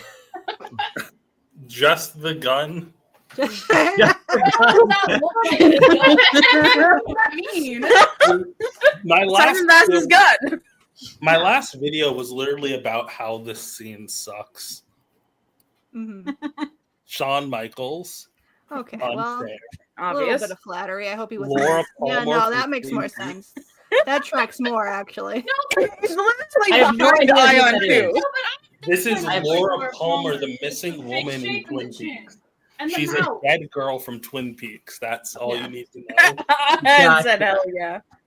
They have the same mouth. MCU Kamala Khan. It's a little rude. Boimer. Boy, Sure. He'll understand this. he understands. I already showed this PowerPoint to Ayaan. Is it Gold L- con. is it L for loser? It's Yes. For Lex. For loser? Kane. Kane. Shadow the Hedgehog. Oh yeah, of course. I don't know what this is. That's It's a Yeah. hex bug. It's called the Black Widow on the controller. Well, that's the name of the The kind of Hexbug. like the model. An advanced hex bug. Venom. No, that's T-posing? specifically image of T-posing Venom. That's not a Venom. T pose, that's an A pose. That's as much as Oh. he can raise his arms. Mothman. Oh man. I did myself too. That is Sam Rutherford. He's Filipino. Oh, No. This is this is the ugliest picture of Johnny Storm I could find. Yeah. You're the It's pretty reason why bad. he has this mustache. I love the mustache. I think he looks good with the mustache. The specific.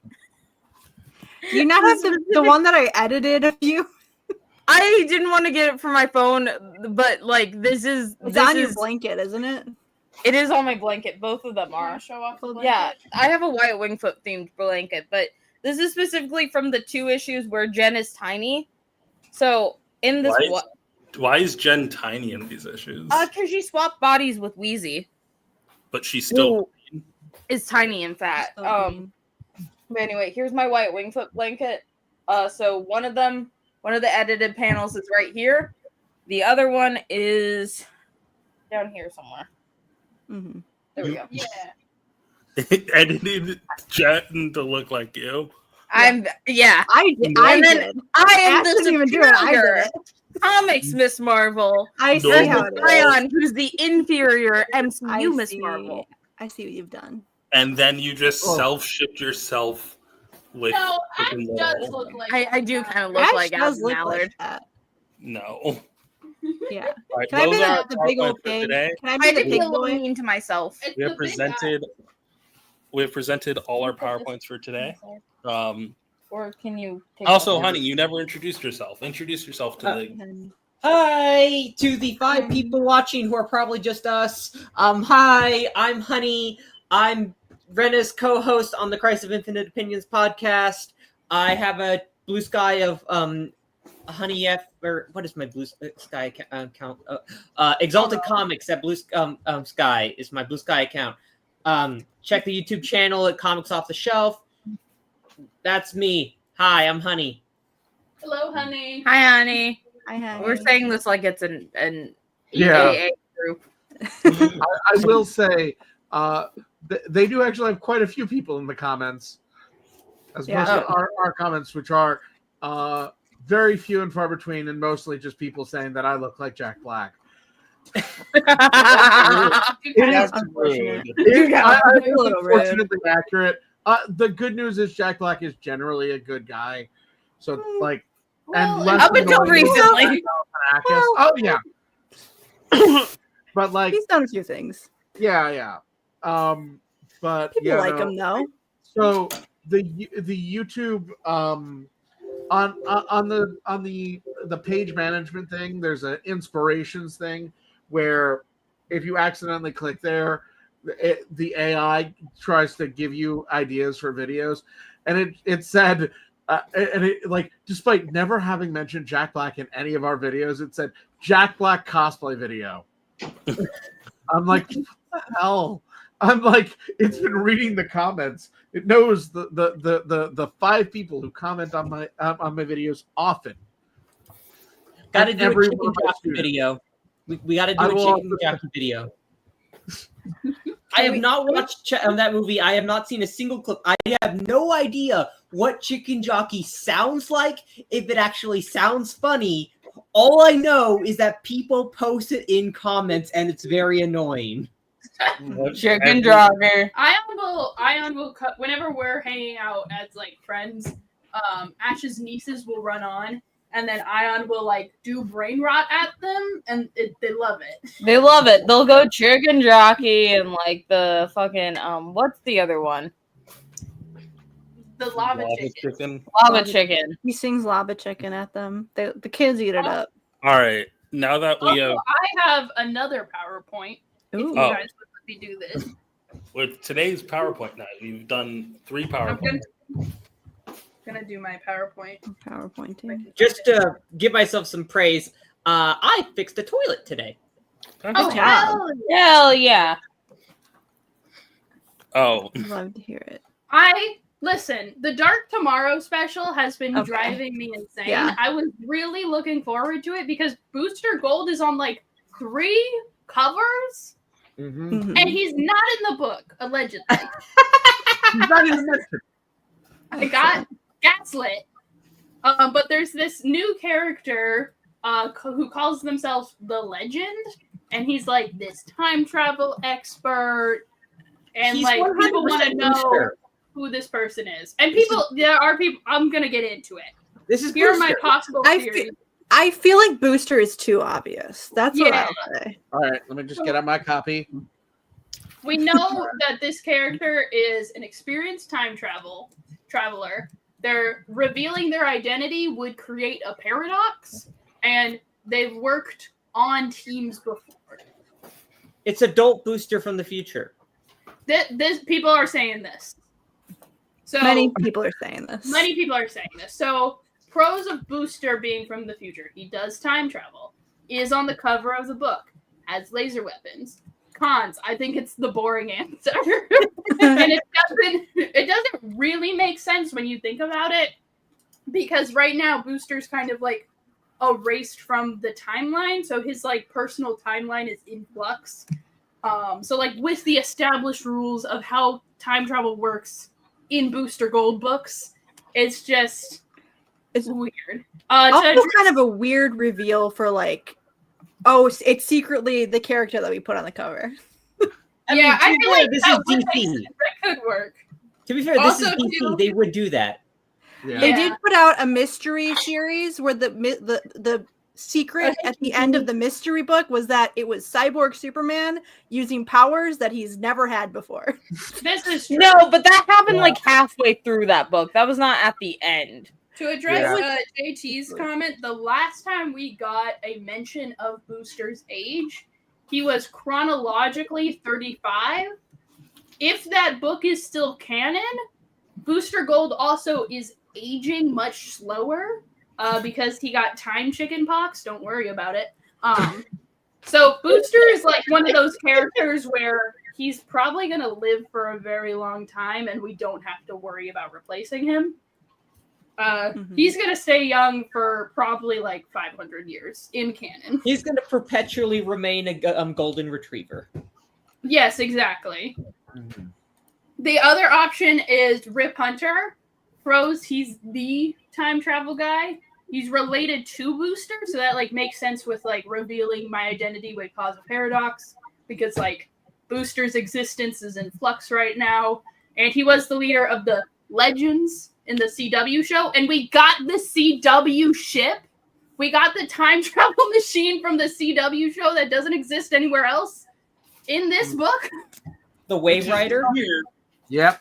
Yeah, the Wave Unrelated to the character that got murdered at the very beginning. Yeah, of the like book. they open with "This is Wave Rider. Watch him get murdered." Also, here's a ship named Wave Rider. No relation. They have Which to is say no. weird because it's 2025. The Legends of Tomorrow ended. First of all, Rip Hunter, spoiler alert, died in like 2017. Yeah, he died in like the 3rd season of Legends of Tomorrow. Yeah. Because they couldn't keep Rory around long term for a CW show. Yeah. Well, The cons of it being Rip Hunter is I don't want CW synergy, and it kind of doesn't make sense that he's not glitching out of existence in the same way that Gold Beetle is in this book. So, much to think about. This was presented to me, and I also thought of it independently as like. And also I said it independently. Other people are saying this, and you know that's a nightmare scenario for me. This is Corky Baxter. He's the annoying kid in the Time Masters team. He's like if Johnny Storm was even worse somehow. He hangs himself. In the 1990 miniseries of Time Masters, he commits suicide because he's so worthless. No, what's this art from? I want to see this comic. This is from Stargirl: The Lost Children, which does make Corky like a main character. I've actually been meaning to check that book out. It's really good. I thought it was pretty good. It was interesting with the Time Masters, but like still a really fun read. Introduced a lot of cool characters. So there's like a lot of cool characters who aren't getting used. This is the book that brought back Sparky. Yes. Yes, it is. Yeah, it is. So like the reason I think it could be Corky and not probably any of the other Time Masters who are more experienced is Jeff Johns gave him like a lot of attention for some reason, and he's kind of like less likely to glitch than Rip, who's like directly related to Booster Gold. Cons, I hate him, and he's supposed to be dead. Supposed to be dead like twice over. He's easily the most annoying Time Master, and it's not his fault. He's just the kid of the group. So like his job is to be annoying, but I just don't like him. But there's a twist in the case. Hear me out. I think yes, I was going to mention the Legends because of woke. Because of woke. So, like with Supergirl, like she's specifically using like they them pronouns, which I think is interesting. Like what if the Legend is a dude, I feel like people would just like default to dude.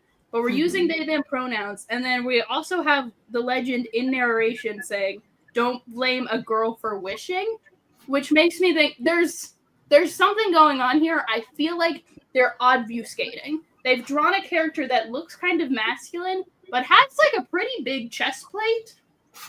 The Legend could be a woman. Could be titties in there. And could be gay too.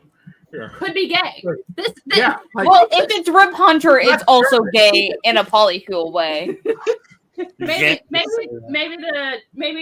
the legend is just a little fruity and is cool with referring to themselves as girl. We don't know. Yeah. We don't know. But Well, if the legend what I mean is a gay girl thirsting after could be a gay girl. I also do. I think we're not locking on the fact that this person has a history with Jonah Hex. Which I thought was a clue. Okay, no. So it just says Hex. Do we know that it's Jonah and not like an adult Jenny? No, because it's Jonah in the picture. It's Jonah Hex is on the team. Okay. Yeah. We're talking about Jonah. So For sure. all of the Time Masters canonically have history with Jonah Hex, and so do most time travel characters. Just because we like to go back in the past. My vote is for The only Jenny. way to put him in a story with superheroes. I'm voting for Booster Jenny. Gold also has history with Jonah Hex. That was like one of the early stories in Volume 2. Gotcha. So, like so far, everyone checks out as having history with Jonah Hex. So my number one theory of if the legend is a woman is Lori Lee. I don't know how you're supposed to pronounce it. Leary, I believe it's Leary Lee. Leary Lee. Yeah, she's the linear woman. Superman. And I don't think she did This actually makes a lot of sense. The whole living paradox situation, because she was already like a weird walking paradox before Flashpoint. Yeah, like the linear men are weird. That whole team, weird, but I love She them. stole the powers of Wave Rider, but then Wave Rider, you just said, dies at the beginning of the story, but she would also have the powers of Wave Rider. Yeah, a lot of people have been Wave Rider, including Booster Gold. In oh gosh, it was the one that starts with the C. Convergence. Booster Gold. I like how I just look. Every time traveler gets to be Wave Rider at some point as a fun little treat. But like this makes sense to me because like they go to Vanishing Point specifically. That's like the origin. Where she died. I don't know if she's dead, but like she's kind of sort of dead. It's a whole thing. But she's like she's like the time travel person. Well, I mean, And, she died on Vanishing Point. Yes, but also no. Like they've been back fairly recently. And like just because like this could be like an earlier version of her, like with time travel, it's weird. But the cons are, do people even remember her? To be fair, no one remembered her when they brought them back during Flashpoint during that Booster Gold Time Master story. Exactly. Like their history is so convoluted because they are time travelers, and also because no one really cares to keep it consistent. Another theory I have is that it could be Rainy Carter, who is Booster's daughter, but not like biological daughter. So like she's less likely to glitch out of existence because she's gonna exist even if Booster Gold doesn't exist. So like Gold Beetle still exists but isn't biologically related. She like is still Gold Beetle but doesn't remember Booster Gold. And so like Rainy could still exist but kind of doesn't remember why she's doing what she's doing. I would love for Ronnie to come back. I need her back. I love her. It would suck for her to be another instance of a child being radically aged up just so that the story can continue. I mean, that is true, but also with her, because she's like a time traveler, we can skip around. We can still have Sure, stories but with her as a baby. The fun dynamic was, here's super old, like in his late 30s, Rip Hunter with his older sister who's like 10. Yeah, that was like the fun dynamic. And she kept calling him Grandpa, which I thought was so good. Grandpa. Super old in his late 30s. Oh, damn. This is DC Comics. The oldest you can possibly be in DC is your late 30s or you're a JSAer. We were Senior talking citizen. about that. But I miss her. I want her back. We haven't seen her since Volume 2. Not a single DC character is 40 years old, I'm pretty sure. Yeah. Another good option is Booster's sister. She has more canon experience as a time traveler. could She's exist also a without living Booster. paradox. They came out of the same pussy. Okay, but like The original paradox. They're literally twins. They came out they of are the twins, but like they're not identical twins unless one of them's trans. I think both of them are trans, but that's me. We did this twice with two different sets of twins. Yeah. The pros are also that she's funny and hot, and I miss her. I miss her too. Another list of cons. Does anyone really remember her?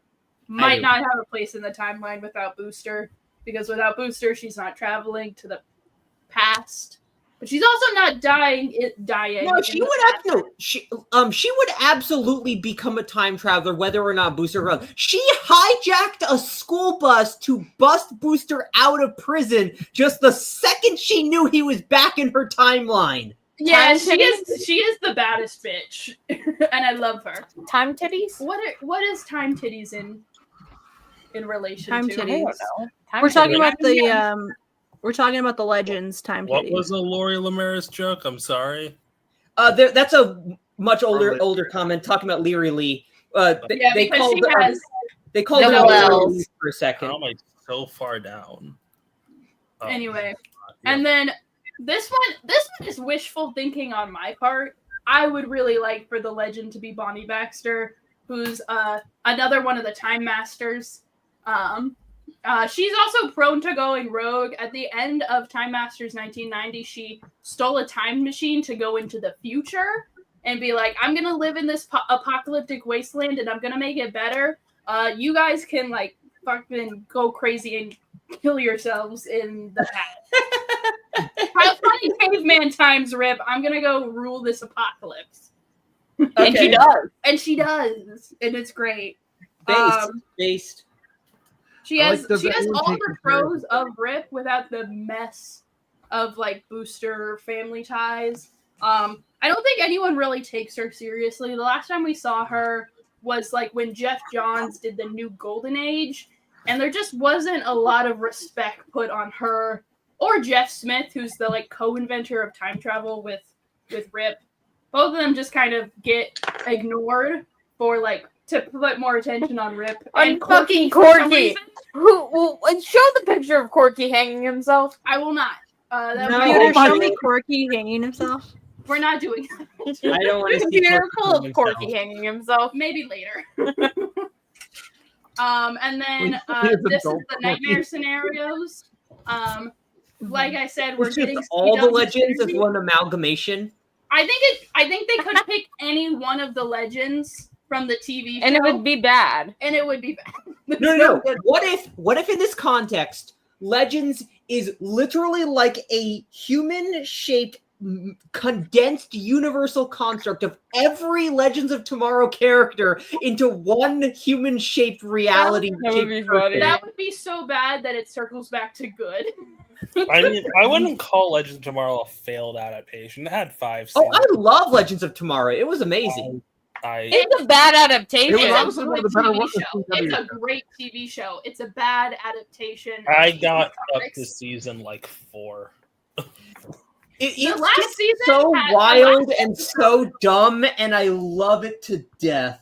The very last episode of CW Legends of Tomorrow ends with Booster Gold is there, and these two blonde women who know they're not sisters, they're lesbians. They're doing fempreg. Like one of them got the other one pregnant. It's just Is two blonde lesbians allowed? I guess so. Is that allowed? We really did choose like And are they cops? I don't know. They're not cops. one's a They're not cops. Okay, it's weird. They are part of an authoritative structure that polices the timeline to dictate what is and isn't allowed to exist along the quantum spectrum. So they're basically time cops. They have a prison that they can arrest you and send you to. They're not literally cops for They're most not of my U.S. people. cops. They're not U.S. cops. They're as much a cop as Green Lanterns are.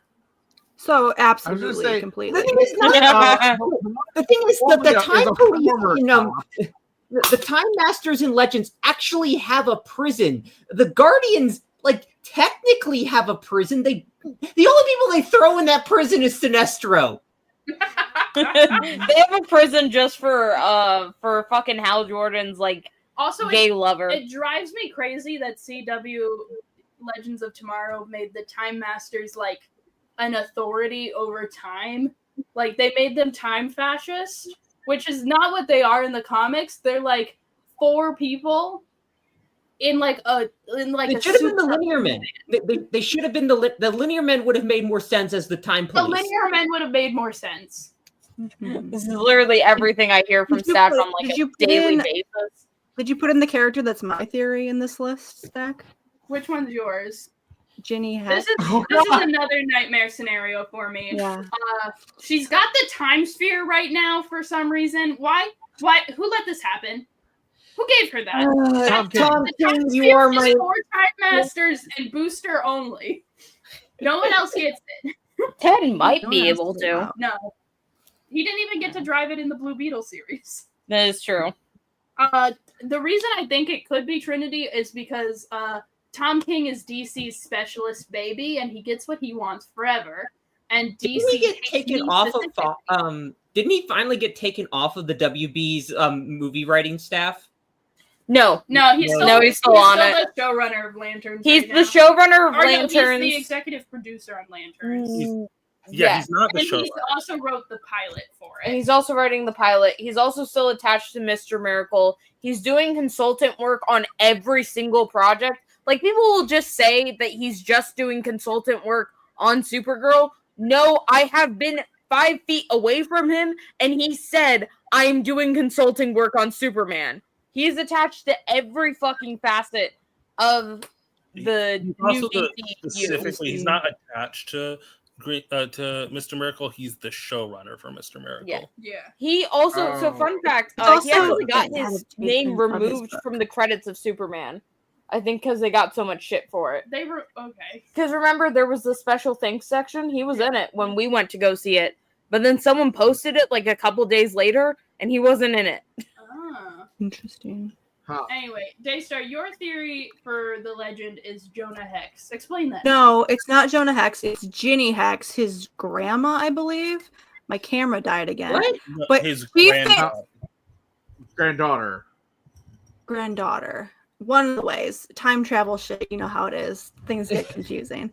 But she fits all of the clues that we got. History with Jonah Hex, gay, dresses mask, and knows who Batman is.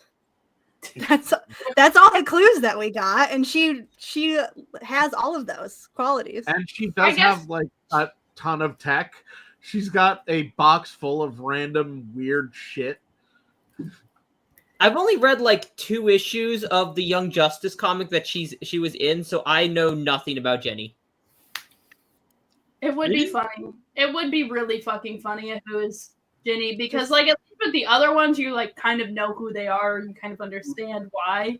But like random granddaughter of Jonah Hex that I think most people have forgotten about. That would be really good, actually. It would be hilarious if she actually, if I'm pretty sure she is his granddaughter, but the grandmother comment is just like circling my brain of just like trying to logic why the grandmother, why the childhood version of the grandmother of an ex-Confederate soldier is dressing up as an ex-Confederate soldier. Huh. You know who else it could be? Now that we're talking about You're gonna pull up some ransom shit, aren't you? It could be Daniel Carter. Oh god. No fucking way. Shut the fuck up. This is Booster's like great grandfather. Pull up the racism they did. He's the When present did day. he do racism? What are you talking Issue 3 of Time Masters. No, that's Dan Hunter. Different guy. Rip Hunter's fake cousin. This is Booster Gold's real great grandfather. He was Supergirl during 52. This But is the 21st century Booster. Yeah. This is 21st century Booster, except for he doesn't have a gambling addiction and his parents still let him live with them. He doesn't have a gambling addiction, but he's more of a loser than Booster is. He's more of a loser than Booster is because he spends all of his time playing Madden. Exactly. God. But he does have the Supernova suit, so he does have access to super suits. And he has done time travel stuff before. So he was briefly recruited during Volume 2 to kind of help with some projects. But like he's just the worst. He's just a loser. He's awful. So that's another nightmare scenario. Like he doesn't even play Call of Duty, he plays Madden. Yeah, because he's gotta play football for Booster. Yeah, exactly. For Booster. Even though I think that 31st century football is very different. They got crop tops and hats. And yeah, they got those feathered hats. They got feathered hats. That's only in 25th century football is different than 21st century. Who knows? Maybe a feathered hat prevents all the concussions. Have we tried putting feathered hats on the football players? Maybe that'll stop them from getting concussions. I was actually thinking the secret to 25th century football is bigger concussions. That's why Booster's like that. To be fair, I do believe they did a statistic that there's less concussions in rugby because they have less protection, and so people are more careful about doing tackles because they don't want to hurt themselves. Yeah, like part of the rules of the game are you can't damage the feather at all, so you have to keep your head safe. Also, Daystar, are you trying to pull up Cynthia Erivo? I wanted to talk about something with Cynthia Erivo playing Jesus and Jesus Christ Superstar. Is that we get to observe her in an environment where she is next to regular sized people for once, and not just Ariana Grande. So she looks. How did you pronounce that? Ariana Grande. That's her name. No, that's not how you pronounced it the first time around. That's not how you pronounced it. Ariana Grande. Everybody knows her. Everybody knows hit pop star Glinda Upland. Ariana Grande. I like the Yuri artist. Yeah. Oh yeah. But the person who keeps drawing Go be here. If we look at TikTok on the desktop is crazy. But if we could see it just like because Philippa Sue is a normal sized woman, and Cynthia Erivo is like a little. She's like a skeleton. Just a little guy. She's just a little guy, and the crazy one really is next to Adam Lambert. Oh my god! Well, okay, he's wearing platform heels. It was so unnecessary to wear platforms for this performance. It really was. It was unnecessary. Platforms. She looks so looks small. like an actual. She's small in all dimensions. Yeah, her arms are like paper clips. Yeah, and he's not even like that. He's 6'1", I think. I just looked it up. He looks like he is like 7 feet tall in this picture. Yeah, he looks like a giant.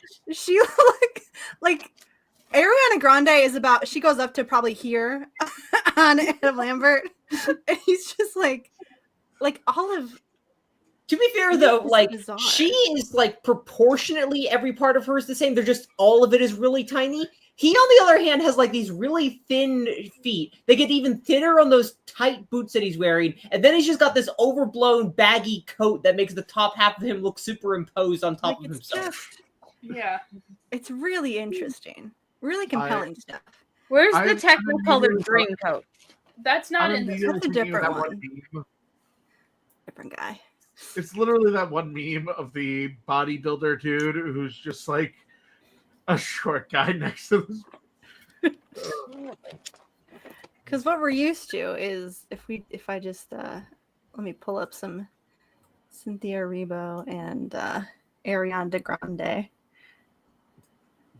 Can you pull up an image of Cynthia it was Ariana holding Cynthia's like pinky finger.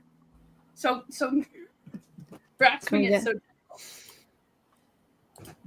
Here we go. It is the third picture when you just search Cynthia Erivo. Cynthia Erivo and Ariana Grande. It is space for defying gravity. They're holding space. I hate how every single fucking press interview next to each other, they look normal because they're both minuscule human beings. So it doesn't look as crazy. But They're also both like deathly thin. Like, look They're how We very need to get thin. these girls into eating disorder Yeah. recovery. My God. like both of them have cheekbones I- sharp enough to cut glass. yeah, it's a little much. You know, for the it's two of funny, them. honey. You mentioned that Cynthia's arms look like paper Oh. clips, and here next to Ariana, her arms look normal. Like, They are Ariana so Grande. skinny. It's They terrible. are. It's unearthly. Especially because, like, I don't think they started out this way. No. I think something When you happened get- on the set of Wicked that just it sucked the life out When of you the get both of two them. girls that have disordered eating next to each other, it's dangerous. They entered into a fasting contest. It really is like that. Middle school was fucking crazy. Did you get put into a fasting contest in middle school? No, it's just there were other girls around me who were like skinnier and were sharing their like diet tips. And I was like, oh, I should eat cotton balls too. That sounds like a great idea. Eat what? What kind of high school did you go to? That's Did like you a pretty common thing. I Did you can't say remember hot balls. I'm not gonna explain it. It's not. But it's like, well, I guess I have to explain it. Like, it's like They you were eating eat them to things feel that full. aren't edible to like hold space in your stomach so that you don't get any calories, but you feel Holding full. space So that's what they're doing. They're holding space in their for stomachs. cotton balls. Yeah. Oh no, that's sad. I hope they get well soon.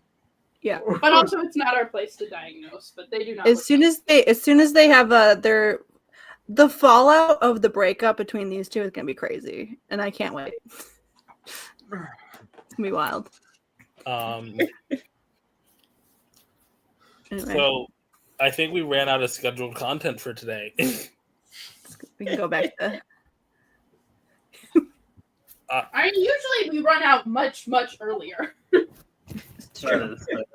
I don't know. I feel like I did an entire presentation, and I still want to talk more about gods and monsters. It's Wait, okay, so what did you guys come up with for Rip Hunter while I was gone? we came up with that he would be like reverse Booster. He shows up. No, he's just like some guy who tells Okay. everybody he's from the future, but he's not, and everyone believes him.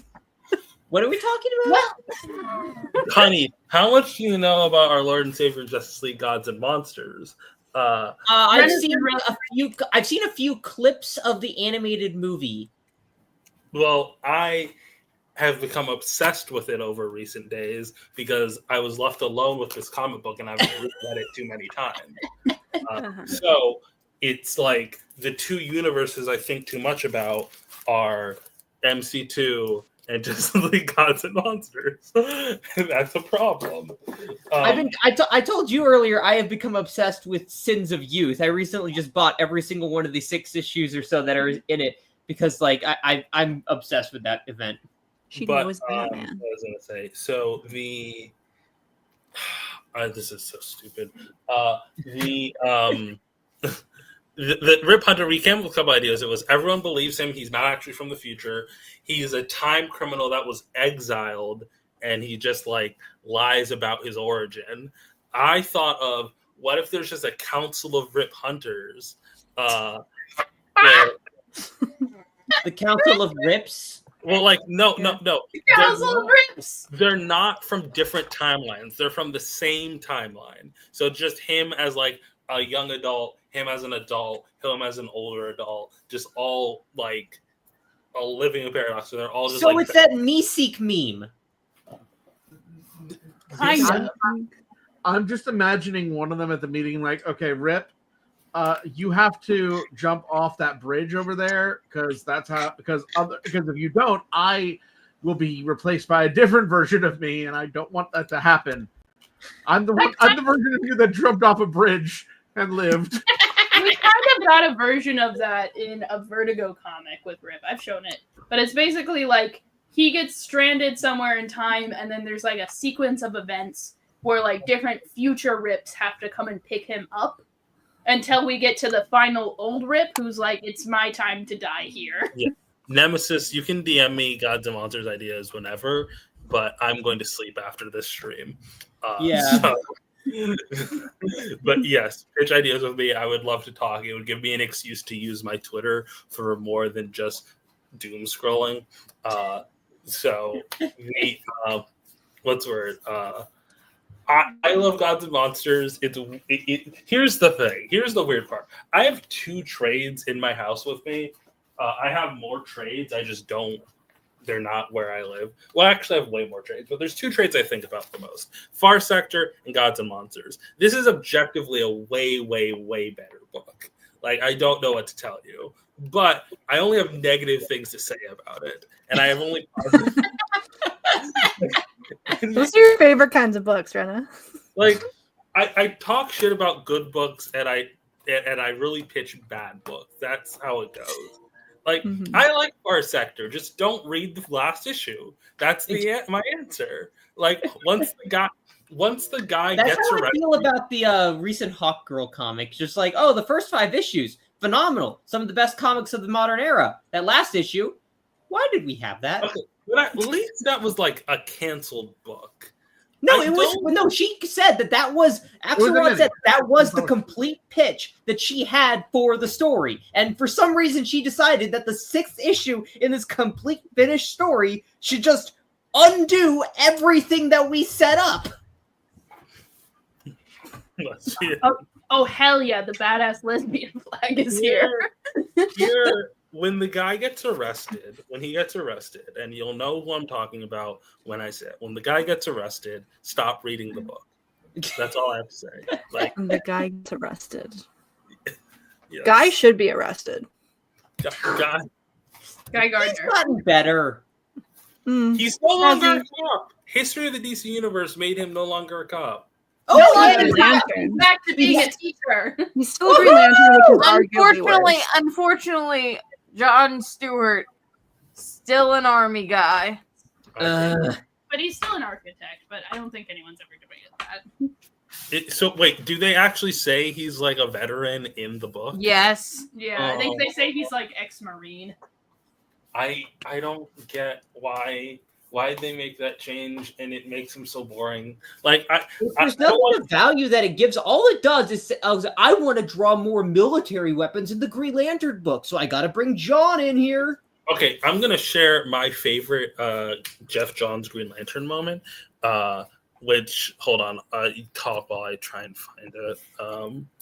That's kind of like part of why I like Guy Gardner a lot, is because at least he doesn't do like too many guns, I guess. Like, I like Kyle a lot because he has like really creative things to do with like his like constructs. But like with Guy Gardner, at least he like kind of tends towards like highly cartoony with his constructs. But then like with Hal and John, they tend to go for like highly militarized like planes and guns. And I'm like, that's boring. My favorite John will always be when I first read him way back as a kid, an 80s comic written by Alan Moore, where he creates radiation sapping rods out of by like smashing meteors to smelt the raw materials in the meteors with a Green Lantern construct forge to smelt all the elements to create radiation draining rods to stab into a planet. Yeah, like that's cool. Like I wish like we like did more constructs with John that are based off of like his architecture and engineering. Yeah, knowledge. He should be the smartest of the human lanterns, able to build things just like it's not gonna be as creative. It's not gonna have like the raw willpower of Hal's. I just know how things actually work. I know structural engineering. It's just gonna physically work. I also like how like one of my favorite moments in New 52 Green Lantern is when Simon understands he can make anything and starts making like cars. Like, and it's not like, oh, the most original thing, but it's just that moment when he realized like you can do what you want. Mm-hmm. Anyways, this is my favorite moment. I don't have ad blocker on, which is going to be my god, Rena. Don't worry. Get your friend out of here. Get her out. Link over to me so that I got it. Okay. Okay. Ad I love blocker. when ad tell you turn on ad blocker. Like, This is Just Okay. get ad blocker. Close the ad that says ad block on it. Just close It's that one. telling you right now to get The ad bouncing blocker. ad. The reason why I say it's bouncing not ad. a problem is because I have it so it's only sharing the tab. So if a random window pops up that's asking me to like do something, Just it get won't. you you had block. an ad for cam girls on the screen there. Just get the U block add-on. I'm trying to close this ad blocker. There it goes. Okay. Just get the U block. It's gonna come. It came back. Just There get we the go. U block Well, working. now we can need to stay on this tab. I am enjoying Claudia. Alright. John's constructs are built from the inside out. You look closely Yes. and see every nut and bolt that makes it work. Nothing Exactly. you can follow with or without the ring. Oh no. Okay. Yeah. Don't worry, I'm distracting you. I'm distracting Oh, everybody with a no. slime tutorial in the no. background. You can't even tell it. I'm sorry. Rena, I've removed your tab from. Are we back? This is not okay. Rena, just get ad blocker. Well, I have okay, this is a full disclosure. This is my work computer, so I don't have that blocker on. Why not? Because I don't go to read comments online on my job. Anyways, Gardner's ring is like a leaky water faucet. Sparks always fly, even when he's just standing still. His willpower can't wait to get free. He opens it up, and attitude disappears in a storm of emerald energy. Yeah, Kilowog, exactly. Kilowog steps up to bat. His ring is the only one that makes a sound like a cannon exploding. Green light fades into the air around Parallax. Kyle's sketching in his head. It sharpens into view, constantly being refined by his imagination. Kyle's never satisfied. He's an artist. And like, what's the word? Time to join in. For me, Stop annoying us. for me, it's just ignore it. For me, it's about precision, doing exactly what I need to do to get the job done. Concentrated power, focused ambition. I can't read the last line because it's covered by an ad. Just ignore it. Read it out. Tangible glory. Tangible glory. There, that's the last line. So, like, Yeah. Ever since I read that in the Barnes and Noble when I was a teenager, it's been rattling around in my head the idea that like every lantern has its own approach, and then Simon and Jess and Joe get introduced, and we don't get the same descriptions for that. And I think about like there should be a Bible, there should be like a story Bible for Green Lantern, where it's like you are mandated to appease. Like when you draw Green Lanterns, they have to fit this idea where like John's an architect and like Simon and Kyle's an artist and Simon's a motorhead. Like I don't know. I feel like I should really read the Simon Baz's stuff because he seems like a really interesting one. You I should really read like Green him. Lanterns. It goes so fucking crazy. Green Lanterns is a really fun run from 2016. It's hard to find because it's just Green Lanterns with an S. But it's about him and Jess. And like in the first arc, Jess doesn't know how to make constructs, and it's a whole thing. And I find that fun. And then she learns how. I don't know. I like Green Lanterns. I think their imagination's interesting. I think that they each have a different approach. And I am sad that he makes guns. Why is his solo called War Journal? Just like, here's my problem with additionally him being a veteran. It ages him up artificially, if that makes sense. Like, Yeah, because he has to be in whatever relevant war that we remember. Well, it's also just like the idea of him being like a longer lived man, because he can't just be an architect. He has to be a veteran and an architect. He has to have two life experience. Like he has to have two careers with specific paths. And also, okay, Jeff Johns doesn't seem to understand John. Like, because there's this bit in New 52 Green Lantern where like Amanda Waller's giving her dossiers on each of the lanterns, and they say that like, oh, because John is Marine Corps, we can trust him more, essentially. Which is like, I'm just gonna say, kind of racist. Kind of feels like we're doing respectable black man right now.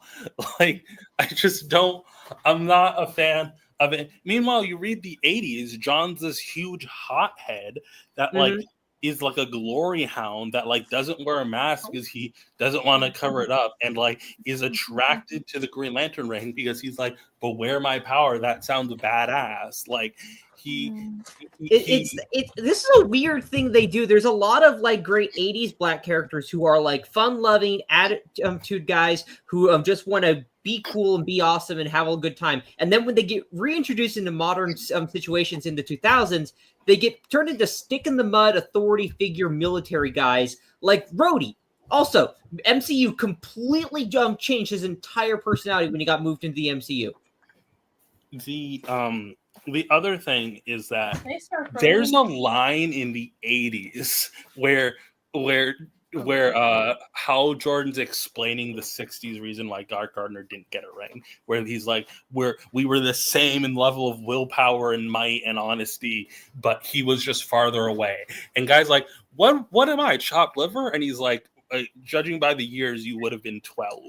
Like, and it's like, that is the age gap that like that Hal was a grown adult with a job when he got the ring, and John Stewart was 12 years old, and now they act as if they're the same generation when they are demonstrably. I feel like grown is a word that could never. That is a big thing, because I feel like Hal Jordan doesn't really get to deserve the mantle of the greatest Green Lantern if he doesn't have the great temples. If he doesn't.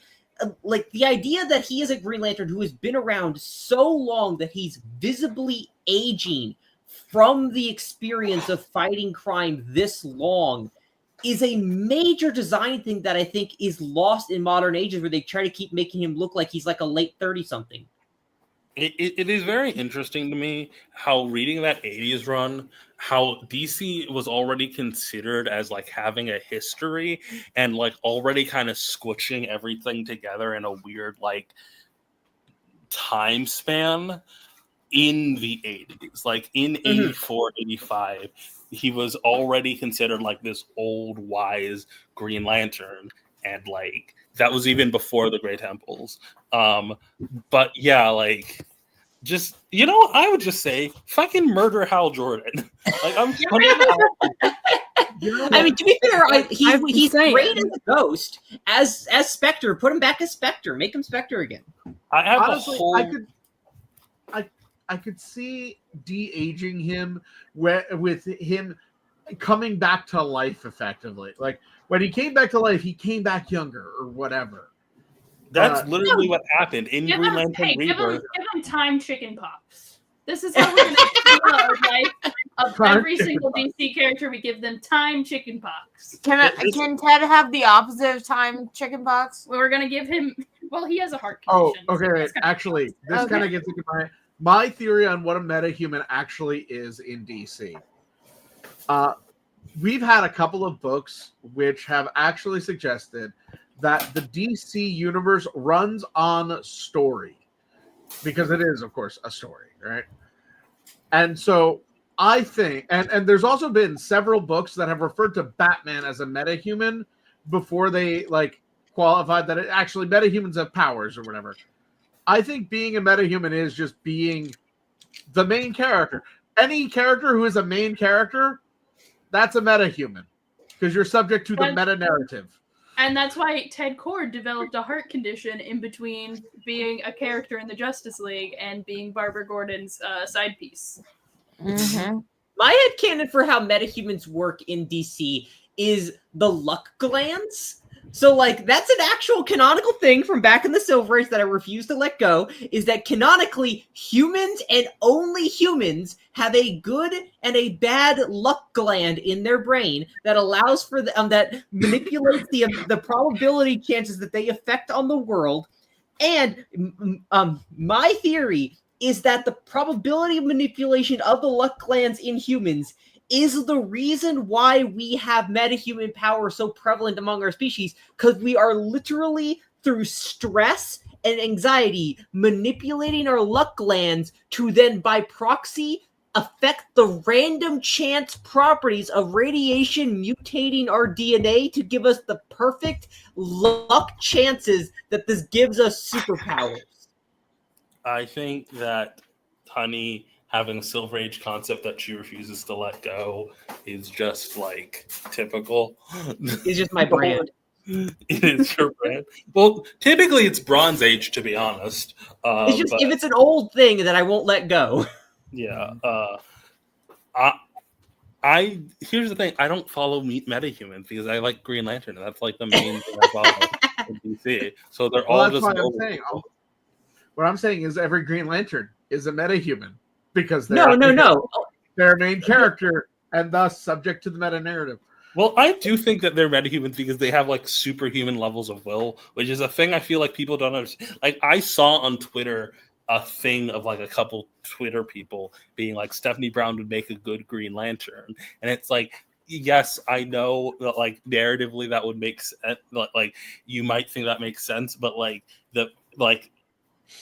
the more times Green Lanterns show up, the less special it gets. Also, I really need less American Green Lanterns. Like if we get another human Green Lantern, I need them to be from literally anywhere but America. That's one thing Bendis got. Teen Lantern is not an American teenager, and I appreciate that so much. I love Teen Lantern. She's great. Also, Teen Lantern isn't like a lantern in the same sense because she has that cool ass gauntlet. She's not just like wielding a ring like literally everyone else. She has does the I same love that design. the gauntlet is literally illegal alien tech that bootlegs a lantern ring. Like I don't know. I don't love Teen Lantern. I don't. Me and Daystar have talked about this. I would have just like.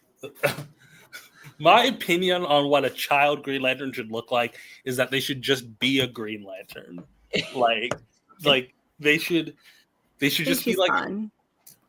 They should just be Here's my thing. When I was a kid, I was always like, there's a Young Justice character for every member of the base 7 but Green Lantern. They should have like that. But what would a child Green Lantern look like? And like I don't know. Now you get Ellie. In so there you Sins of Youth, Kyle became a Teen Lantern. Yeah, And it was hard to tell because this was during that weird time period where they had a running joke that Kyle would be drawn in a different costume and design every panel because that was like to show off how artistic and expressive he is, that he was constantly changing his design. And it was so hard to keep track of what he looked like. I thought, because I didn't see him in the first few pages. And so one of the first panels that he shows up in there in the Justice League of America issue for Sins of Youth, I just thought he was Spectre, and that for some reason Hal Jordan was on the Justice League for this issue. I think that the way we should have gotten Aricia, and just Aricia should have joined Young Justice, and I think that would have been fun. Oh, that would have been great. That would have been great. Oh my god. Is Daystar back here? Yeah. Daystar's having some. Daystar's here. Hey, guess who just lost the tag team titles? No! No! Wait, who were they again? Who was it? Is it those fucking blonde bitches? It was God, the fucking blonde bitches. God damn it! I hate it here. I'm sorry, I'm going through SummerSlam Night 1 updates right now. God. Also, Seth Rollins took the belt from CM Punk. Can Yeah, I we had a my live. Good, favorite he Green deserved Lantern? that. We had Ayaan live react to that. Rip is not a Green Lantern. He's not a Green Lantern. He's got the Green Lantern ring. I don't know what to tell you. Oh, Rena. No, I'm with Rena on this. It feels like just saying like, oh, this character would make a great soldier because they can shoot a gun. Nah, he's got the Green Lantern ring. Someone gave him that ring. He's got. This the is ring. like, oh, this literally, oh, you have an index finger. That means you can pull a trigger. That means you're a soldier. Oh, you have a ring finger. That means you can be a Green Lantern. Isn't the villain of this arc like Kyle's kid? something. Oh, like oh, that. is this that awful? Oh my fuck! I hate this. I hate that I'm saying story it's so good. much. It's quite bad actually, but I am saying this is Rip Hunter's best outfit. It is a good outfit. It's the It is a best good time outfit. map. If we focus on what's important. Yeah, as opposed to Kyle's rampant misogyny, which persists for 30 years. Booster Gold's first appearance post Flashpoint. Like he's mentioned in New 52, but like Isn't he in Justice League International? He's mentioned in Justice League International, but we don't actually see him. Like Booster calls him, but we don't see him. Oh, and then Booster fades out of existence. This is also from the weird era where they were trying to make the Yellow Lanterns be like partners with the Green Lanterns, and I'm like, no, but like they're fascists. That's their whole thing. Like they're not like different color. Like I don't get. Like they literally run on fear. Like I don't know what to. That's like it's like childhood like 101. These are bad dudes. Like I don't know what. I think that there's absolutely room for fear to be a force of good because but it needs a different framework than the Sinestro Corps. Well, it's called the Sinestro Corps. That's why I kind of am excited about the Fractured Spectrum stuff, because like I like I've had fun with making characters who I still stand by that I would really like for Jessica to become to be a lemon, lime, green, and yellow lantern. Like I think that it would be really interesting. I like I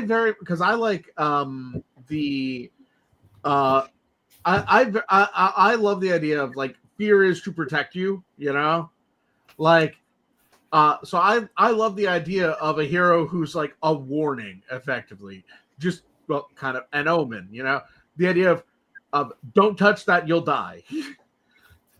I like the idea of that yellow light gains power the more other people are afraid around you. And so as a result of that, yes, a yellow lantern makes for a great terrorizer, oppressing thousands of people with one man's power. But it also means you'd make a great, like, stalwart guardian standing before thousands of cowering masses as you land before them to, like, defend them from the giant monster attacking them.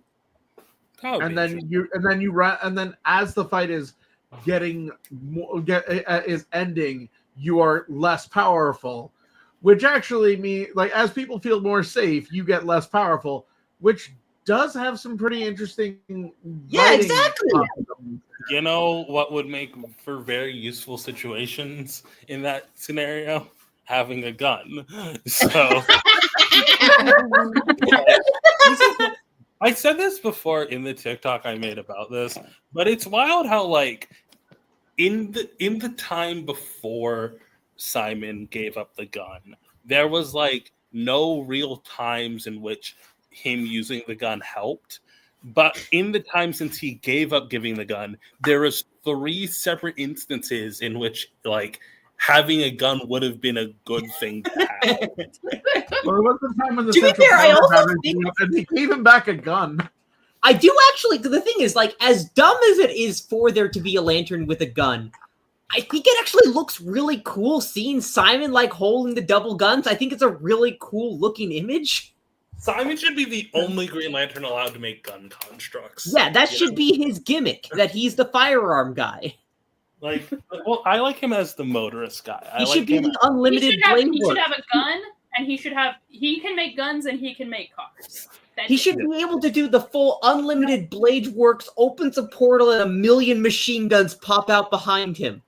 I like, but like with the Yellow Lanterns thing with me, I don't like Jess as a Yellow Lantern because there's a really good arc in Green Lanterns where like they get the Phantom Ring, which basically is a ring that whatever emotion you're feeling at the time, like it uses, and like just the entire arc is like worried of like maybe I shouldn't be a Green Lantern, maybe the yellow cord's like the correct thing because of like my inherent fear and all this stuff. And then she puts on the ring and then it's like, no, she's green, and like she's solid green. Everyone else who puts on the ring flickers like 80 million colors, right? They all bounce from color to color to color.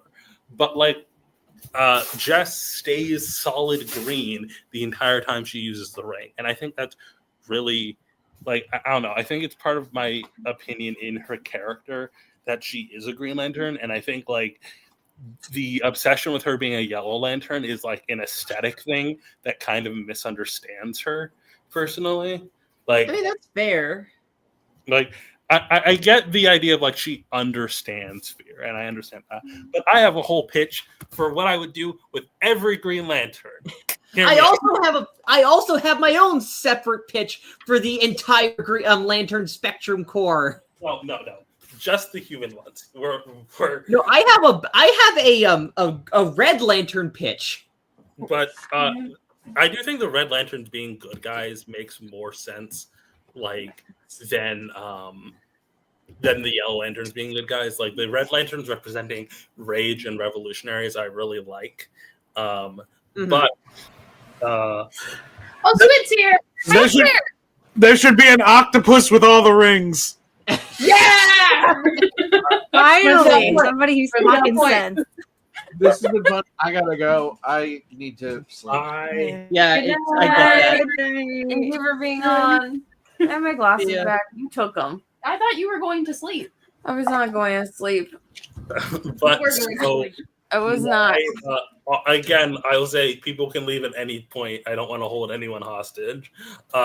So well, we're two people sharing one screen, sharing one button. Alan Scott doesn't count.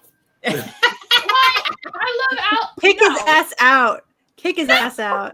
He can be on a JSA. It's because he's a boy liker. Yeah. Homophobia. We hate people here. Fuck He gay can- people. Wait, can you lower your mic a little? I can't do it on my end. What? I was asking if Squid could lower their mic because they're very loud. That's just the way I am. Yeah, I was just asking to lower your mic, not talk quiet. I can't do Here, that. I can- That's not in my abilities.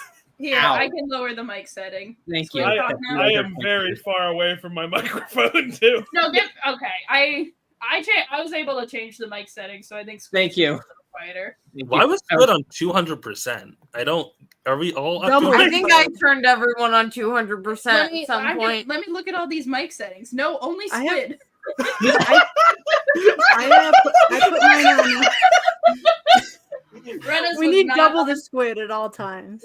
So, what I was gonna say. So, okay, Alan Scott doesn't count. Hal Jordan is fucking dead. He Hell yeah. died, and Hell then yeah. he Now we're becomes- talking. He becomes like a Force ghost, right? I'm so sorry, Daystar, and he just kicks it with his cousin ruined it. Hal Jordan. He has a cousin named Hal Jordan who's Airwave. Yeah, God, we're bringing in Airwave. I hate him. Well, no. There's a different Airwave. There's Okay. there's 3 airwaves. Well, 4 airwaves. We don't talk about the woman. 3 airwaves.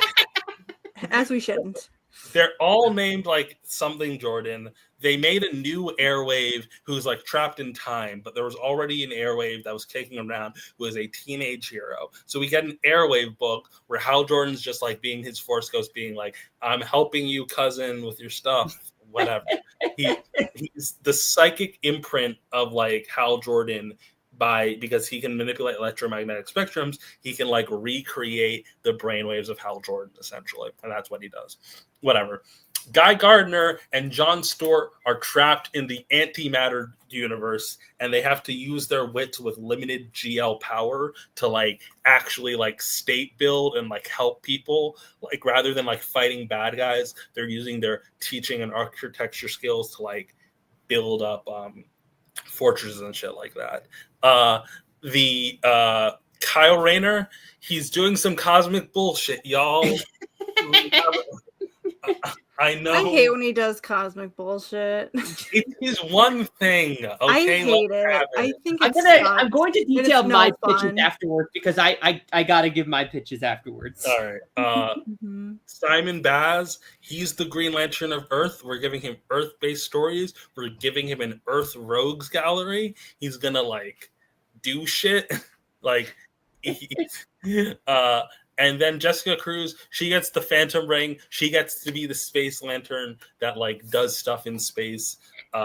I like her using the Phantom Ring and being like solid green and maybe occasionally using other colors, but like just being solid green and using all her focus to maintain being solid green. And then Teen Lantern, I forgot about Teen Lantern. Also, we're giving Simon a sidekick. Not We're- Teen It's Lantern. Ellie.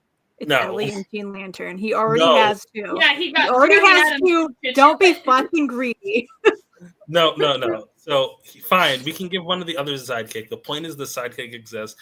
It is a small non-American child who gets a Blue Lantern ring and like has to be a Blue Lantern and has to learn. So they're teaming up with, so they can't do superheroics on their own. And the Green Lantern's like, I don't want this kid to like be messing around, but also I don't trust them to like not go into danger. So I'm gonna have to like watch over them. Also, why did Simon's hair change? Why did they change Simon's hair? I'm sorry, that's fully random, but that's my pitch for each of the Green Lanterns. I don't know what Teen Lantern's doing. Teen Lantern can be on Young Justice, I guess. All right, my pitches are the only one identical with yours was Simon Baz, Earthbound Green Lantern, give him a bunch of rogues, make him the Green Lantern that's on the Justice League, make him the one that's in charge of all the Earth-based bullshit. No, and that's his thing. We both agreed there. Hal Jordan, just the messiest polycule dynamic of Sinestro and Carol as they all three of them go on a road trip dealing with their own personal traumas and fucked up bullshit that all the Lantern Corps bullshit has caused for all three of them as they figure out this all that stuff on a family road trip between the three of them. I like that the moment you said like Hal and Carol together, I immediately looked at Daystar's face because I was waiting for the disgust. I was waiting for the active disgust. Hal and Carol shit. I can't. It's been a long time since I've decided I just don't talk about Green Lantern anymore. I know that I'm wrong and everybody hates me. It's fine. No. I feel like I don't get how many. If it makes me feel better, I hate CM Punk now. What happened? It came out in Fantastic Four colors. Shut the fuck up, Pepsi, Phil. The thing next is John and Guy end up becoming in charge of the Green Lantern Corps, with the structure being that it's actually a politics book exploring what the fuck the Green Lanterns are actually doing as a systemic authority in space. Like, what if you guys are space cops? You need to actually have a code of laws that are recognized by other space institutions that you have international authority over, and you need to actually explain what the fuck your authority matters on. It's weird how every time the authority of the Green Lanterns comes up, it's purely to justify itself, you know? Yeah, it's just like, oh, what are our laws? What are our guidelines? What other systems of authority recognize our authority? None of that's ever established. That needs to fucking establish. Put that in a Green Lantern Corps book with John and Guy as they're figuring that shit out because the Owens are no longer in charge. Joe, I am teaming her up. I forgot about Joe. I'm teaming Joe up with Peacemaker. This is a pitch. This is a real pitch that I want to do. So the idea Daystar looks lost. The idea being is that while John and Guy are busy dealing with their bullshit as the new leaders of the Green Lantern Corps, a bunch of old articles that were signed and enacted by the Guardians are now in contestation because the Guardians aren't in charge. One of them being the ancient old peace treaty between them and the Reach. And so John sends Joe off into Reach territory because it's the farthest known point in space, and she has the most experience being this far away from their operation. And she teams up with Peacemaker because Peacemaker still has the archival knowledge of the Reach from Blue Beetle inside his mind. So he is the only person in this entire universe with a working memory system that holds any knowledge about what the Reach is. And so it's the two of them on a road trip in the middle of Reach territory trying to figure out what the fuck the Reach even want and why they're trying to invade into our territory of the known universe. Real quick, I gotta explain what I'm doing with Joe. We are having a book that's just, it can be thrown into a random anthology, random Pride issue, random Power issue. I don't care. We're having a story about the trial of the congressman that was the villain of Joe's book, and it serves only to retcon this portion of Far Sector. Where why don't you just go ahead and just rip that off and throw it in the garbage? Why don't you just go ahead and just like... Rip it off, they throw it in the garbage, and it revealed doesn't that exist. actually, because she's a digital being, she was being mind controlled the entire time, and not that they wrote the oppressed minority group wanted to commit genocide against their oppressors, and that that they were actually wrong the entire time, and the good guy was the guy running the slave drug ring, and was the most richest person on the planet. Yeah. Maybe comics are bad. Next, Maybe comics are bad. Next, I don't have any ideas for Alan Scott because honestly, I don't have ideas for JSAers. I think they're the old guard are kind of boring and should be forgotten about. Yeah. But for we can all agree. If there's one thing we can all agree on, it's fuck Alan Scott.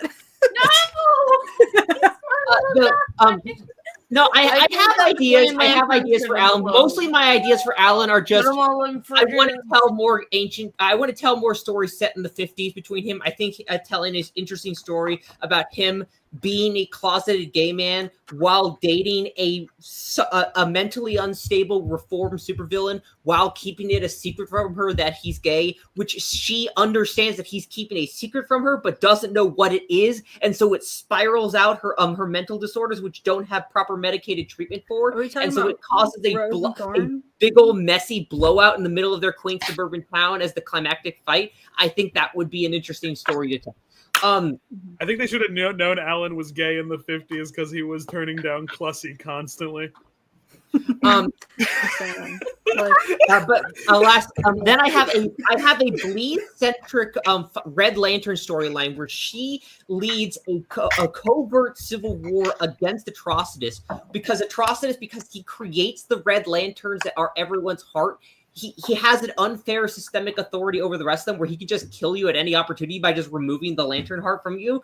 And so just she works with I created a whole structure where she runs into a conspiracy where a bunch of warlords in space are getting their hands on experimental technology replicating the effects of lantern light, and traces their construction to the Lamplighter, an old Silver Age supervillain guy who's the only guy who seems to have been able to make lantern light of his own volition. Honey, mentioned the Lamplighter, take a shot. I'm sorry. He fucking was able to invent a battery. He invented a power ring all on his own in the middle of Earth with no access to any of the other technology. The Guardians themselves couldn't crack lantern code. They had to get Ekron to do that shit. And anyway, it's about how, and speaking of Ekron, that he's currently hiding because the reason he hasn't been on Earth this entire time is Ekron found out he had cracked lantern technology and abducted him to use his knowledge, and he escaped from Ekron, and he agrees to help Bleeze by making an artificial red lantern heart for her if she protects him from Ekron. And so after he helps her defeat Atrocitus in a civil war of Red Lanterns, she and the remaining loyal Red Lanterns who agree to work with her then have to do a big galactic battle against Ekron and have to deal with the now rising surge of military-grade lantern technology that is surfacing across the various places like the Kund. I think that Bleeze is the ultimate potential woman. She, for the last 15 years, essentially, has been plotting against Atrocitus, and she never does anything. And I want to give her that success. I have a pitch too. Okay. I think we have one Green Lantern and share my screen. All right. Share Squid's screen. I got it. And it's Silver the Hedgehog. That's the whole pitch.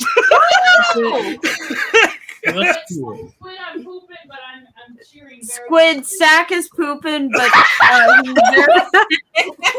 he's cheering. The fact is that I know Stack didn't want you to say that. No, Stack did want me to say it this time. Mm-hmm.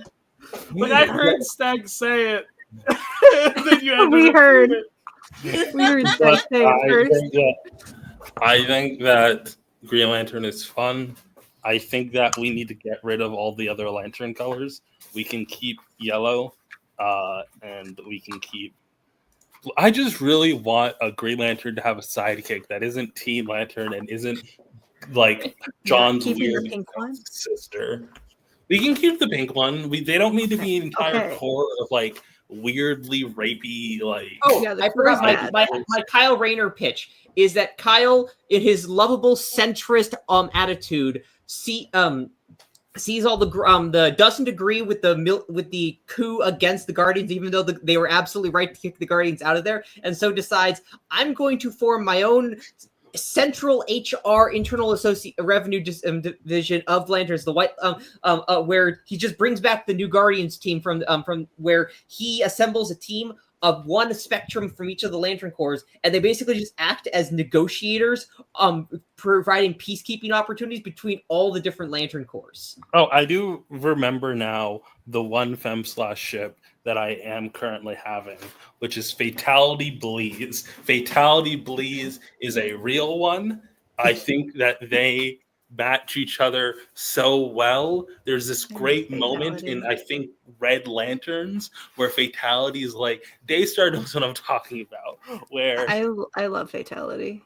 Where Fatality is Yes, like, sometimes I'm upset I didn't get revenge on the warlords that ruined my life. And Bleeze tells her, like, no, Fuck Jeff Johns. it doesn't fill the hole in your heart. Okay, did she have to kiss him instead? Like, What? I know, like, it was kind of an accident, but like, she should still get to, like. Oh, you mean John Stewart? I don't have opinions about Green Lantern. Actually, I don't know what I was thinking. I don't think anything about Green Lantern at all ever. No, it wasn't about John Stewart. It was about other. I know.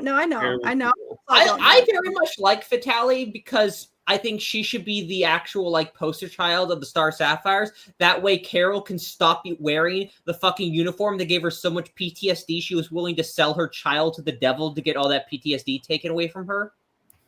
I think that Carol should run far, far away from any lantern and like go. Well, that's why my pitch for Hal Jordan involves him, Sinestro, and Carol running away to a farm and never having to touch the rings ever again. Yeah, but she should also not need to touch Hal again. I like that. I like that Ash is not participating, and all Ash is doing is retweeting posts about how SummerSlam was bad. Carol. I fucking hate Clarion Cross. I hope he dies. You didn't even watch the match. You were at a concert. You didn't see what happened tonight. What happened? The entire dynamic I want for Hal and Carol is purely romantic asexual. I don't want them touching. I just want them to be living on like a farm as old, happy, middle-aged people. The only person Hal is fucking is Sinestro. Daystar's face during this is so funny, honestly. I don't know who Carol Ferris is. I don't know who that is. Matt is yelling about DC superhero girls. What about DC superhero girls? That's what happened in it. That's what happens. Sinestro and Carol ran off ran into the sunset together. I can't tell if you can hear Stack. I can hear like every third word.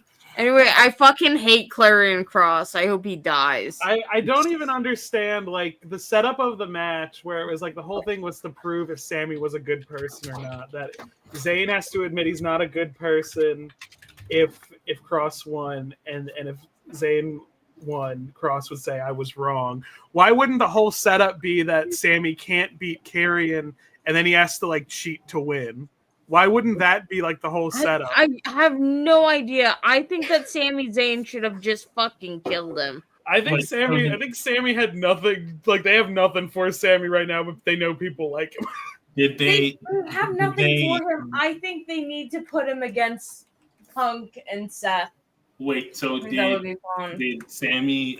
Sammy won, so I don't even know what they're gonna do with Carrion anymore. They fire him. How many times has Sammy kicked Clarion's ass? I'm so confused. Twice now. I don't know. But I think I think the only reason Sammy's not world champion is I think like TKO, like upper like CEO level are hesitant about having a Syrian Muslim as their world champion. I think that's it. I think it's literally bigotry. A Syrian Muslim who's very pro-Palestine to the point where he has personally he's gotten in trouble a few times. Yeah, the last post he made for his birthday, where he was telling everyone to go donate, he said just in case they they might make me take this down. Yeah, that happens a lot. Jesus. Yeah, fucking, because fucking I want to call him Triple K now. God. But I don't even think he's the one in charge at this point. I blame Isn't more. He's all he is in charge of creative, so he has bosses too, which is I think the whole reason Dwayne and the other board of directors are trying to get him fired by actively making storyline worse, and then be like, it's his fault. Because I think Triple H understands story structure, especially because like there's no way he doesn't talk to Sean, and Sean's really good at running NXT. Sean is, I think, the best. I think Sean is the best writer in wrestling. Like, I think he is one of the few people who genuinely seems to understand that if you're writing a storyline for wrestling, you need to actually have like arcs and dynamics and actually like stories going on. You can't just say this guy hates this guy, so they're gonna fight in the ring. Yeah, like that's how 80% of the women's division is right now. Like I firmly believe like. What do you mean Jade lost to the racist? Yeah. Yeah, I know. I'm pissed about Jade. What? In 7 minutes. What? In 7 minutes. What? Like Bianca's about to come back. Don't they have to re-break Why her couldn't we finger and have do Jade with surgery the title again? for a week or Did two? they have WWE actually fuck them. Did they have the Rhea triple match yet? That's tomorrow. That's tomorrow. Okay, I can't wait to get Like, angry if about Rhea that. fucking wins, it's gonna be so fucking annoying. Oh my Rhea god. doesn't even need. Rhea doesn't need the title. She's a draw without it. She's in the Undertaker spot. She's in the Undertaker spot, which is crazy. She doesn't need the title, and she also shouldn't get to be Io Sky. That's my one opinion. She should have the Undertaker's position where she just has a match at Summer or at WrestleMania. So wild. Why would Tiffany win again? Why would Tiffany win? It is so I'm wild. honestly very shocked that Tiffany has had such like a skyrocketing like success rate. Like she was, I honestly loved her back at NXT, but the idea that she should just immediately win match after match after match and just become like it just feels so weird that she's just like skyrocketing this fast. It's because she's blonde. I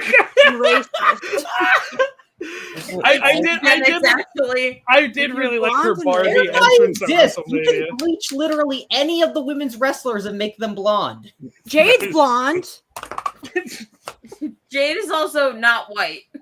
I do think that, like, what's the word? I don't know. I think it's ridiculous that Naomi has her first title defense as a triple like threat. Like, I think that's stupid. I think that's unfair to her. I think it's fine only because Naomi is known for doing bullshit. Yeah, I but don't like, get how on purpose. I think don't it's going to get be how a fantastic match, but like, I don't want Naomi to lose her fucking first title defense. Yeah, I don't get She how has to title win. defenses can be contested in a triple match because isn't technically speaking a triple match supposed to be like a no rules contest? And so like how it used to have disqualification. Like I think when I was growing up, and it was only like video games they do no DQ because they didn't know how to pick a winner. If it ended in disqualification, like you shouldn't be able to. You shouldn't do a title match when DQs aren't allowed. Well, there's a street fight tomorrow too. There's a street fight, and then also Becky Lynch and Lyra are gonna kick the shit out of each other for probably 15 minutes. Honestly, night 2. I sounds really great. think the one thing you have to do with the Lyra story is have someone unrelated want to take the title. I think real shit, really. like it is like insane that these three women are the only people who seem to care about this title. Just bring Sol Ruka up to the main roster. I hate to take her away from Sean, but just to do it, she's ready. I didn't know. I want to until they actually confirm that Sol is actually gay and that very obviously gay dynamic now. Like She There's no gay just people at have her WWE. come out as gay. Make that a lesbian thing. That is so fucking lesbian. There's no gay people at WWE. That's not allowed. Yeah, this isn't AEW. Not They have allowed. confirmed bisexuals. AEW has an entire women's Not on division that's camera. just gay. AEW's entire women's division is composed of fruit. They're either thirsting after Tony Storm or they're thirsting after Chris Statlander. There's no in between. Daystar is included in the thirsting over Chris Statlander column. Who's Chris She's the Statlander? one with the arms where like she came out and posed once, and every time you saw her, you went, "Oh my god!" Yeah. Let me look her up real uh, quick. Just want to remember. Can I say wanna remember. I can help you with what ifs that are good changes, but also Nemesis, you can DM me after the stream about stuff. I just won't respond until tomorrow afternoon. That's all. But on the wrestling thing here, I think that like fucking what's the word? I don't know. I think that the thing wrestling needs is like homoeroticism, right? Like in the way that like That's what Cody's been doing. Look, if they're not going to let people have intergender matches, then the only thing they can do is just make the matches so gay that you can have an enemies to lovers match in the same sex division. Exactly. Like I think like Tatum doesn't put tax on someone's balls. I think the moment two wrestlers start dating, you should immediately push them up to the main roster as a tag team so that they can like date as tag team partners. Yes. I think that But also, Ruka and Zarya need to kiss on the mouth. Oh, actually. 100%. Zaruka needs to finally happen as like a confirmed thing. Yeah, I said it in But also, back like a year ago, back when I was actually watching NXT, like Oh, don't worry, I've been when, looking. when Tatum Paxley was like tag team partners with Lyra, just like it needed to end with with Tatum actually like confessing her feelings, because like you can't have Tatum behaving the way she is around Lyra and not have her confess her feelings like that. This is a woman. This is a down bad lesbian. Chris Statlander. Call me Willow the way I be. I'm sorry, Squid sent it an image, Sharon. I just needed everyone to see it. It's felt. Yeah. I mean, I was appreciate pulling it. it I out, very much am. I'm very much going Awooga. Call me Them Willow arms, the way bro. I be. Ooh ah. See, I think like the only thing WWE has over AEW in its women's division is like the focus it gives it. Because I would say usually 40% of each WWE show is dedicated to women. I'd say 20% of AEW shows are dedicated to women. I'm like, I would like AEW to balance it like WWE does, if not more 50-50. Well, I NXT do, objectively has the best women's division. I do regret to inform everybody that she is an X-Men fan. So sorry. Yes. No. So sorry, everybody. She does like X-Men. I She's like canceled. X-Men, Chris okay? kind of reminds I me like of the Racist X-Men. Storm cosplayer now. The what? Jade? Yeah, Am I Jade- the only when one who knows about Jade- the racist rogue cosplayer? Oh, the racist rogue cosplay. You said Storm, and I'm like, the only Storm cosplayer I know relevant to this conversation is Jade, and I don't think she's racist. Completely unrelated, but Spider-Man Twitter is becoming insufferable right now. Don't Oh, talk- God. No. Why does Venom have to be involved in this? Like, I legitimately think that like everyone who's like popping off is like, just tell me you don't care about Mary Jane. Like, I don't think that the Paul relationship is I good. do not care. I have not cared about a single thing in Spider-Man since like since I grew up and like the 80s comics that I was reading as a kid stopped mattering. And that the stuff I was reading as a kid had not mattered in 20 years because I was reading these 80s Spider-Man comics in the 2000s. So like I stopped reading Marvel like pretty much altogether except for skimming the Marvel Godzilla stuff for Wikizilla stuff. When the boycott happened, I just decided I'm not going to read Marvel because I don't want to support them for tons of reasons. But I'm still like, why does Venom have to be involved in Peter and MJ's relationship drama? Apparently Eddie Carnage is good. Fine. There's a whole ass other Brock child. That's the thing. It is not Peter and MJ's relationship drama.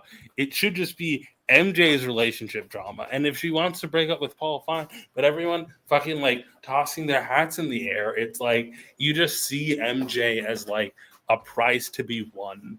And like any situation where she's not dating Peter as a failure. The thing is also is just like though that no one seems to actually like want to ship Peter with anybody, I guess besides Felicity. But the thing is they don't even seem to want to like commit. The thing is they have never wanted to actually commit to Peter and Felicity in the entire history of Felicity's existence in comics. They have never wanted to actually commit to the two of them together. Yeah, they just want to keep much more the interesting idea of them. Like Felicia's other relationships with women that like get brought up in like her solo stuff. Peak. I want her to have more toxic Yuri. Oh yeah, honestly, when I heard about MJ getting jackpot as a superhero named Powers, I thought it was being done directly as an homage to Felicity's bad luck powers, and that she was going to have good luck powers, and they were going to end in like a weird toxic Yuri dynamic between the two of them. That's they had like a Black Cat Mary Jane team up again that was like 5 issues, and they kind of did that, like where she has like, you know, she has like the roulette powers that gives her like. Yeah, I thought they were just going to give her good luck powers instead of random hero for hire powers. Yeah, not Dial H for hero. Dial H for hero. I love my mutual's contribution to the topic. It's just I love her. Thanks, they're Venom. Thanks, they're Venom. Those Venom heels are very nice. I would like to buy a pair of Venom heels, please. Yeah. Stop stepping on me. I think Mary Jane should just like. My dream is Mary Jane leaves all the comic book bullshit, but gets a solo. Like I loved Mary Jane solo. The Mary Jane solos. They're so good.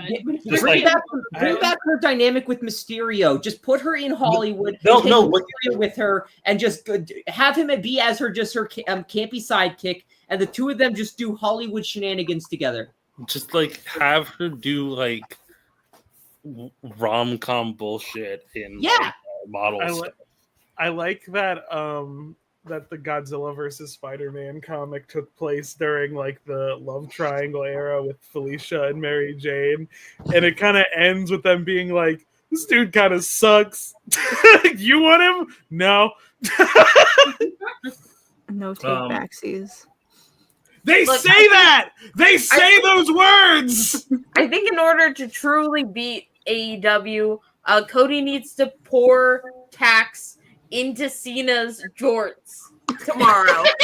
It needs to be a Rhodes family trait. Yes, and then we need him to do shattered dreams. We need both the Rhodes boys to assault a man's testicles with tax. Here's the thing: Cody wrestles adhering to the rules of wrestling completely. This is a street fight. He's legally allowed to kill Cena tomorrow. Jack, I have to ask you, what do you think about Jam as Spider-Man? It's fine. It's good. I think in retrospective, a lot more people are nicer to JMS now. The Spider-Man run I have touched. Peter as a teacher, like he got. If I'm remembering correctly, he was the one that put Peter in like the role of like high school science. I hate teaching Peter. I hate it so much. I don't get why people automatically like, oh yes, teacher, because Peter's a scientist, he should be a teacher. Peter heard one video essay where someone said it, and then they agreed with it forever. Peter is they are a teacher, and like when their blurbo is also a teacher. Yeah, I think it works well. Although I did make like a whole video about like here's why the way he teaches is actually like bad pedagogy, but like it was coming out in like the early 2000s, so like that was The like thing, though, is that Peter is married to being a Spider-Man. He will drop anything. If Hydro Man is attacking New York City, he has to jump out. It doesn't matter if the Fantastic Four are around. Doesn't matter if Luke Cage is around or Daredevil. He has to be the one to go in and save What New York happened? City. What happened? Do I want to know? Even if he's grading Rena, his hand, he has to sending go some- and do it. The Share my screen real responsibility of fast. being a teacher is way too I'm important. sending something in comics and fruit. Rena, please pull this up. But please share my screen super fast because I do think it is important. Hold on. I'm sharing Squid screen. Rena, pull up Yeah, the tweet I just sent. This bit, Spider-Man yells, "E.T. go to hell!" I'll punch Venom off Godzilla, and then they're both like, yeah, "This dude sucks." And for Daystar, they do literally say no backsies. No backseat.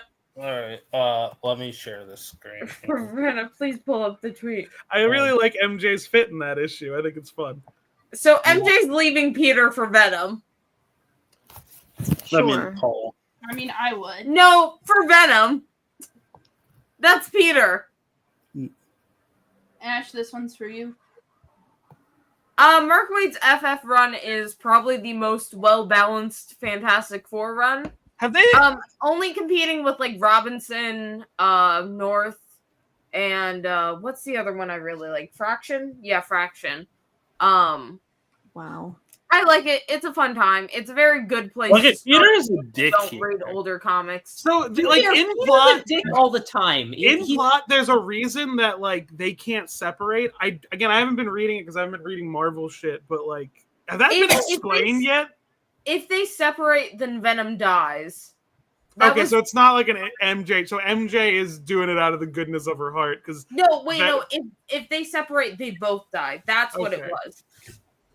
I unfortunately had to read this run because they gave Rick Jones a symbiote for some reason. they gave him Sleeper, which means he's gonna get the exact same amount of appearances he does before because the writers will forget about Sleeper for months at a time. I really like Sleeper. I think Venom first host and then like actually having Venom and Eddie parent a baby like a baby, I think is very fun. But like, They made we'll just forget. We upped Sleeper's age to competent adult in between series, and then we never see him again. Good night. Bye, honey. Night. Okay, Nemesis. So Mark Waid's run is very cheap. If your comic book shop is making you pay more than like $2 for most of the issues, fight them physically. I get that shit for 99 cents. Nobody's gonna ask me about Iron Man runs. Could you turn the camera? I'm not again? gonna get any I questions turned it about to people I who've am read sad Iron Man. that I didn't get to talk about the What do you mean Spider turn it? Marvel just comic.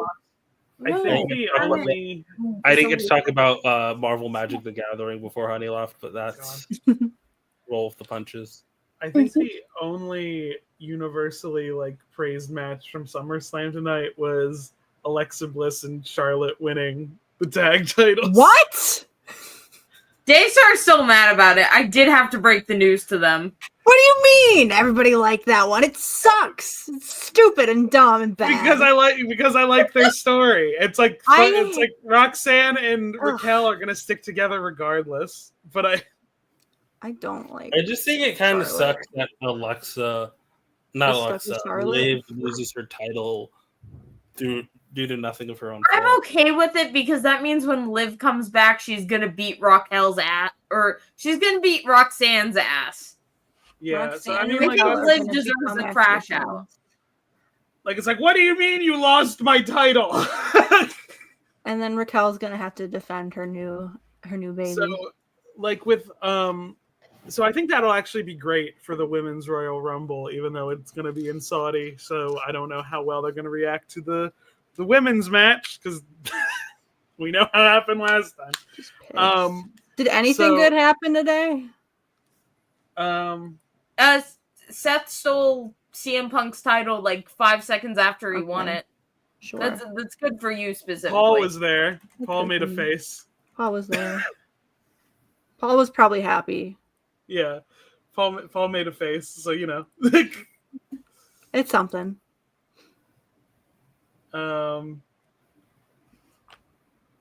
Why did Logan Paul beat Jelly Roll?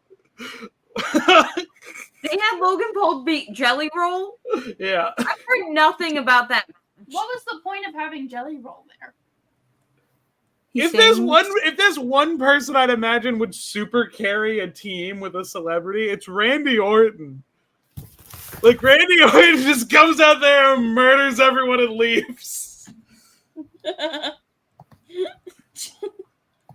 I think Randy should be able. I think Randy should have his own, like, it's not Money in the Bank, but it's something similar where he can just show up and RKO people and then steal their titles, and no one expects him You to can get call that. it nepotism.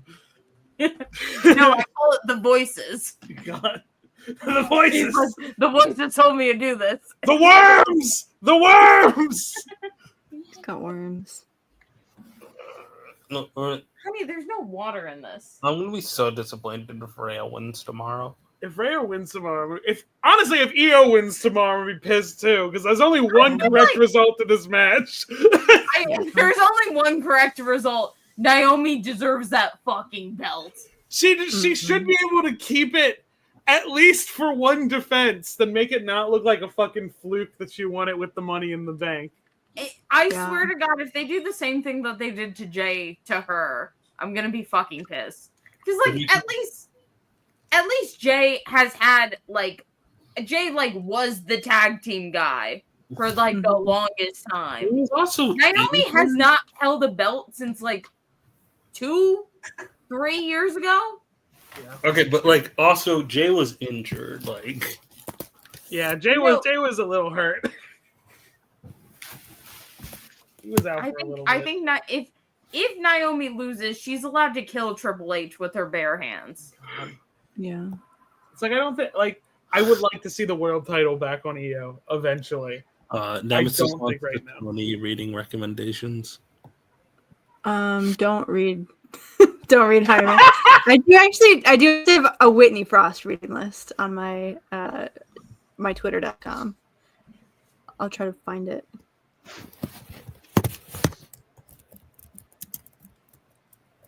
Whitney. I do kind of find it crazy that what's his face?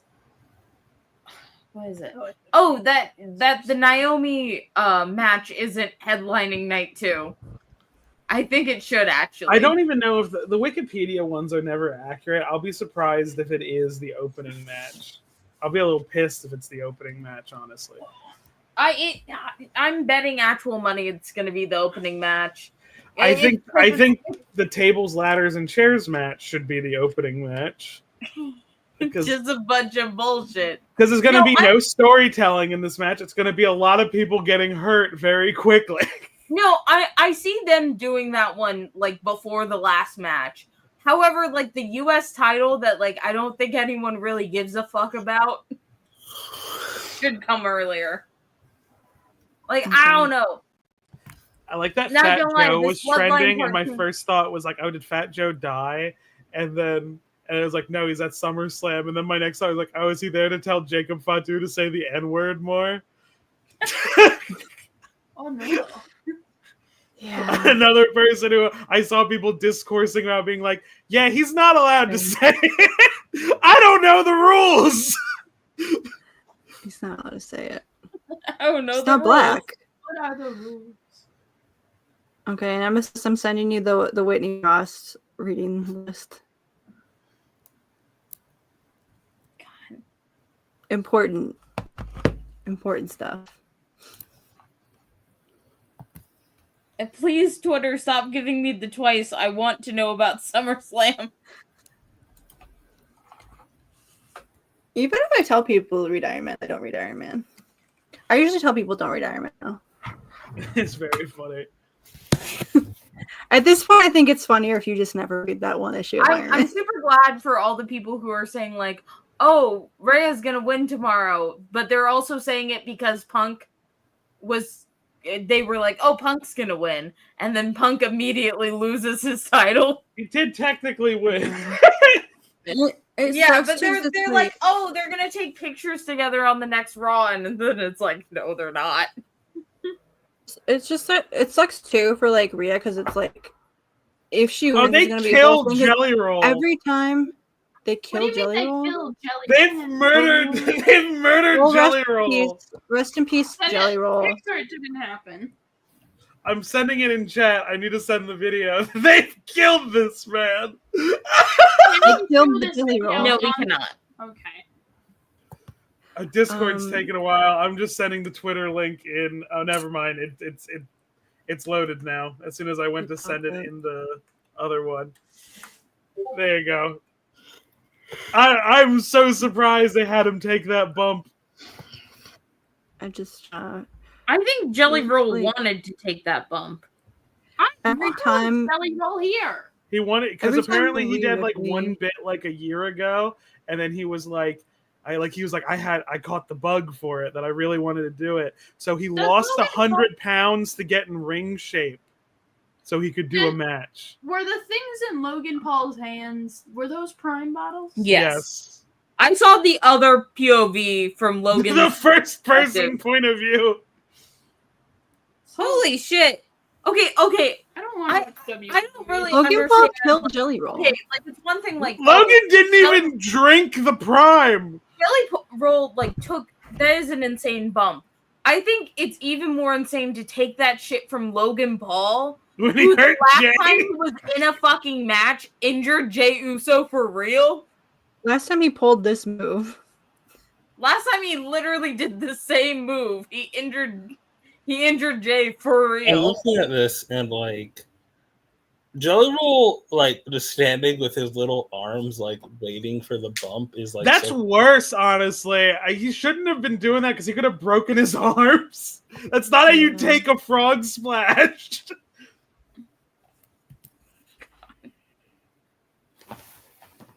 Them hard cutting to his wife immediately after is crazy.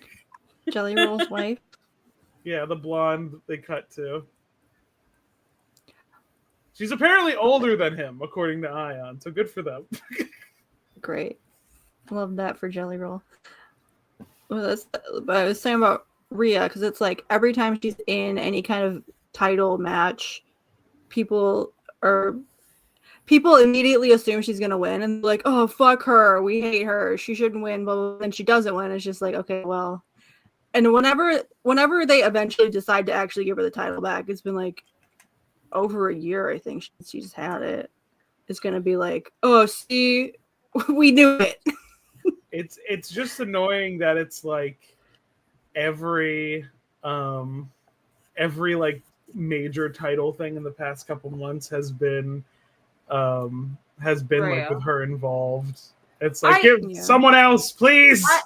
I Somebody think that else. like WWE does not realize that she is the next Kane, or not the next Kane. She is Undertaker. the next Undertaker, and you should just give her a match at every WrestleMania. I mean, they've been and just doing that do so the far. streak. Just do the streak over again. Not a title defense, just a match. We're just gonna do the streak again. Mm-hmm. Because like the reason that they put Rhea on all of these is because she does draw on the non like typical wrestling. When I came back from AEW and I was picking up the dog from the person who was watching it, the first words were, "Was Rhea Ripley there?" And I was like,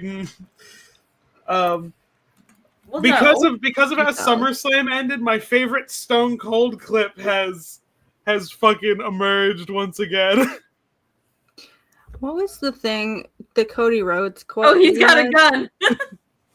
Did somebody ask him if he thought he was the face of the company, or did he volunteer that he was like, no, I don't think I'm the face of the company? It's just like, boy, nobody did. Nobody thought that about Wait, you. was it the hot one? They definitely asked him.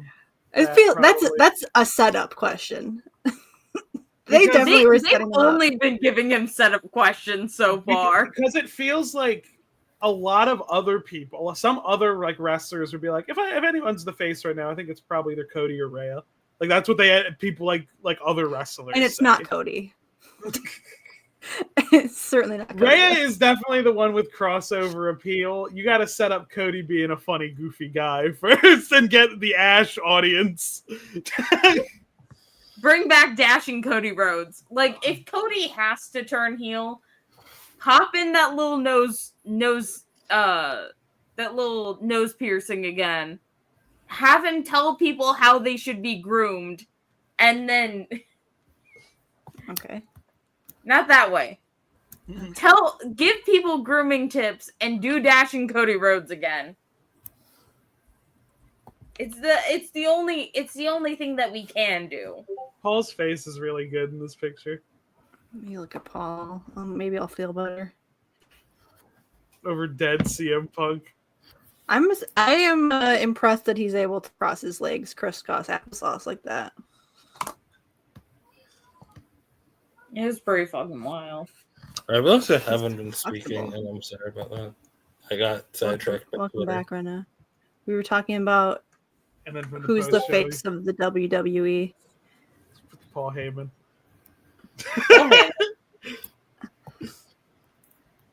He's looking less hot dog than usual today.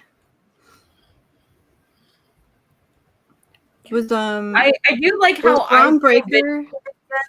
Braun Breaker had the open. He had the opening match against. What level of hot dog was he working with today? Let me take a look, because I there was a match where he took off his straps, put them back on, and then took them off again like he was reloading a gun.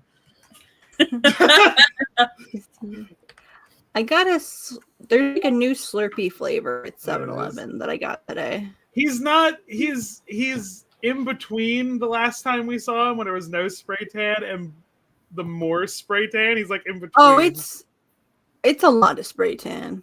It's a lot, but he had a lot before. In between is not like it's still a little much. Yeah, it's. It is funny because when they do the wide shot and you look at Bronson Reed in like the corner, actually everyone in this match is a person of color, and Braun Breaker is darker than all of them. Right. What has he done? Get him. Somebody has to get him. Bring back Kevin Owens. His neck surgery went fine. Get him out there. Somebody has to end this man. Just wash him. They keep saying Cody that Braun Breaker versus Bar of Soap and Water. They keep saying Braun Breaker is going to be the face of the company, but Scott wasn't face of WCW ever. Like No, it's like I don't they're think like it's going trying to to push. Like I heard reports saying that they were going to Braun's being set up to be the next face of the company, and it's like the report where they put him and Jacob Fatu on the same level as Rhea Ripley. And I could see Braun Breaker being a upper card heel. Like he could be someone consistently in main events and entertaining. I don't think he's going to be the one on the cover of the video game kissing babies. Yeah, I don't think the babies are going to get spray tan on them. Babies can't be around spray tan like that. Kevin Owens needs to come back and the spot that they do with Ricochet where they start shining his bald head. Shining his head. I think he takes a Clorox wipe and starts wiping his chest. Wipe him down. I miss Kevin Owens. Just start wiping him. Yeah, someone has to do something about some of these wrestlers because Gunther bled for the cause tonight. So, well, thank you, Gunther. I don't know. I like Gunther. I like Gunther. I think he's fun. Gunther was bleeding like Cena in 2005, apparently. So he was gushing. What you're saying is that it's completely possible for Cody to do the tax spot. Entirely, but I would love if Cena goes crazy with the blading again. Run it back one more time. Just one more time, Cena. I asked my brother today who his favorite wrestlers were, and he said AJ Lee. And I was like, "Do you know who CM Punk is?" He was like, "No." Your brother is right. AJ Lee is a better wrestler than CM Punk. That's why CM Punk's been doing her moves lately. He had to steal from his fucking wife. To be fair, he I doesn't I watch wonder any how- wrestling. He just knows her from the Scooby-Doo episode she was in. I wonder how often Punk asks, like, "Hey, you want to come back?" And she's like, "No, I'm writing another book." And he's like, "Okay." Apparently, it happens more frequently now because Roxanne's also like him and Rhea were doing an interview and like they were like, "Oh, you know, who would immediately answer when you called?" Okay, and Punk called Roxanne, and then she was like, "Oh, I thought AJ was with you." She does not give a fuck about that. It's crazy because like she is one of the ones who like you could point to as like, yeah, she was one of like the reasons why women's wrestling is as good as it is now. Like it was her, it was Mercedes Moné when she was Sasha Banks. I love Mercedes. I love that she's getting to do her big one at AEW now. Oh yeah. Is her actual name Mercedes? I don't think so. Maybe. It's definitely not Monet. It's not her. It is. I mean, I know her that actual isn't. name is Mercedes. Yeah. Okay. Because her Twitter handle is Mercedes Verando. Yeah, that is her real name, Mercedes Varnado. She's the CEO. It's so weird to figure out. 8 belts. It's so weird to hear out that she's Sasha Banks, you know? Like, that's a name I know from before wrestling. And it's like, WWE just let them use their fucking names, man. It's fucking nuts. I don't know why Adam Copeland isn't allowed to be called Edge in AEW. Who else are you calling Edge? The only way that I think would make sense not calling Big Show. It's like we know who. They don't even let Big Show call himself the Giant, and that was his WCW name. How did you copyright the Giant? The only thing that I think where it makes sense is because it's like they're playing characters, so it makes sense to me that they have like They've different copyrighted names. John Cena's birth I know name. because John Cena uses his real name, but most of them don't. Most of them make up a character. They're all holdovers from when WWE started copywriting real names. Because the same thing happened with Cody. They only use fake names because they won't be allowed to use their real names if they use their real names. Yeah, but I still think it I don't know. I like that they have that kind of separation between themselves and their wrestling personas. I guess. It's just kind of weird how their names are like. I remember there was a bit in which someone was names. I remember someone saying like how boring Travis Scott is, and one of his things was like, Travis Scott isn't his real name, right? His cool rapper name is just a normal name, and that's how I feel about most like WWE names, like Seth Rollins. Really, watching that was what you chose? The Bailey and Sasha match, the Iron Man match that they did, where Sasha was like a crazy heel, and then like at the end of it, the crowd started cheering for her after Bailey, and she like broke down crying. It was cute. I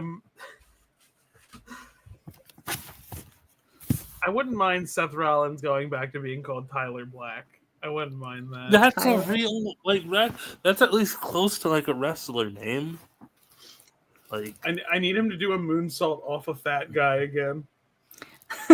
Well, his name is Seth freaking Rollins. He should be allowed to do a moonsault off of a fat guy again. Jelly Roll was there tonight. Jelly Roll's not a fat man anymore. He's Skinny Roll now. What's the word? Like Sami Zayn is just a name. It's just a name. It's just the guy's name. It's not his name. It's not his real name. Yeah, I know. Like at least Braun Breaker is like okay, like that's like it has Breaker in it. That's a fake name.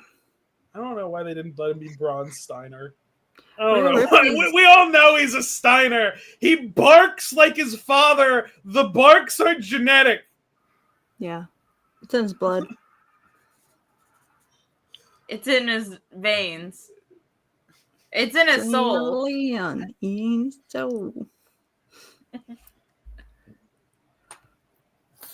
What does Apparently, Cardi B said on the mic, "I love me some Randy Orton." Wait, Cardi- Cody? Yeah. Cardi B B. thirsted in public for married man Randy Orton. Cardi, You know what? we can't be doing this. I am kind of disappointed that Cardi's not not even either hot. for night 2. He's not even hot, Cardi. You did say he was cooler than Hal Jordan yesterday. Well, yeah, because Hal Jordan is the worst. And then Randy posted a video of, I think he grabbed a fan's phone and started vibing to the Cardi song that was playing. I saw that him and Cody took a picture. And I think Randy Orton is cool. I just don't think he's pretty enough to play Batman. I'm not even saying that. I just think it's funny. I just think it's funny that Cardi B out loud said, "I love me some Randy Orton," like on the mic. Better standards, Cardi. Come on. I feel that was a shoot. Because Randy is like very uncomfortable about like fan interactions. Because a lot of wrestlers now are marrying like people in the industry. Randy married someone who was initially a fan. So he's worried that people's like point of view is that they can like be his friend or be romantic with him. So he's very much more conscious about like, no, that was a one-time thing when I was in my 20s. I'm not going to be your friend. Please don't touch me.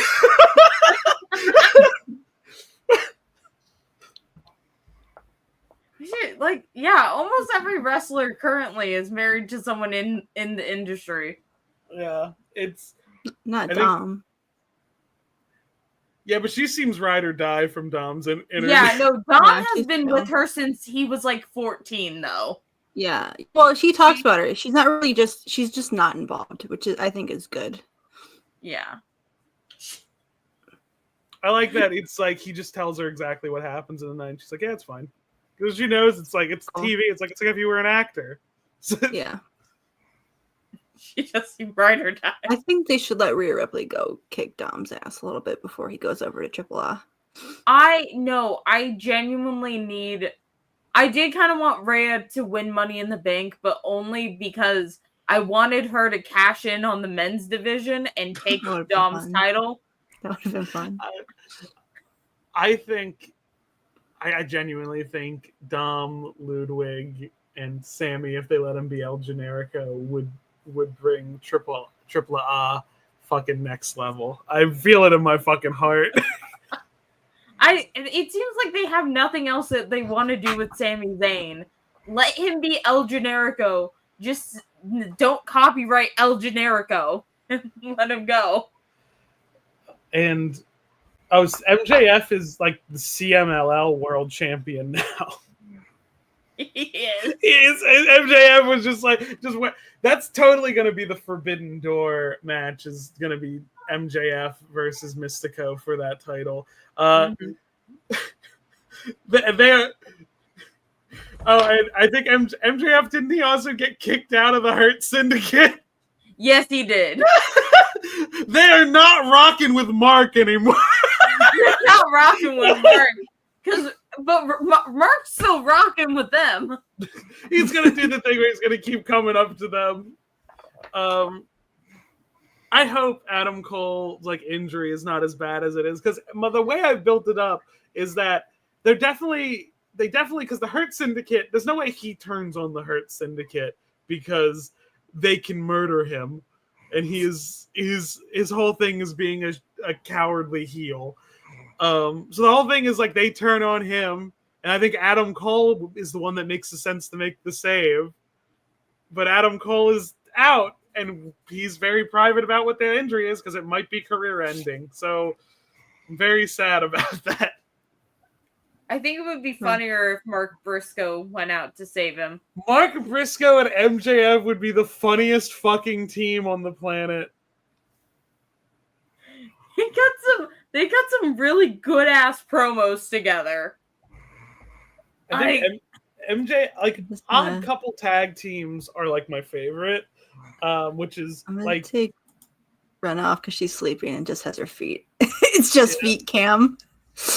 like that's why I think I'm not asleep. You were snoring. You were literally snoring. there was.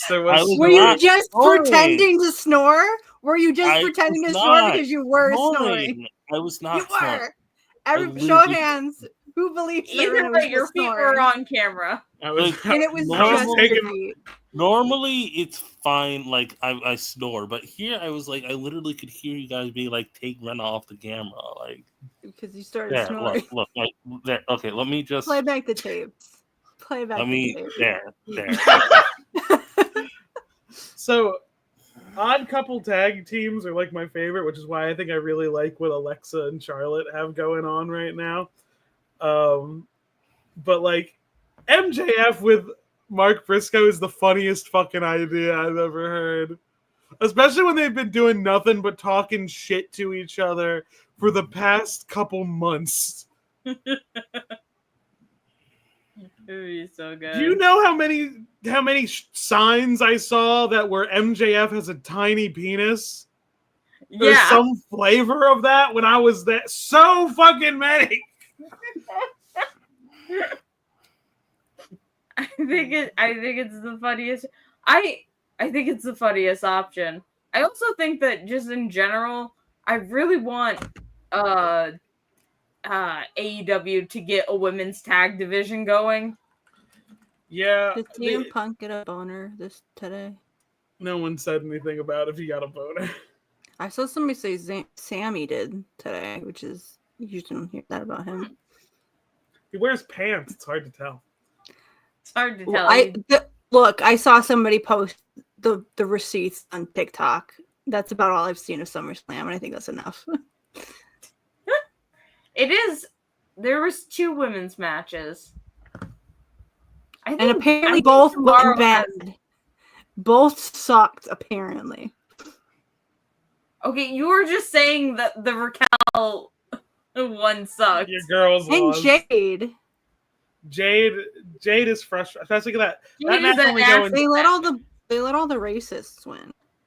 That match going only 7 minutes made me upset. But Raquel, Roxanne, Alexa Bliss, and Charlotte put on a good match. People have been making jokes that Tiffany's losing her title this coming Friday the moment Bianca comes back. Like, there's no fucking way. She should not have a title. I don't know who convinced Triple H or whoever's in charge of SmackDown to give her a title. It's crazy that of that couple, Ludwig is the more talented one, but he's the one that has to be under a mask in AAA without a TV deal. And Tiffany gets regular TV time. It's so fucking... Wait, Ludwig is her husband? Boy, I think they're like engaged. They're together though. Can he like rub off some talent onto her? Ludwig busted out that he speaks Spanish fluently was the craziest shit I had ever experienced. I'm like, you're German. You're German. How do you? This man speaks 3 languages. Some wrestlers barely speak 1. Mark Briscoe.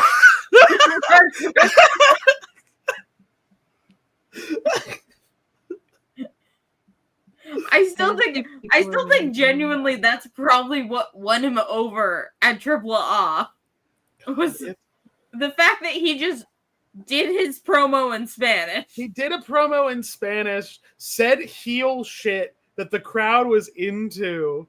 Like his Like he said like very heelish things that if Chad said it in English and it was on like WWE programming, I think people would have been booing like super hard, like not even just booing him as a villain, booing the segment. But the Triple A crowd was rocking with every fucking thing he was saying. When he was saying in Spanish, as every Taco Bell I passed was like a knife in my heart. When he was talking about how much he missed being in Mexico. Oh my god. Some people were making fun Ludwig's of got something going on here. People were rocking with it. It's like, all right. Ludwig has turned me around so much on El Grande Americano, I didn't think it was possible. I don't even know who El Medio Americano is, the second one who appeared. They're saying another El Grande Americano. I'm not calling these, I'm not doinking them. They look different. If Chad came back in the same outfit, I would be doinking them. This man has a different mask. There's the El Grande Americano. No. Ludwig is El Vente Americano. He's the 20 American. He's the 21. He's the big one. Are you thinking about Starbucks? Yes. I think it's funny. Italian. I don't know. I don't speak Spanish. I did see a promo that it was like Raquel and Liv was like trying to get her to speak Spanish, and everyone was like, "Why is Liv's Spanish better than Raquel's?" And I felt so bad for her. I'm like, "Oh, she's trying." I do hope that I hope with this recent loss and the eventual disbandment of Judgment Day, Dominic stops harassing the women's division. I don't know why Michael Cole keeps like pushing that like there's any like romantic stuff with Roxanne and Dom, because they don't interact at all. Yeah, they don't interact. Like she brought in the chicken nuggets one time, then she was in, and that was the beginning. Like that was it. There was that one time he thought that like she was the one who brought him the get well soon cake, and then it was AJ, and then we got the beginning of the saga of AJ in ridiculous situations. Like, I think Dominic he is a cheater. I guess that is true that happened. But I don't think he would seek it out. I think it would just. I think if somebody gave him the opportunity to cheat, he would. I don't think he's going after it. I'm looking at the tag team tournament for AEW. I kind of want Brodito to win it all. I do want Brodito to win. Like, it's clear they were building FTR up as, like, who's going next. I don't think FTR stands a fucking chance against the Hurt Syndicate. I think they would eat them. Brodito, however... Brody King is a very large man, and Bandito does some really good flips. I think they're spec'd to deal with two big men. Brody King is so big, and then Bandito gets thrown like a little spear by Brody, and it works. They be doing the only way a fastball special can exist in real life. Regularly, and it's like, what the fuck? They are going up against the Young Bucks next, but I think if the Young Bucks go to the finals, I don't think there's any way they're losing. Yeah, I do. I kind of like what they're... I need Young Bucks to get so close, but then ultimately lose. I really like them, though. They're a really good team. They're really fun to watch. I need them to lose solely for that reason, because what they're doing with their characters right now is fucking insane, and I need more of it. I'm very excited for Okada versus Swerve. I think that's going to be a great match. That one's going to be good. Toni Storm versus Athena is going to be perfect, though. Everything about that build I'm really liking. I am going to have to pay money for Forbidden Door again. Now you're going to get to be seeing people from New Japan and CMLL there, too. So, because that's the whole point of Forbidden Door is it's crossover shit. I cannot wait. See, AEW, everything seems so like bright and hopeful, and then I turn back over to WWE, and it's all. It's. I think WWE, the way I would describe it is, it's like when you have like a moldy peach, but parts of it are good, and then you're cutting off the parts of the moldy peach, eating around it. It's just one big moldy peach. I am not asleep, but I kind of want to be. You say in the sleepiest possible way. Mm-hmm. We want to talk about the new DC stuff that's coming out. There. What's coming out? Bunch of books. I feel like DCX Sonic's last issue hinted at, no, we're doing this shit again. I think that was very open and shut. I bet it sold well. I mean, so did fucking Power Rangers Justice League, and that never got a sequel. Yeah, but they did. I don't know. They did do 2 Justice League Godzillas. So Justice League Godzilla Part 2 is happening.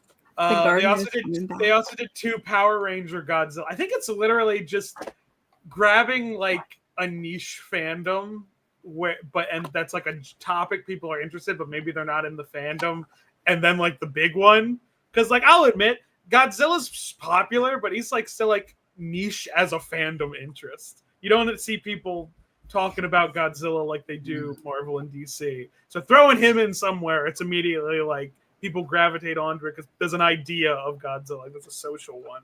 And I think that's true for Sonic too, that most people know what Sonic is, even if they're not in the fandom for Sonic. So I think that's why that sold well.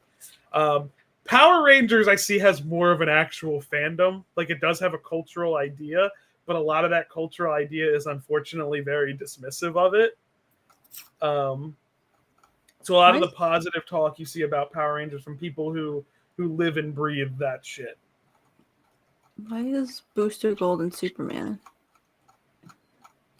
Is my summation accurate, or am I talking out of my ass? I'm never sure. No, that feels right. It feels but I'm right. not an expert by any means. Power Also, Rangers Daystar, what do you definitely does mean? have- Why is Booster Gold and Superman? Have you not been paying attention? That's his only fucking appearances right now. I'm not reading Superman. He's in Superman because Superman is really like strongly associated with the Legion of Superheroes, and right now Booster Gold is like imprisoned by the Dark Legion because time travel shit, and also dark side shit. So now Superman has to deal with that. Donna Troy is Mexican now. You said it so sadly. Daystar is racist. Confirmed. It's just sort of like, oh well. Greece is shifting around a whole lot lately. They cut Greece off like Bugs Bunny did with Florida. It's just been floating around. It bumped into Mexico. Yeah. Dropped off of Donna Troy. Yeah. It's a funny world we live in. Actually, what time is it? It's almost Bella Garden's gonna come back the next Poison Ivy issue, and I'm very excited about it. That's nice. The Gardener's coming back.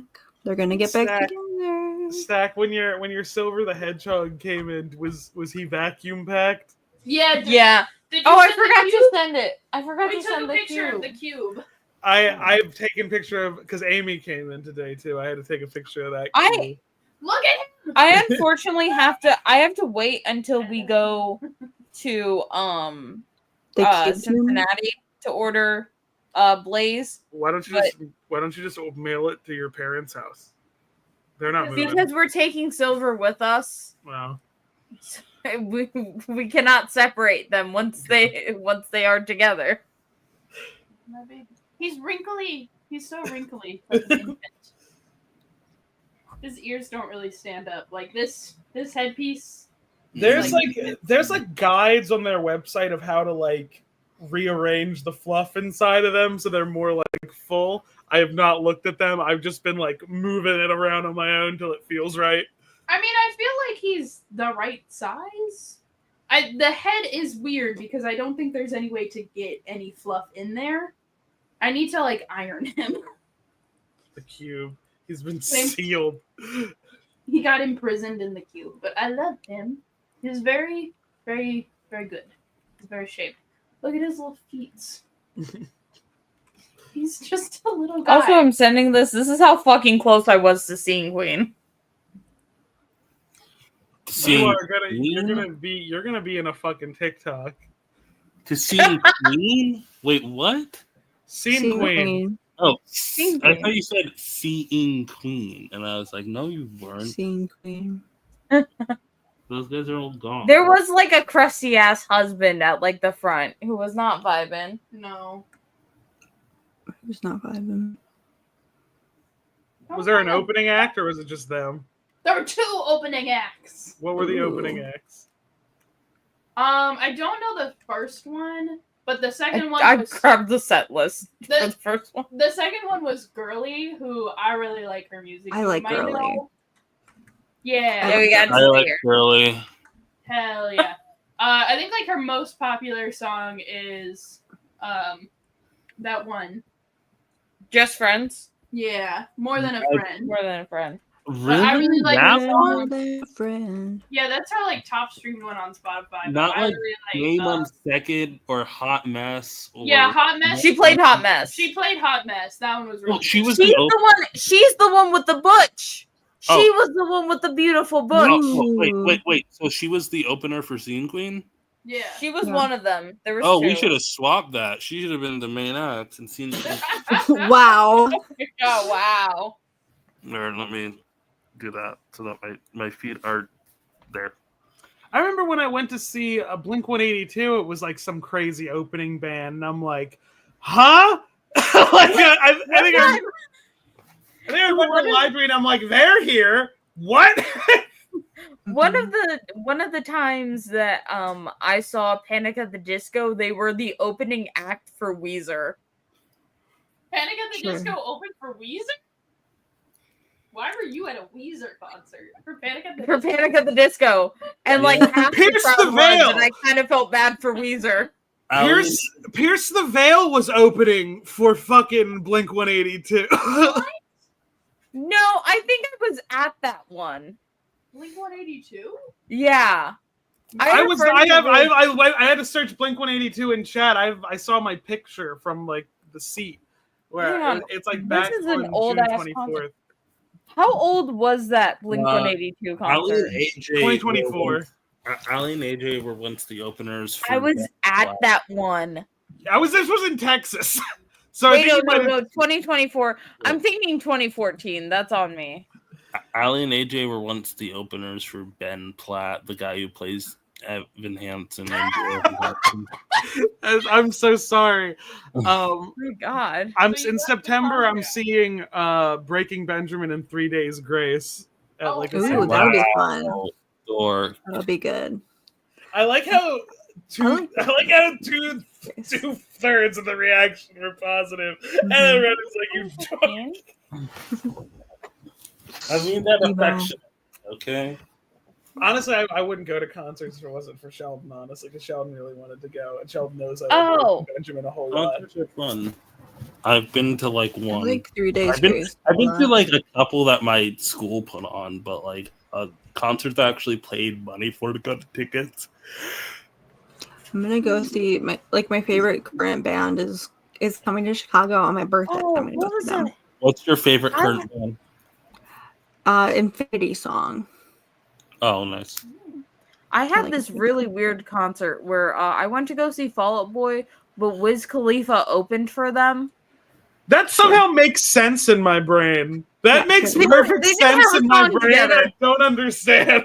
But like being like, I think I was like 14 or something, and just seeing a giant inflatable blunt being passed around. Hell I was yeah. like, where the fuck am I? Oh, They did I tell indoctrinated you? you. So I'm gonna tell you the last thing before we go. I'm gonna tell you my concert experience going to see Ali and AJ. All right. So my Oh, Brenda's getting up. my Serious. friend Renee brought edibles, right? Oh And no. Renee took half an edible, and I was like, okay. And Renee was like, cut it in half, and it's like, no, I'm gonna take the whole thing because like people have taken like way harsher psychedelics at way more surreal concerts. If I get my ass kicked by a single weed edible at an Ali Major concert, I don't deserve to go to concerts. So I take the edible. I remember they threw water on the crowd, and I could see the water go in slow motion. And I tried to lean into it, but I ended up leaning in the opposite direction. That's really good. And and it was an insane time. I barely remember anything. I remember like trying to not sing along, but not being able to not sing along. Renee had a panic attack during the opener and had to leave. Excellent. And that was like with only half of the weed that I had taken. So Mhm. I've had panic attacks at concerts sober. Get on my level. I also did. Someone was blowing a vape in my face like Oh. the entire time during Blink 182, and all I remember is I don't remember much actually. probably because you got vape blown in your face. I just Yeah. on a I did last get to see note, All American Rejects though, and that was great. He started talking about bees for some reason. Small thing. that was like one of the I got that CD for Christmas one year from my cousin. So I listened to that one All American Rejects CD many times. Anyway, on a last note, look at this picture. What is going on? This is Cynthia Erivo standing next to normal people, normal sized people. What do you mean? This is just how big she is. She's You really don't little. got shoes on. She looks like a shriveled up baby. Can we? Who among us has watched all of Super Guy Funny Moments? No. Who? Can we all watch Super after the stream? Can we all watch Super Guy Funny Yeah. Moments together? All right. My brain's going to Thanks once again for joining us on another episode of Ash and Their Fantastic Friends. I'm bad at intros, so I'm not Ayaan. Cynthia So Erivo, bye. get taller. That's an outro. That's why Ash is bad at it. I'm clicking the end stream button. I don't make no money on this website, folks. Cost me $5,000 a month to host it.